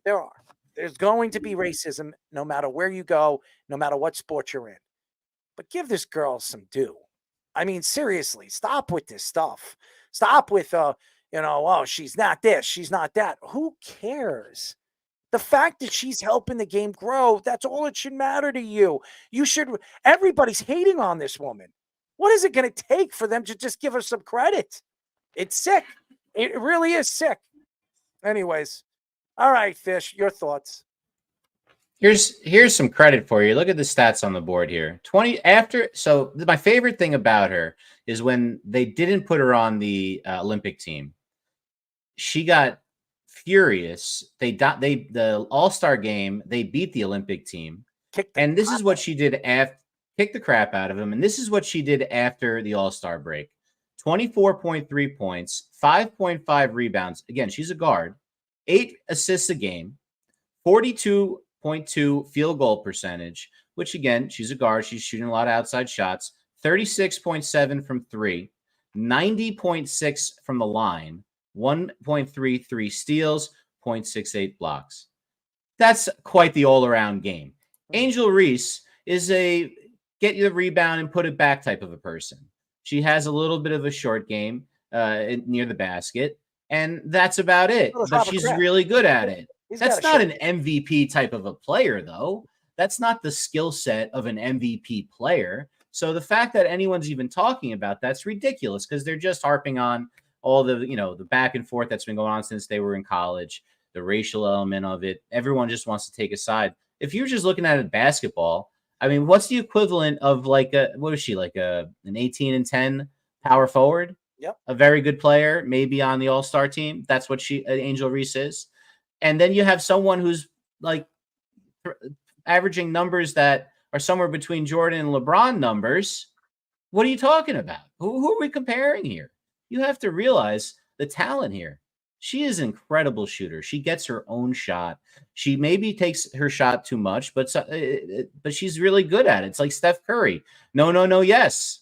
And except now he just hits all of them. So it's just yes. And oh yeah, maybe other people shouldn't do that. It's not great for the game if everyone does that, but they could do it. So why wouldn't they do it? She does things that are very unique. It's a really special player to watch play the game. I don't get that same feeling watching Angel Reese. I see a good basketball player, but I don't see someone that's a transcendent talent. Let's face it. All right, Scoops, your thoughts. Caitlin Clark is just slowly becoming the face, of the WNBA. She's a playmaker. She's a great shooter and a passer. She's the face of basketball. Pretty I'm much. going to tell you this right now. She will be the face of basketball, not just the WNBA. Basketball. The NBA is looking for a superstar to really stand out. Her jerseys are selling like hotcakes. Guys are wearing her jerseys. I've seen 2 guys at the bar wearing Caitlin Clark jerseys. And by the way, 2 of them are not even white. Just so you guys know that. It wasn't, they were African-American. Just so you guys know that. So put that, whatever you want to put that on and whatever these racist remarks and things and stuff like that, it's ridiculous. We all should be comparable to one another. It doesn't matter what color your skin is.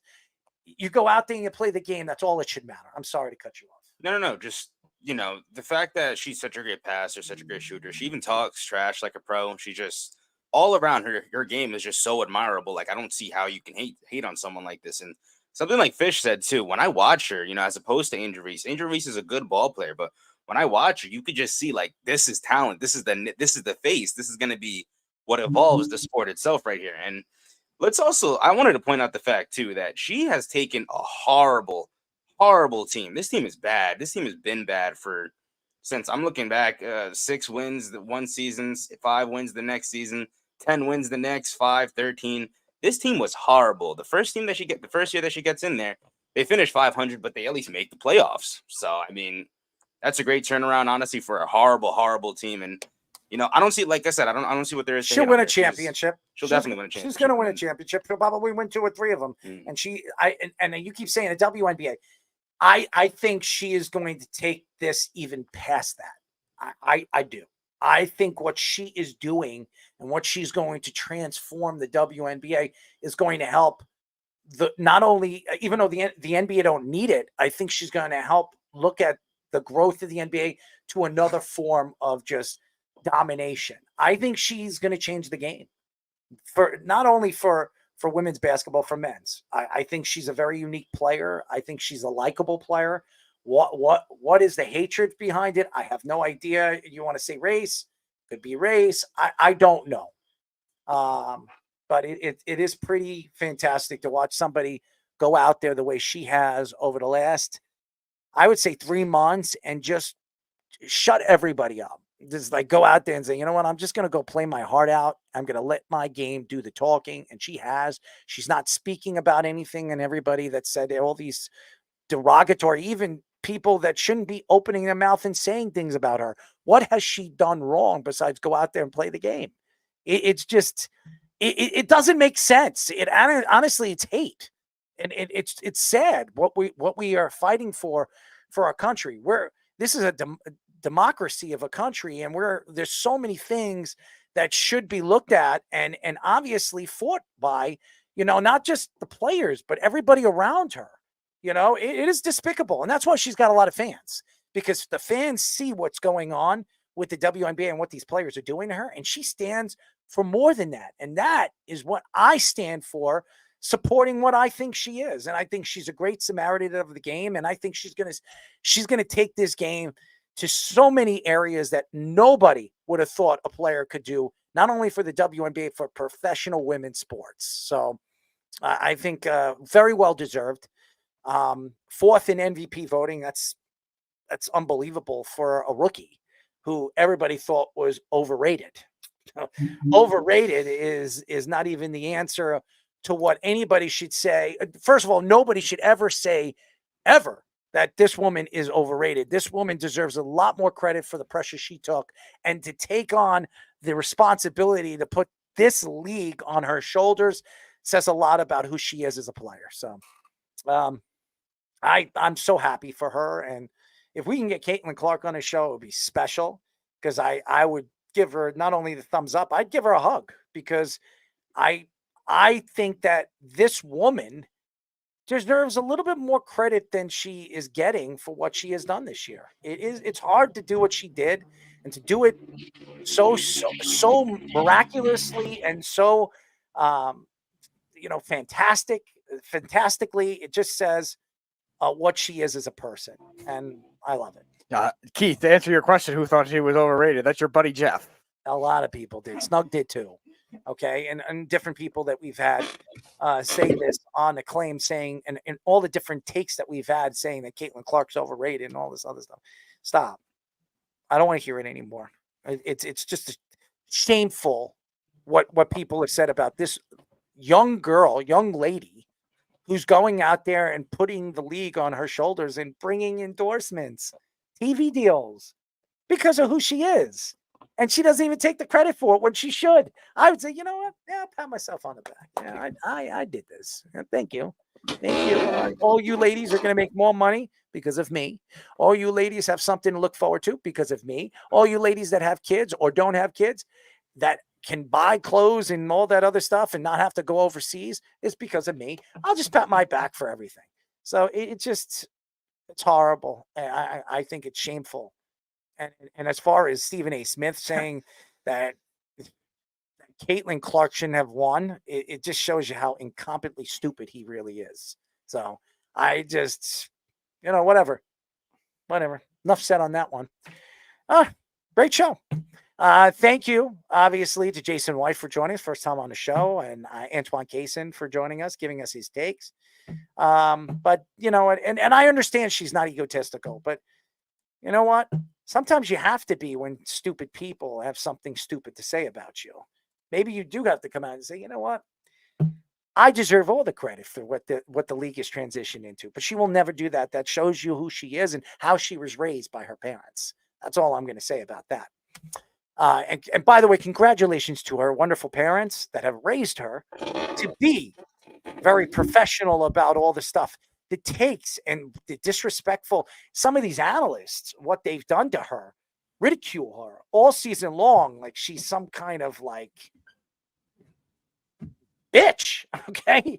What the hell has she done to hate her as much as you have? Maybe she needs a superhero. Maybe she needs the Purple Urple or the Earp. The Good Earp for me man. and good for you. Good for both of us. There It's he good for is. both of us. There he is, the Purple Urple. That would be me. Where's my Earp? Where's my Earp? Where's my Earp? Where's the speedster? The Earp. The Earp himself. You like the Earp, Speed? You like the name, right? I did. Yeah, you're the Earp. No, that's your name. No, I'm the Purple Urple. That's right. I like that. You're the Earp. No, you're the Earp. I'm not involved. You are the Earp. No. You are my sidekick. No. My no, trusted no. sidekick. The Earp man. No. Yes, not the Urk. The Earp man. Do the Earp man. Do the Earp man. You like that? Do the Earp man. Yeah, there you go. That's a shirt right there. Do the Earp man. Do the Earp. No, that's your name. Wear the Earp. You see, we need to get all these things. We got to make these shirts. It would be so funny. Anybody? King of wishful thinking. We are the king of wishful thinking, and we're gonna get shirts, and it's gonna be fun.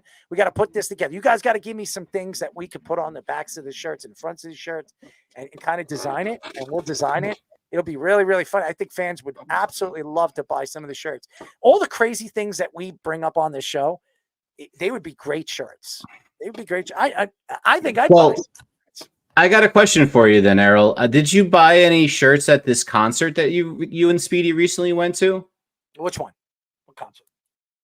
The Taylor Swift concert.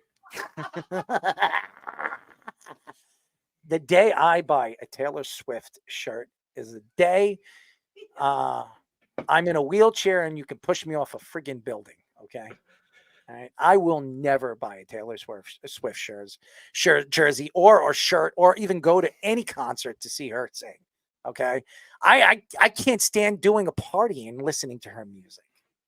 Love Story and all that crap. And a girl singing it with her. I can't stand it. It's her life. I don't really care. Speedy, how about you? Do you like Taylor Swift? Not really, but Would you sing any of her songs? no. But I know our friend Kenyon Barner would. Oh, what is this over here? What is it? Kirkioto? Carito MVP 11. All right, what did he say? Right over here. Nick Saban had a meeting with Bryce Young, and he told Bryce Young, "Don't be afraid. Walk away from football. Use your education."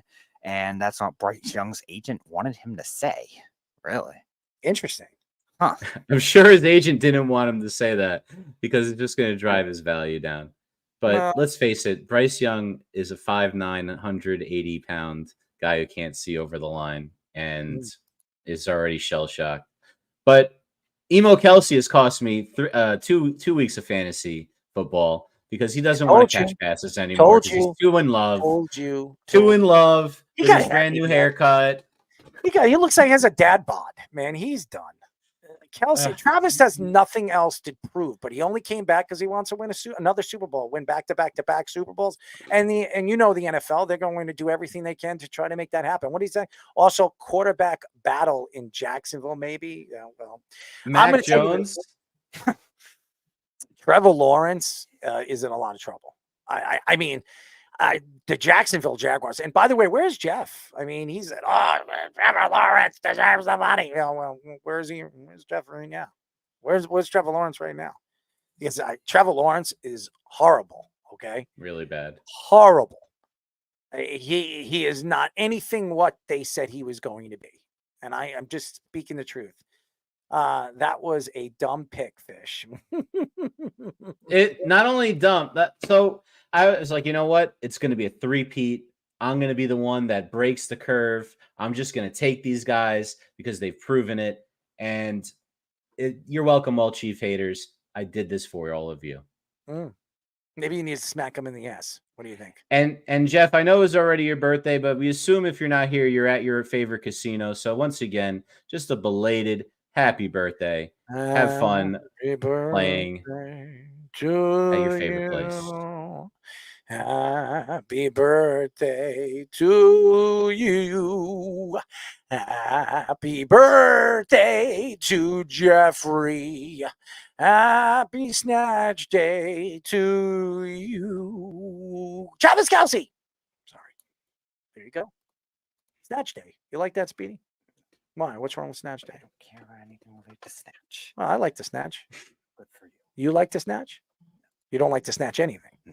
You just don't snatch. Correct. How about snatching a football? That's a thing. A basketball? That's a thing. A baseball? That's a thing. A football? Man, A golf ball? Selective enemies just Well, you know what? I just want to let you know something. I've absolutely loved everything about you over the last couple of days, except the fact that you don't answer the text messages. I'm very upset at you, man. I'm not even kidding around. I'm very upset at you. I mean, who's this guy? What is it? Kirkito MVP 11? What is he saying over here? Yeah, but he's saying it's his birthday. Mm. I don't know if we're going to sing to him, but... Do you want me to sing to who? Whose birthday? Is it Trevor? Carito MVP 11's birthday. Oh, yeah. What is his real name? I will sing to him. You want me to sing to him? I can say I don't know him very well. Keith wants a song. Keith, it is. By the way, happy birthday to my friend Keith. It was his birthday the other day. Happy birthday to old Keith. Speedy, are you ready to sing this? Oh, yeah. All right. But we got to do it. I got to do the, you give me the high. I'll get the high. You get the low. Ready? Please don't sing. All right. Here we go. And a 1, and a 2, and a 3. Happy birthday to you. Happy birthday to you. Happy birthday, dear Keith. Happy birthday to you. Hey, and many more. Speedy, Speedy, sing for Keith, me. Keith, I was on the Crystal, happy birthday, by the way. Keith, I was singing the bass parts. You know, listen, it wasn't my best, but you know what? Your best isn't good enough, right, Speedy? I mean, you got to be. Anything's better than what I sang for Fish. Somebody Fish's needs to sing anniversary, I somebody. should Happy say. birthday to Crystal. Well, Who's Crystal? Happy birthday. She a new guest, a new friend? What is it? That's my wife. Oh, that was it. She looks great. And here's the other one. Happy birthday, Crystal. We're gonna sing She likes on the Wednesday. music. Get down. We're gonna sing on Wednesday, Crystal. Don't you worry. We're gonna get. I'm gonna make sure we put some tunes in the background. We're gonna give you our very best just for you, Chris. So get ready for the rock and roll of your century. I might even sing a song for you. It might be a good one. So it might be one that scares rats away, but it's still for you.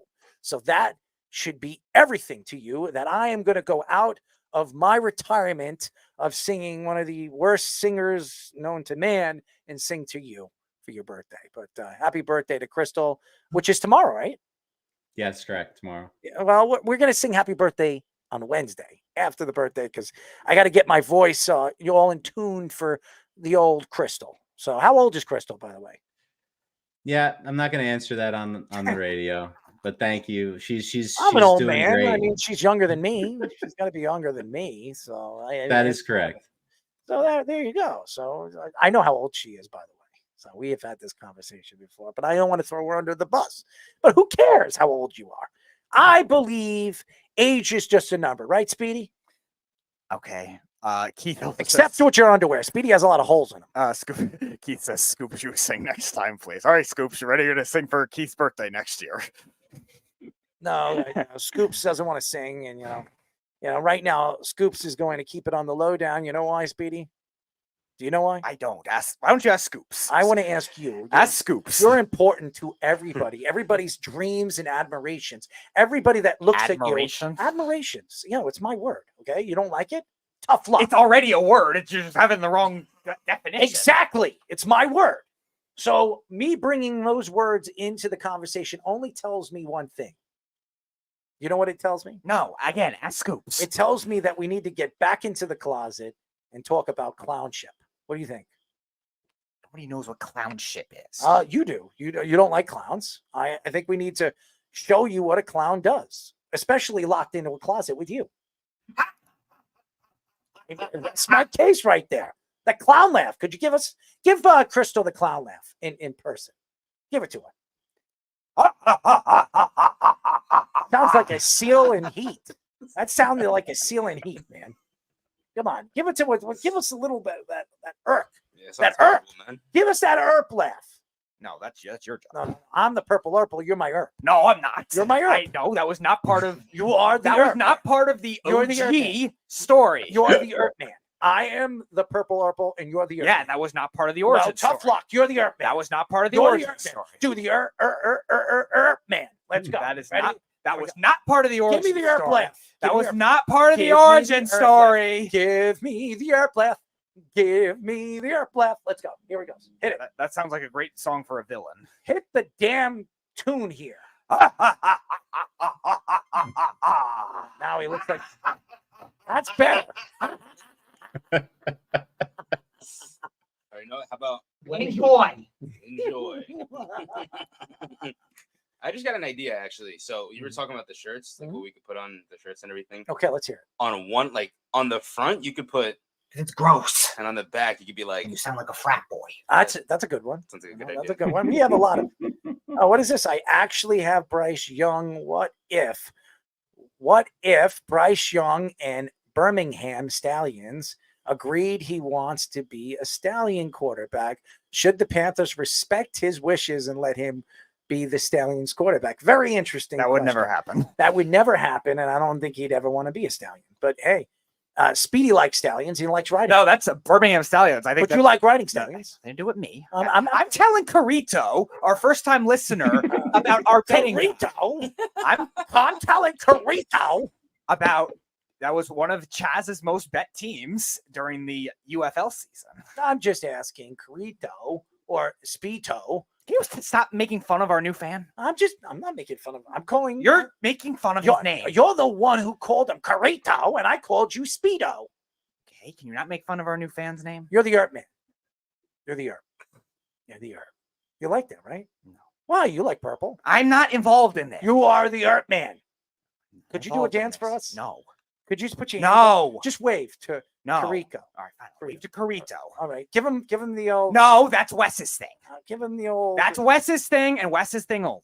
Stick a little. No. Little finger action. No. Give him the old finger. No, that's Wes's thing. Would you? Carito, if you want to would you listen flick on. it? Hold Would you on. Flick it. Flick it. Can I give Carito some information? Information. Here we go. Carito, if you want to see the thing that Errol's describing, you can listen to Let's Parlay on Wednesday. Could you give him a little flick? No, that's Wes's thing. No, but the flick. There's no flick. My trade guys. We're mentioning that last week. There are a couple of people that have said that. Apple pie, poutine pie. What do you like, Speedy? Apple. Why do you like apple? I know what it tastes like. I'm sure you do. Go share a poutine pie with The Rock. I will. The Earth Man has said so. Anyways, thank you to all the fans. Thank you, obviously, to Antoine Cason and Jason White for joining us. Thank you to Mr. Fish for being the great executive producer that he is and some of the content that he gives us throughout the show. Thank you to our Sports Minute and Tommy for all the content that he gives us. Speedy, thank you for just being the Earth Man. You are the Earth. You are the greatest. You are the man, the myth, the clown. Right? You like that? Where you get those sources from? Do you like coming out of the closet or not? I don't like entering the closet.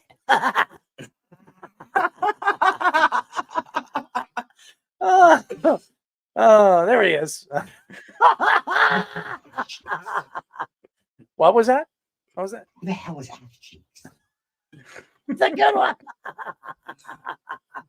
Who the hell is ass cheeks? We got to take all these sayings and make shirts. They would be so funny. You guys got to give me shirts. We got to put them together. That would be so funny.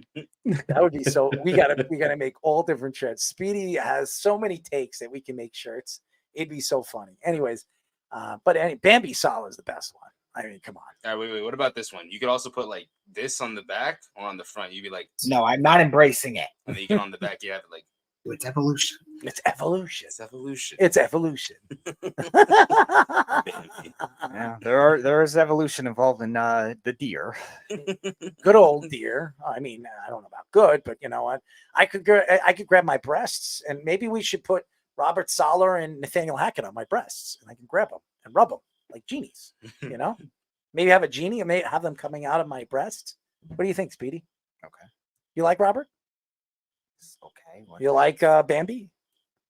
Not particularly. Oh, there he is. I'll be your Huckleberry. Speedy will be my Huck, and he'll play with my berries. What do you think? You wouldn't play with my berries? Why? You like berries? Not attached to a human body. What happens if I share my berries with you? I'm sharing my berries. It doesn't. What? I can't share my berries with you? Get your own food. It's not hard to do. I'm going to give you some of mine. Get your own food. It's not hard to do. I have them. If I have a bag of berries, you wouldn't. That's different. Okay. Thank you for specifying I'm that. going to give you my bag of berries. Okay. Thank you for specifying. So you would take my bag of berries? Yes. Nice big bag, right? Sure. All right. So you like my berries? Okay. All right. There you go. That's all that matters. I like my berries too. They're good. They taste very good. I mean, I've never tasted them, but hey, you can. Anyways, that's it for our show, ladies and gentlemen. The old speedster, as always. We love him. Give me another one. Give me another one of this. You want to go burn a bush in a crab? This is how you shave. Yeah, the word jizz is really structured. That's the best one. That's the word jizz. I'll leave it off with one of these. Willy Whoppers, Speedy. Willy Whoppers. Oh, good old Willie. Yeah. Oh, good old Willy Wops. The Willy Wops. I think you like the beef. Look at the beef over there. He's right over there behind you. Oh, man. We love you. Anyways, that's it for our show, ladies and gentlemen. We'll be back on Wednesday at 7:30 p.m. Enjoy your nights and enjoy your Tuesdays. Enjoy Crystal's birthday, and we'll sing her a happy one on Wednesday. Good night, everybody. You're listening to the Worldwide Sports Radio Network.